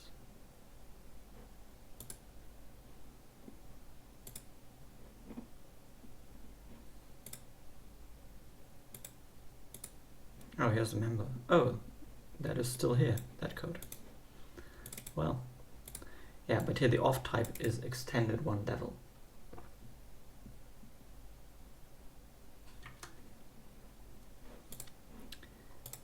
Yeah, so if this is sum, then the type of that will be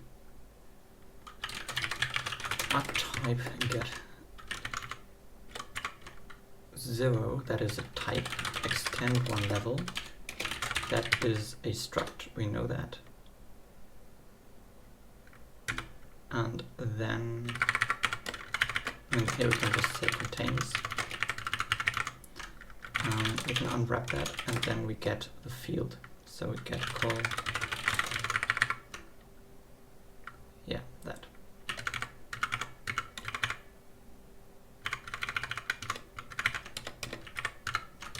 Dang. Let's maybe also put a new one here. Amazing. Amazing.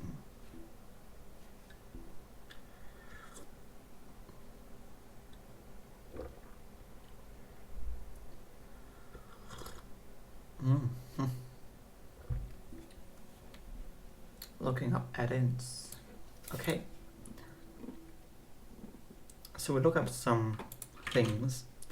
I think an interesting thing would be to print the yogurt.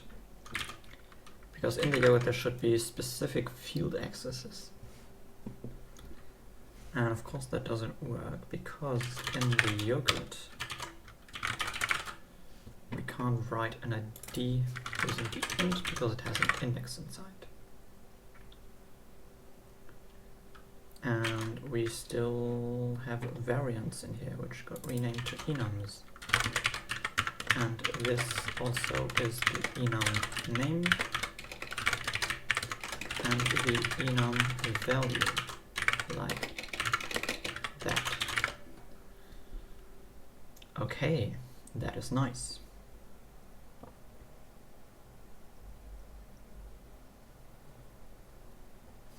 We have a yogurt. Beautiful, kind of. I don't know. Oh yeah, let's improve the printing of the types. So types, when printing these for structs, we want to not have a space there, but instead print spaces before the struct keys. And then we also no longer need to track if we're the first field. We can just do that directly there in line.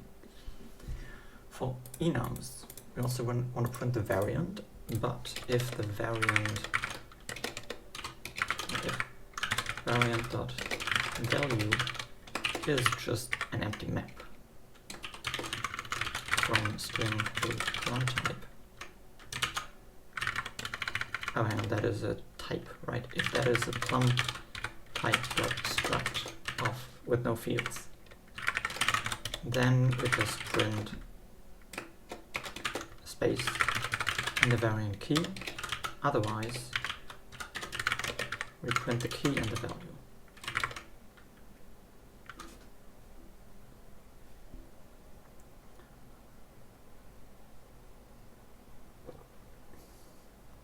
So much cleaner. Yeah. Now this is nice. Alright, let's see. We have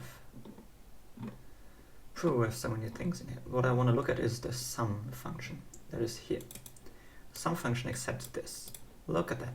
Like, this is actually readable now. These are readable types. Before, you know, with the old syntax, that was a mess. Now I can see this is an enum, which is either empty or is more with this right here, which is a struct with the rest, which refers to two types up. So 1, 2. So in here there's another enum, and it has an int in here. Beautiful. Okay, so we result in an integer that is then returned, and we switch on the list that we're given. If that is empty, then we just create a 0 and return that. Otherwise, if that is not empty,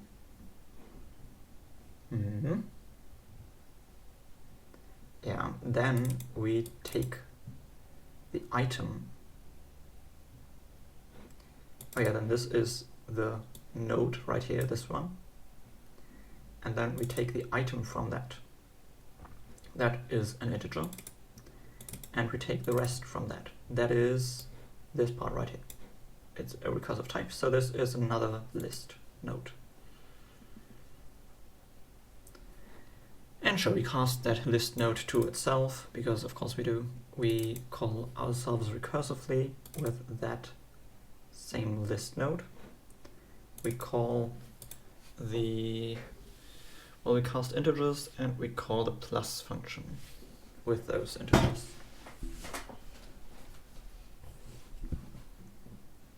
Call plus with those integers. Yeah, that makes sense.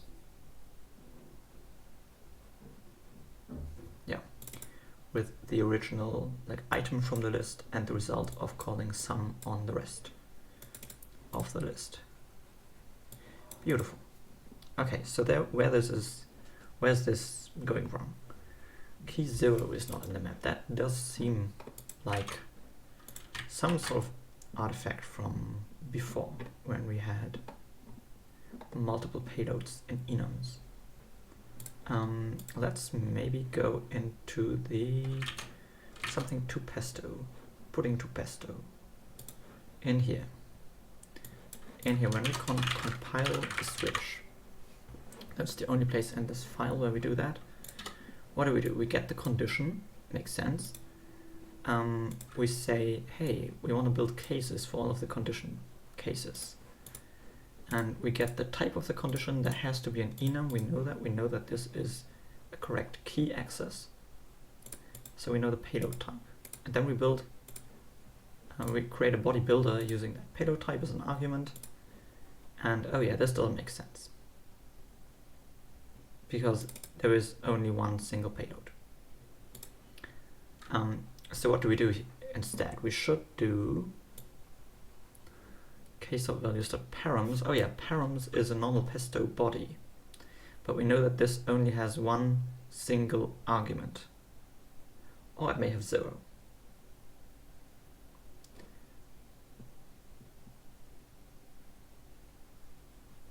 Yeah. So, like we see in here, like we see in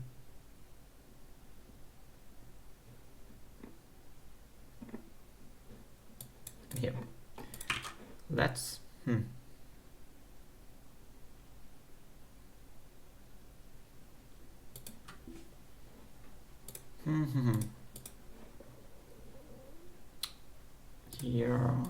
yeah.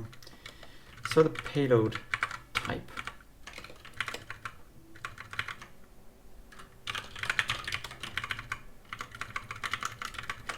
Oh, okay, let's say we inline this for loop. We kind of unroll that for the one time that it is looped on. Basically, if we check that, I'm gonna undo stuff. And what I'm gonna do is we'll first fix this. Basically, this becomes an if. Yeah. If this right here has a payload,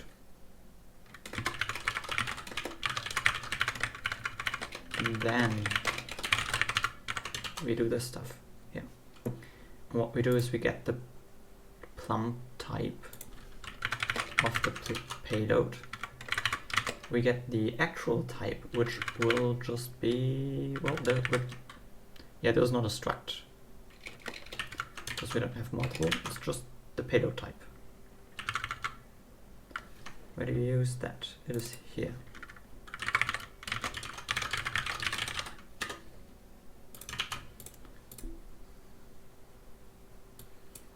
Oh yeah, here we say we get the builder. No, we don't need a member because that is just the payload.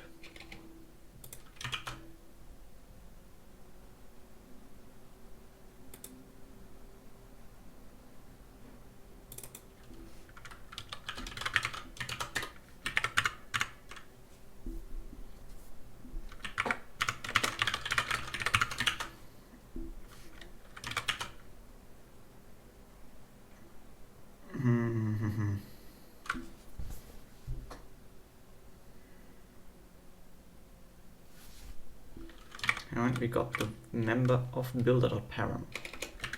I see.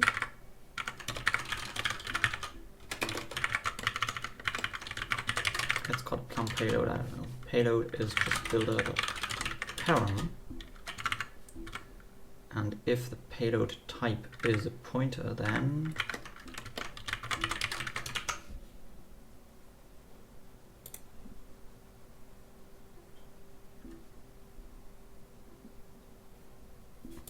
the payload will be that. This is just that, and this will be the plum payload to our payload. Yeah. Which will be our payload, okay, the builder param.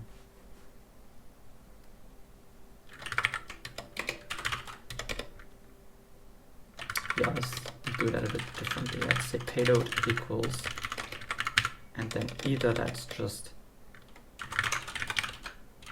the builder param, or we have to load the builder param to get the actual containing payload. Yeah, that makes sense. And the plum type is only used there, so that's also inline that. Yeah, that already looks a lot cleaner.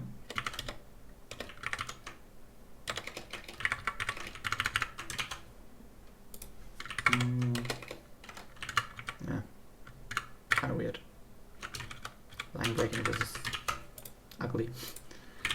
Okay, but we have something that should work. But also, when converting something to pudding, I think when converting a switch to pudding, we should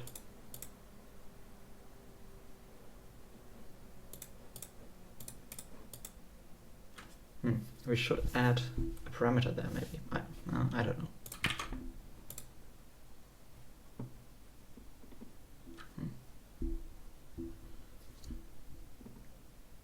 Left is not an int, and waffle int operand as well. I don't know what that is about. Hang on, what is this? This is the pudding? Or the... Oh no, this is the pesto, I think. I'm not mistaken. Oh, oh yeah, pesto.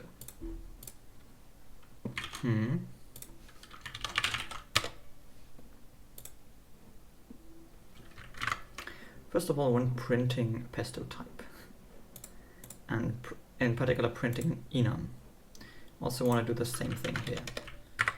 So if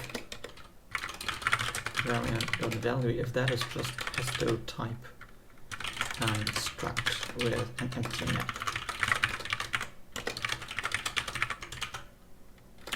then just please only write the variant without any extra fuzz. Otherwise, just write the variant and then the value. Yeah, then we don't have so many parentheses. Like this should just be bar less equal greater. That's it.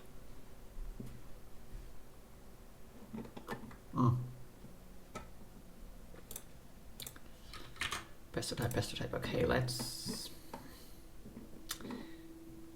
Yeah, okay. Let's add in an equality method for pesto types, because why not?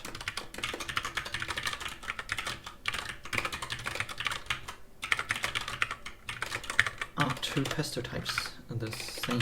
Well, it depends on what kind of pesto type that is.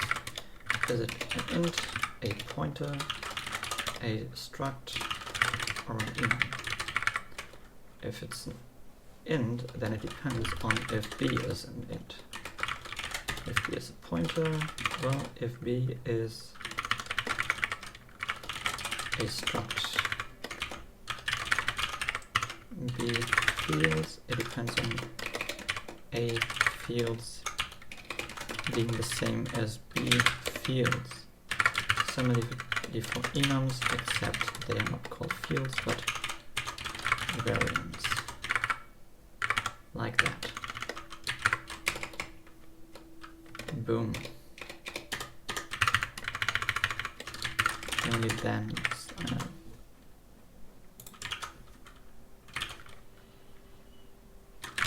okay, yeah.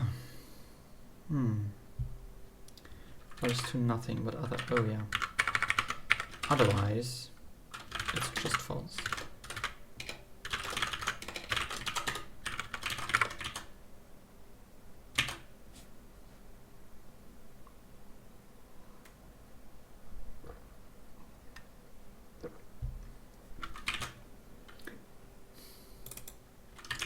Yeah, let's call them AA and BB, just to make things a bit shorter. Not really beautiful, I would say, but it works. Okay, yeah, the types are more beautiful. That is nice. So, what do? We call this drop thing. Where's the sum function? That's what I want to take a look at. Where drop, tube, subcast, lots of casts, main, tube, add-ins, cast, sum. Okay, so we switch on something. Yeah, that is nice. If it is empty, then here we have the payload, but we don't use that. That is totally fine. Totally fine. Oh. Hang on. Should we drop that? I think we should. Well.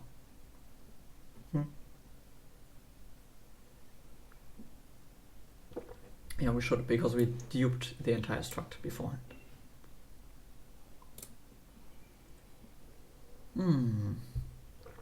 But that's an issue for later. For now, I just want to figure out why doesn't this work? And what is it even?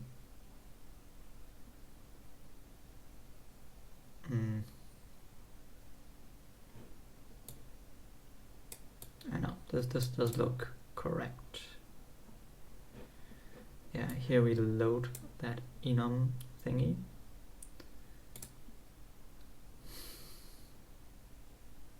We dupe that, we get the item. We get the rest. We call the cast function.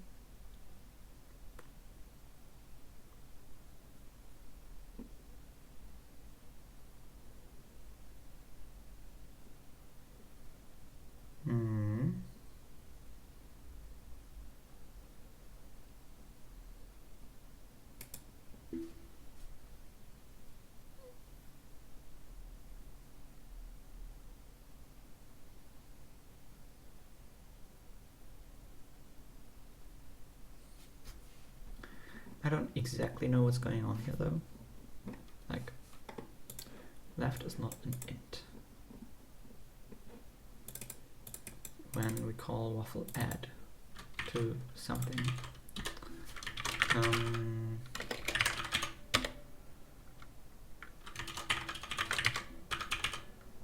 Okay, so there are 3 places where we call that. For the call instruction, add ints. Okay, fair enough. That is basically only in the built-in add ints method. That shouldn't have changed, I believe. Let's see though. We have the integers, we dupe them, we call the add ints instruction with these. Yeah, that looks correct. Then the next place where waffle add is called when loading something. There we get the left part. Yeah, and there was the 3rd time. Loading something and duping something.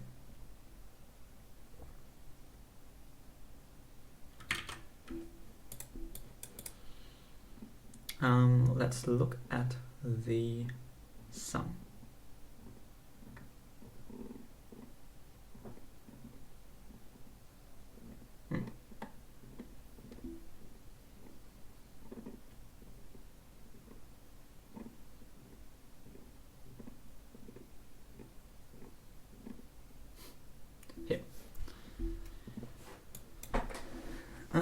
When loading something, so that would be, for example, here. Here, that one has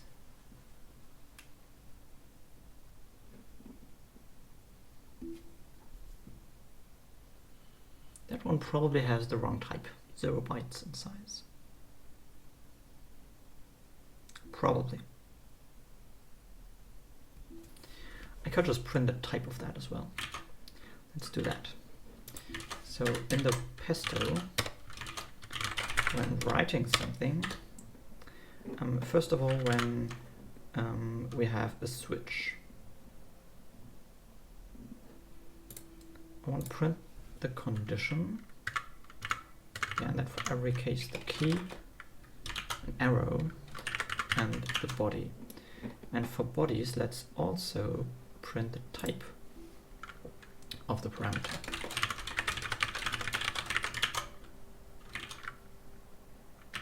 Oh, and here there's like fun.get bodyparam.type, I think. Yeah.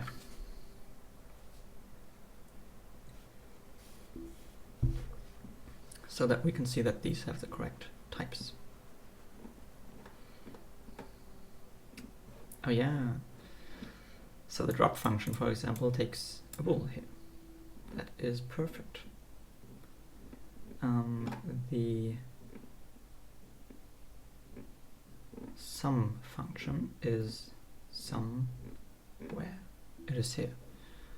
Okay, so we have a sum function of this list. It has a parameter of this type. Yeah. This is just an enum with empty, either empty or more with a pointer inside. Beautiful.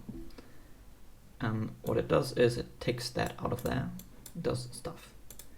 Okay, in the case for more, this is actually a pointer. That is correct. So we should be able to load that pointer. Beautiful. Next, duping these. So I think the not calling dupe, but actually duping that.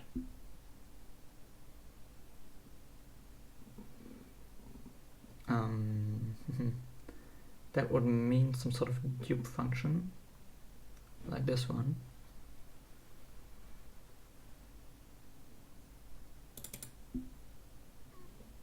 Oh well, no, the actual, yeah, this one, perhaps.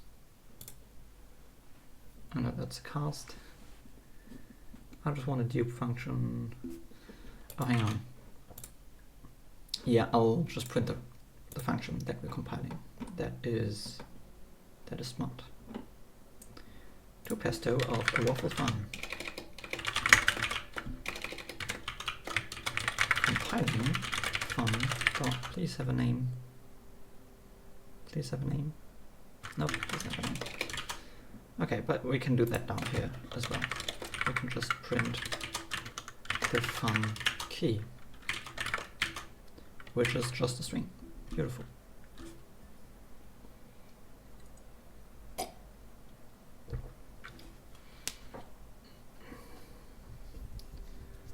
So we compile the drop function actually.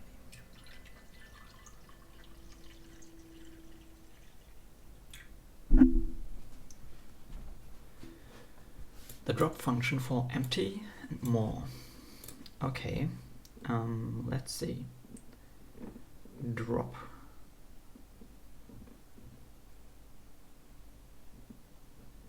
Hang on, empty or more with this recursive thing. Okay, I can find that. Nope, not this one, not this one, not this one. Nope. Nope. Nope. Nope. Nope. Nope. Nope. This is dupe, drop, dupe, cast, cast, main, cast, minus. We're getting closer.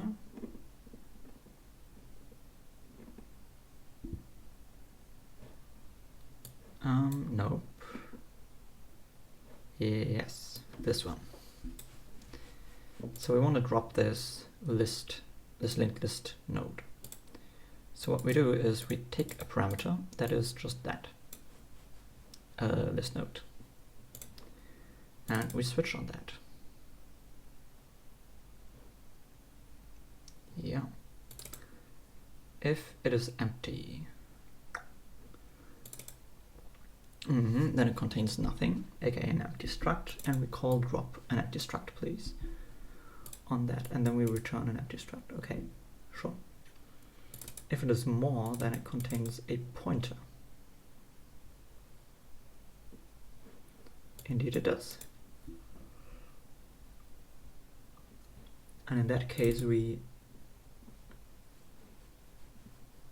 drop pointer.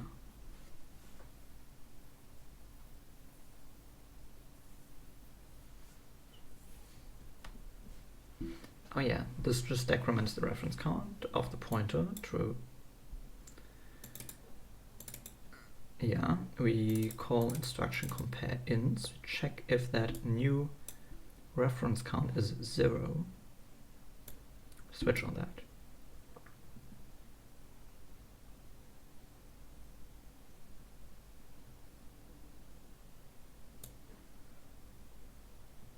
If it's less, then we don't do anything. If it's greater, we don't do anything. If it's equal, well, in that case, oh no, we do rest is,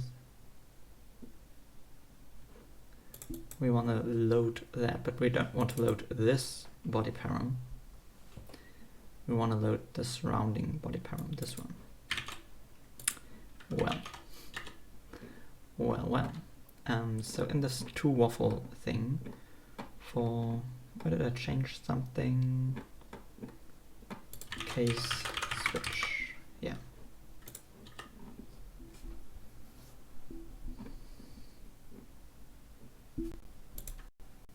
Oh, hang on, no, this is the pesto, and the pesto thing. We do something wrong here. In the compile drop fun. Because here what we do is we... yeah, it doesn't happen in the dupe fun because there we don't ever look in like dereference the pointer. We just increment the reference count and that's it. But in the drop fun, we're here, we have the payload type. And we have the new ref count, which is the result of dropping that builder param.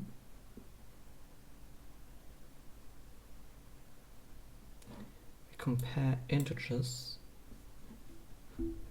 Yes, and here, in the case where that's equal,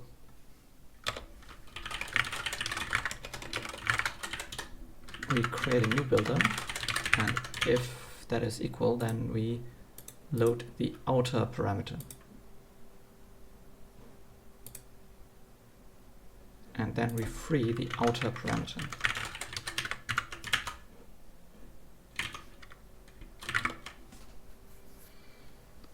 Oh man, these are like subtle errors there. Crazy.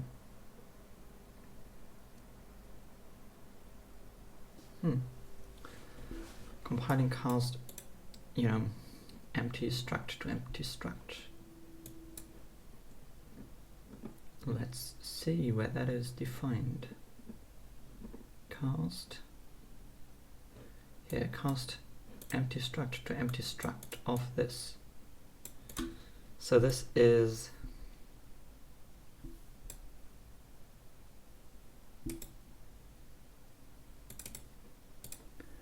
%0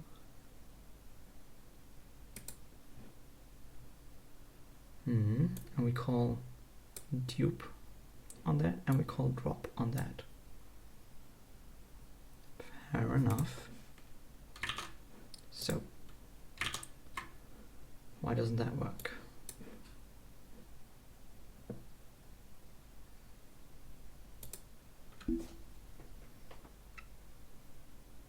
First of all, this looks correct.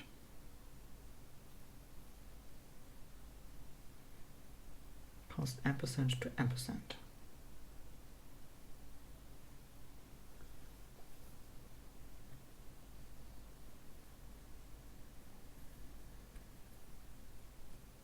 Yeah. Yeah.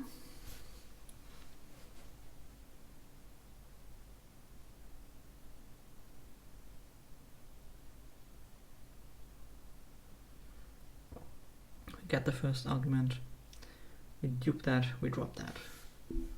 Let's look at the dupe and drop functions for the empty struct.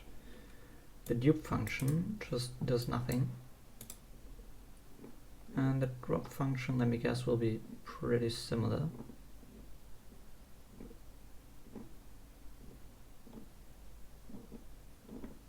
Well, that's maybe down here somewhere. Yeah, it is. Okay, so that should work, but to waffle on a pesto expression.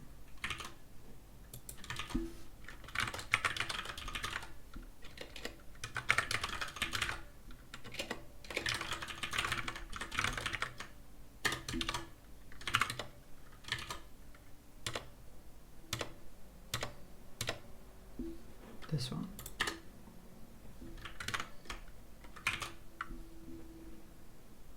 Because 0 is not in the map. Calls get.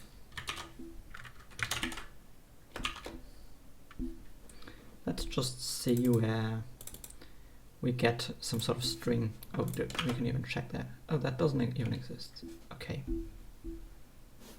Now maybe get key. No? Okay.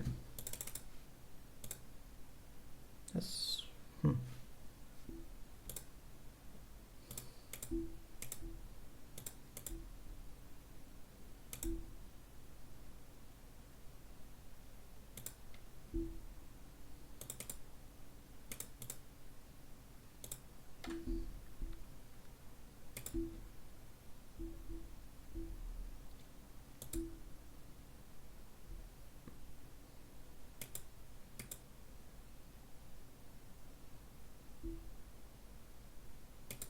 a single payload. Yeah.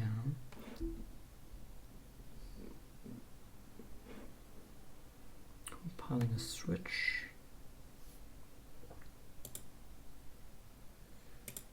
Yeah, call, getting something from the mapping. Yeah, okay, sure.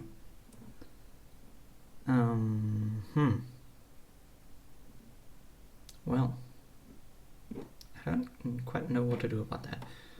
Let's maybe print, like debug print the expression too.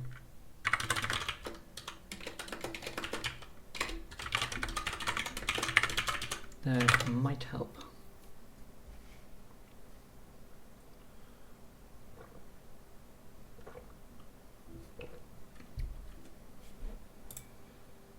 So we have a pesto member.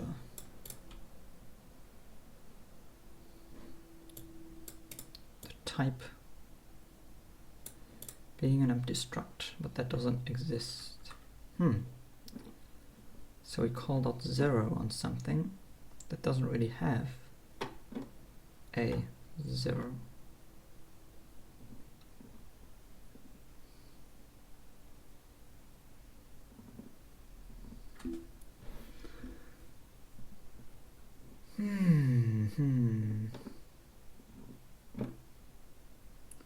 What was called before that? A call to the drop function. Oh, this is interesting. Okay, so drop of true or false.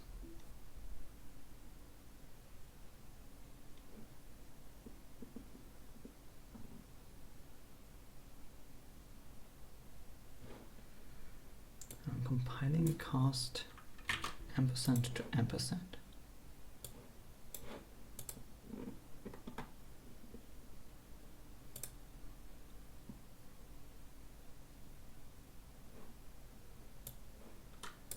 This is useless. We have the param layout. I see that, yeah. We build a waffle fun builder. Sure, we build a param, which is the waffle local, eddy 0. And then we have a mapping where we push the body param to param. Compile the body. The body does this. For every ID, gets the expression, turns that into waffle, appends that.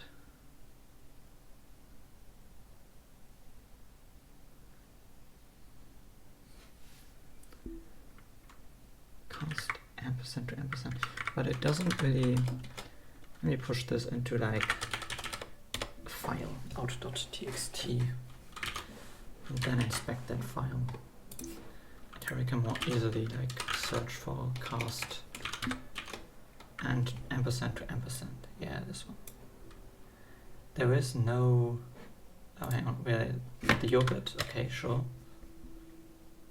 Here we are at the. Yeah, calling something in the yogurt. Okay, that makes sense.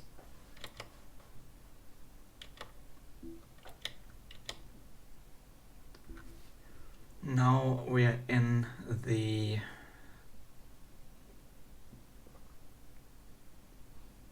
pudding, pesto, and the pesto. And here we do .0 on that thing.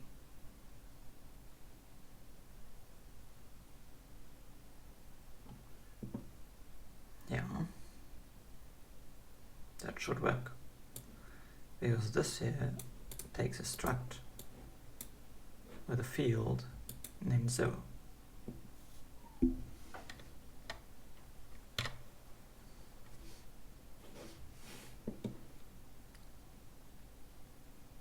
calling that is totally fine.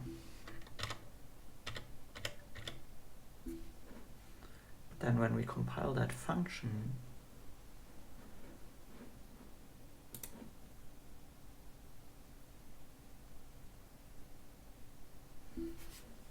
pesto member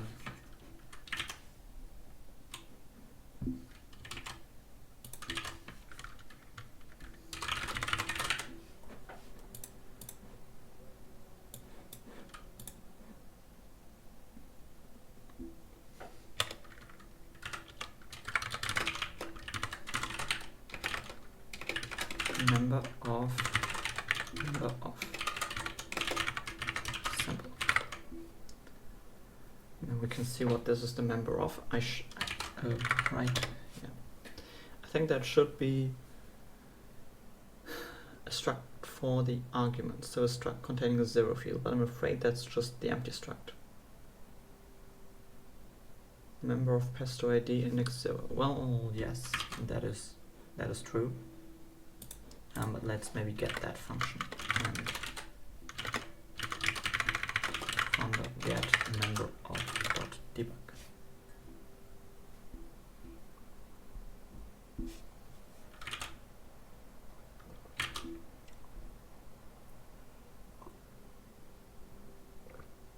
No, that is actually a struct with field 0. That is a struct. Okay, that does seem correct.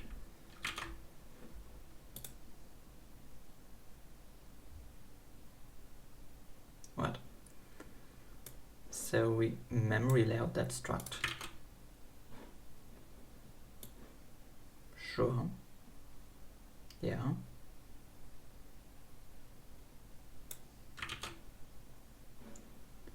Then we say,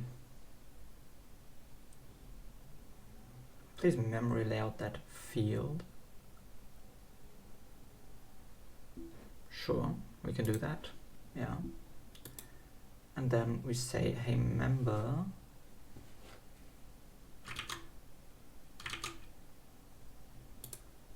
mapping.get, but this is not this get.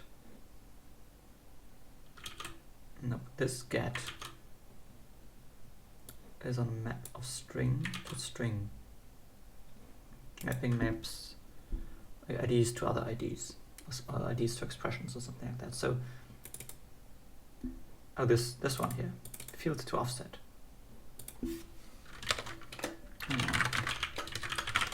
Layouted type.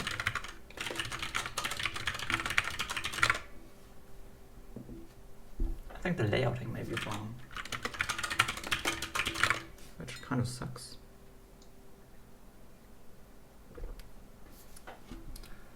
Let's see. This is the layouted part. Oh well. Size 0, alignment 1, parts, no parts. Field to offset, nothing. Hang on. Memory layout struct. Let me see. Should be defined into memory layout struct. We are being passed this type right here, struct with a field.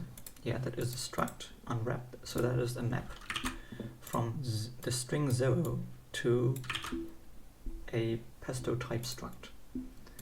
We memory layout the fields. So we should layout the struct, this empty struct. Empty struct layouting should result in empty struct dot memory layout struct, which then again calls this down here, where there are no fields, so there are no layouts. Layouts is an empty slice, sorted still empty, bytes is empty. This for loop is never executed. Parts is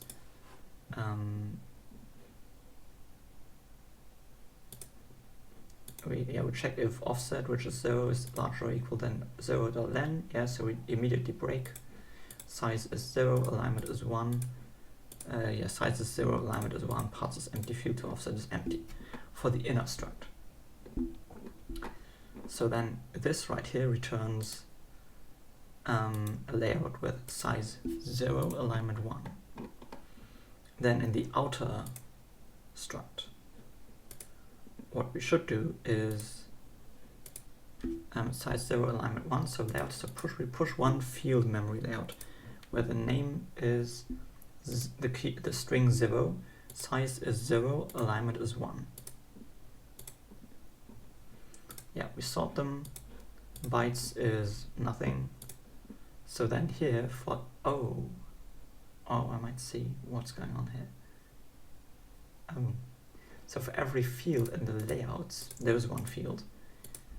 We get the index, which is 0.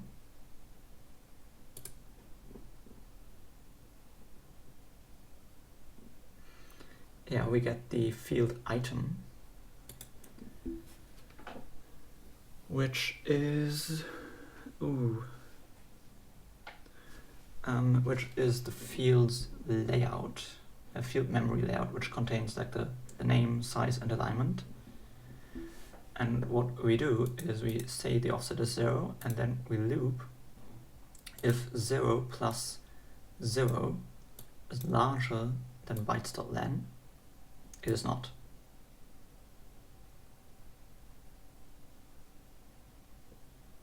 Because 0 is not larger than 0.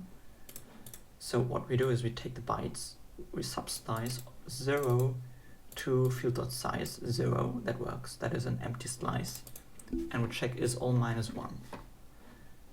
For every item in the slice there are none, we do something, so we return true, that is true. So the field of size 0 fits right at the beginning of the struct, of this empty bytes array. That makes sense. And then for each I in the offset from like field.size, from 0 length 0, so for this loop's never executed, we just break. We say, hey, this was placed in the padding at offset 0. Makes sense. Okay, and then in here, finally, when we build the parts and these ones, we don't actually place empty fields in that struct. So we need to do that as well. This is a nasty edge case.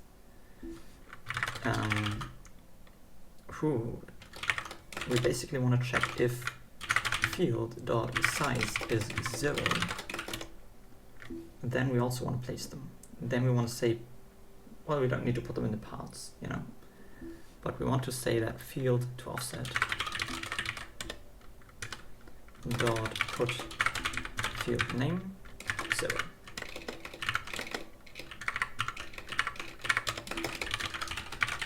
Place 0 sized fields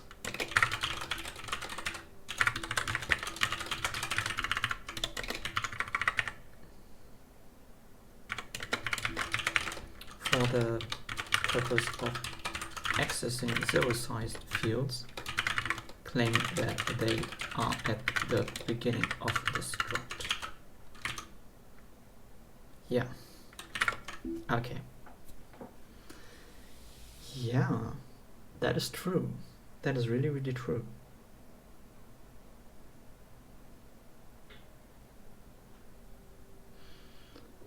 Nice. I'm not sure if 0 is correct. Probably not. But it compiles, at least. That is something.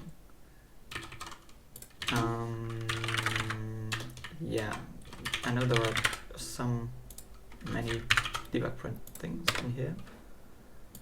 So let's quickly remove those.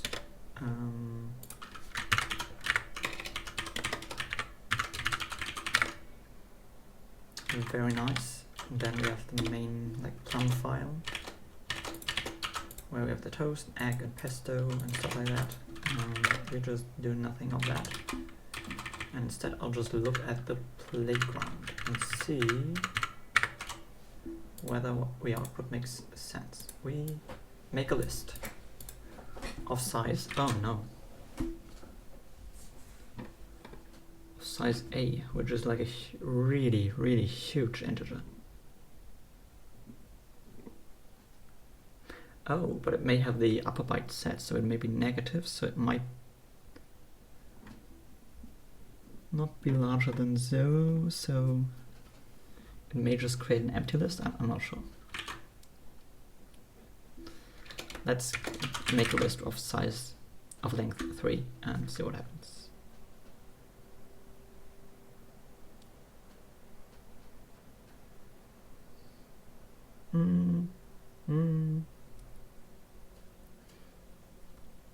Oh man. Oh man. Yeah, okay. So things are not all working, you know.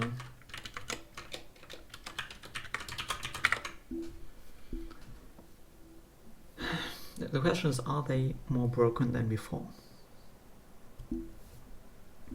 I don't think so.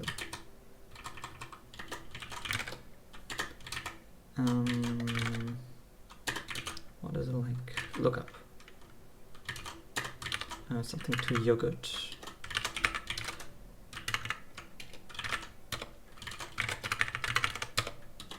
Yeah.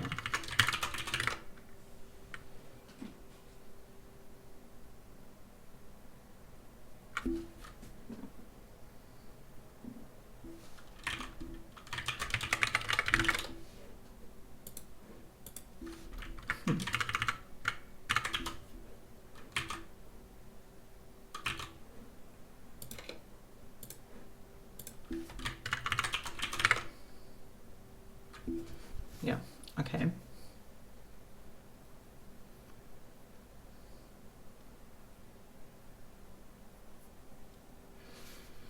Okay, I'm gonna test something simple, which is create a struct and then access a value from that struct. Just to make sure that that is, you know, I did a lot of stuff in the front-end part of the compiler right now. So I just want to make sure that that is working. If there are other bugs in there, I should fix them later. Compiler bugs are always fun.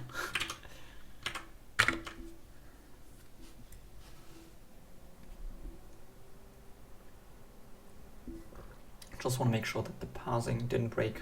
Yeah, okay. Didn't break struct access and didn't break function calls, so that is nice. Okay, yeah, now we have a lot of syntax stuff. Let's add more, let's print. What do we do? We did change how calls work. And this is some general bug fix. Some other general bug fix. Like this is why I'm not super satisfied with Martinez. It works. It is a totally usable language, for sure. But it is not really eagerly checked. Like, the fact that this code is not rejected by the compiler just because it's not used, for example. And things are a bit more, you know, that is kind of a design, not really a design flaw, because it is intended behavior. You know, having this template like static duck typing thingy. But regarding convenience, it is a trade-off. It is a trade-off between simplicity of the language and the tooling support that you get. And I think Plum has the potential to better serve that, to have a better trade-off between these aspects than Martinez. Okay, yeah, this is like general refactoring of making enums lowercase, better error messages, you know, better printing of types even. Like we did a lot of stuff here. Stuff that is useful and that is like generally applicable. I think like over time, that's my point. This is not perfect, clean, elegant code yet. But it is a working, like a starting point, something that you can iterate on. And I think before focusing on making everything like the cleanest code and so on, I just want to iterate quickly. I want to get something that kind of works, and I want to get these abstractions correct. I want to find the correct abstraction for these compiler stages and iterate a lot on that and introduce compiler stages and like figure out what are good representations of the program that help us in this compiler process. Once that is settled, once there are some really strong abstractions there, then we can focus on doing more optimizations, on cleaning things up, on making things more consistent. But that's the basis for everything. Once you have these locked in, these nice representations of the program, these nice intermediate checkpoints, kind of, then the rest becomes easy. The actual logic for compiling the code, that is obvious once these are set. And I think this is, even on the language design perspective, I did a lot of progress today. You know, making enums only have one variant, joining, like having pipes be something consistent for enums, having consistency between enums and structs, doing method chaining using dot syntax instead of calls. I think a lot of that accumulates, a lot of these kind of small incremental changes, they kind of accumulate to a more coherent, more elegant language. And that is really difficult, or impossible to design up front. To be like, I want to design a language and this is what I'm going to do. A lot of that designing and that stuff only comes after the language is created. So that's where I'd like to spend more time now, rather than focusing on the low-level stuff like, you know, compiling to machine code, compiling to something more low-level. Before I want to do that, believe me, but before I do that, I want to get the language itself kind of in a state that is that kind of, I want to kind of explore the different language semantics and kind of be more precise about when do things happen at compile time versus at runtime. Where, like, how do functions in the language get checked? Can they be checked independently, or only, you know, by when they are used, and stuff like that. So I guess for this session, that's it. And next we'll look at more of the language semantics and the kind of iterate on that and tinker around with that. Yeah, I'm just gonna quickly commit this, like uniform, I don't even know, uniform calling syntax, something like that. Oh, yeah, this as well. Well, update payload. Okay. Yeah, and I guess that's it for today, and possibly also for this video. And see you in the next one. Bye.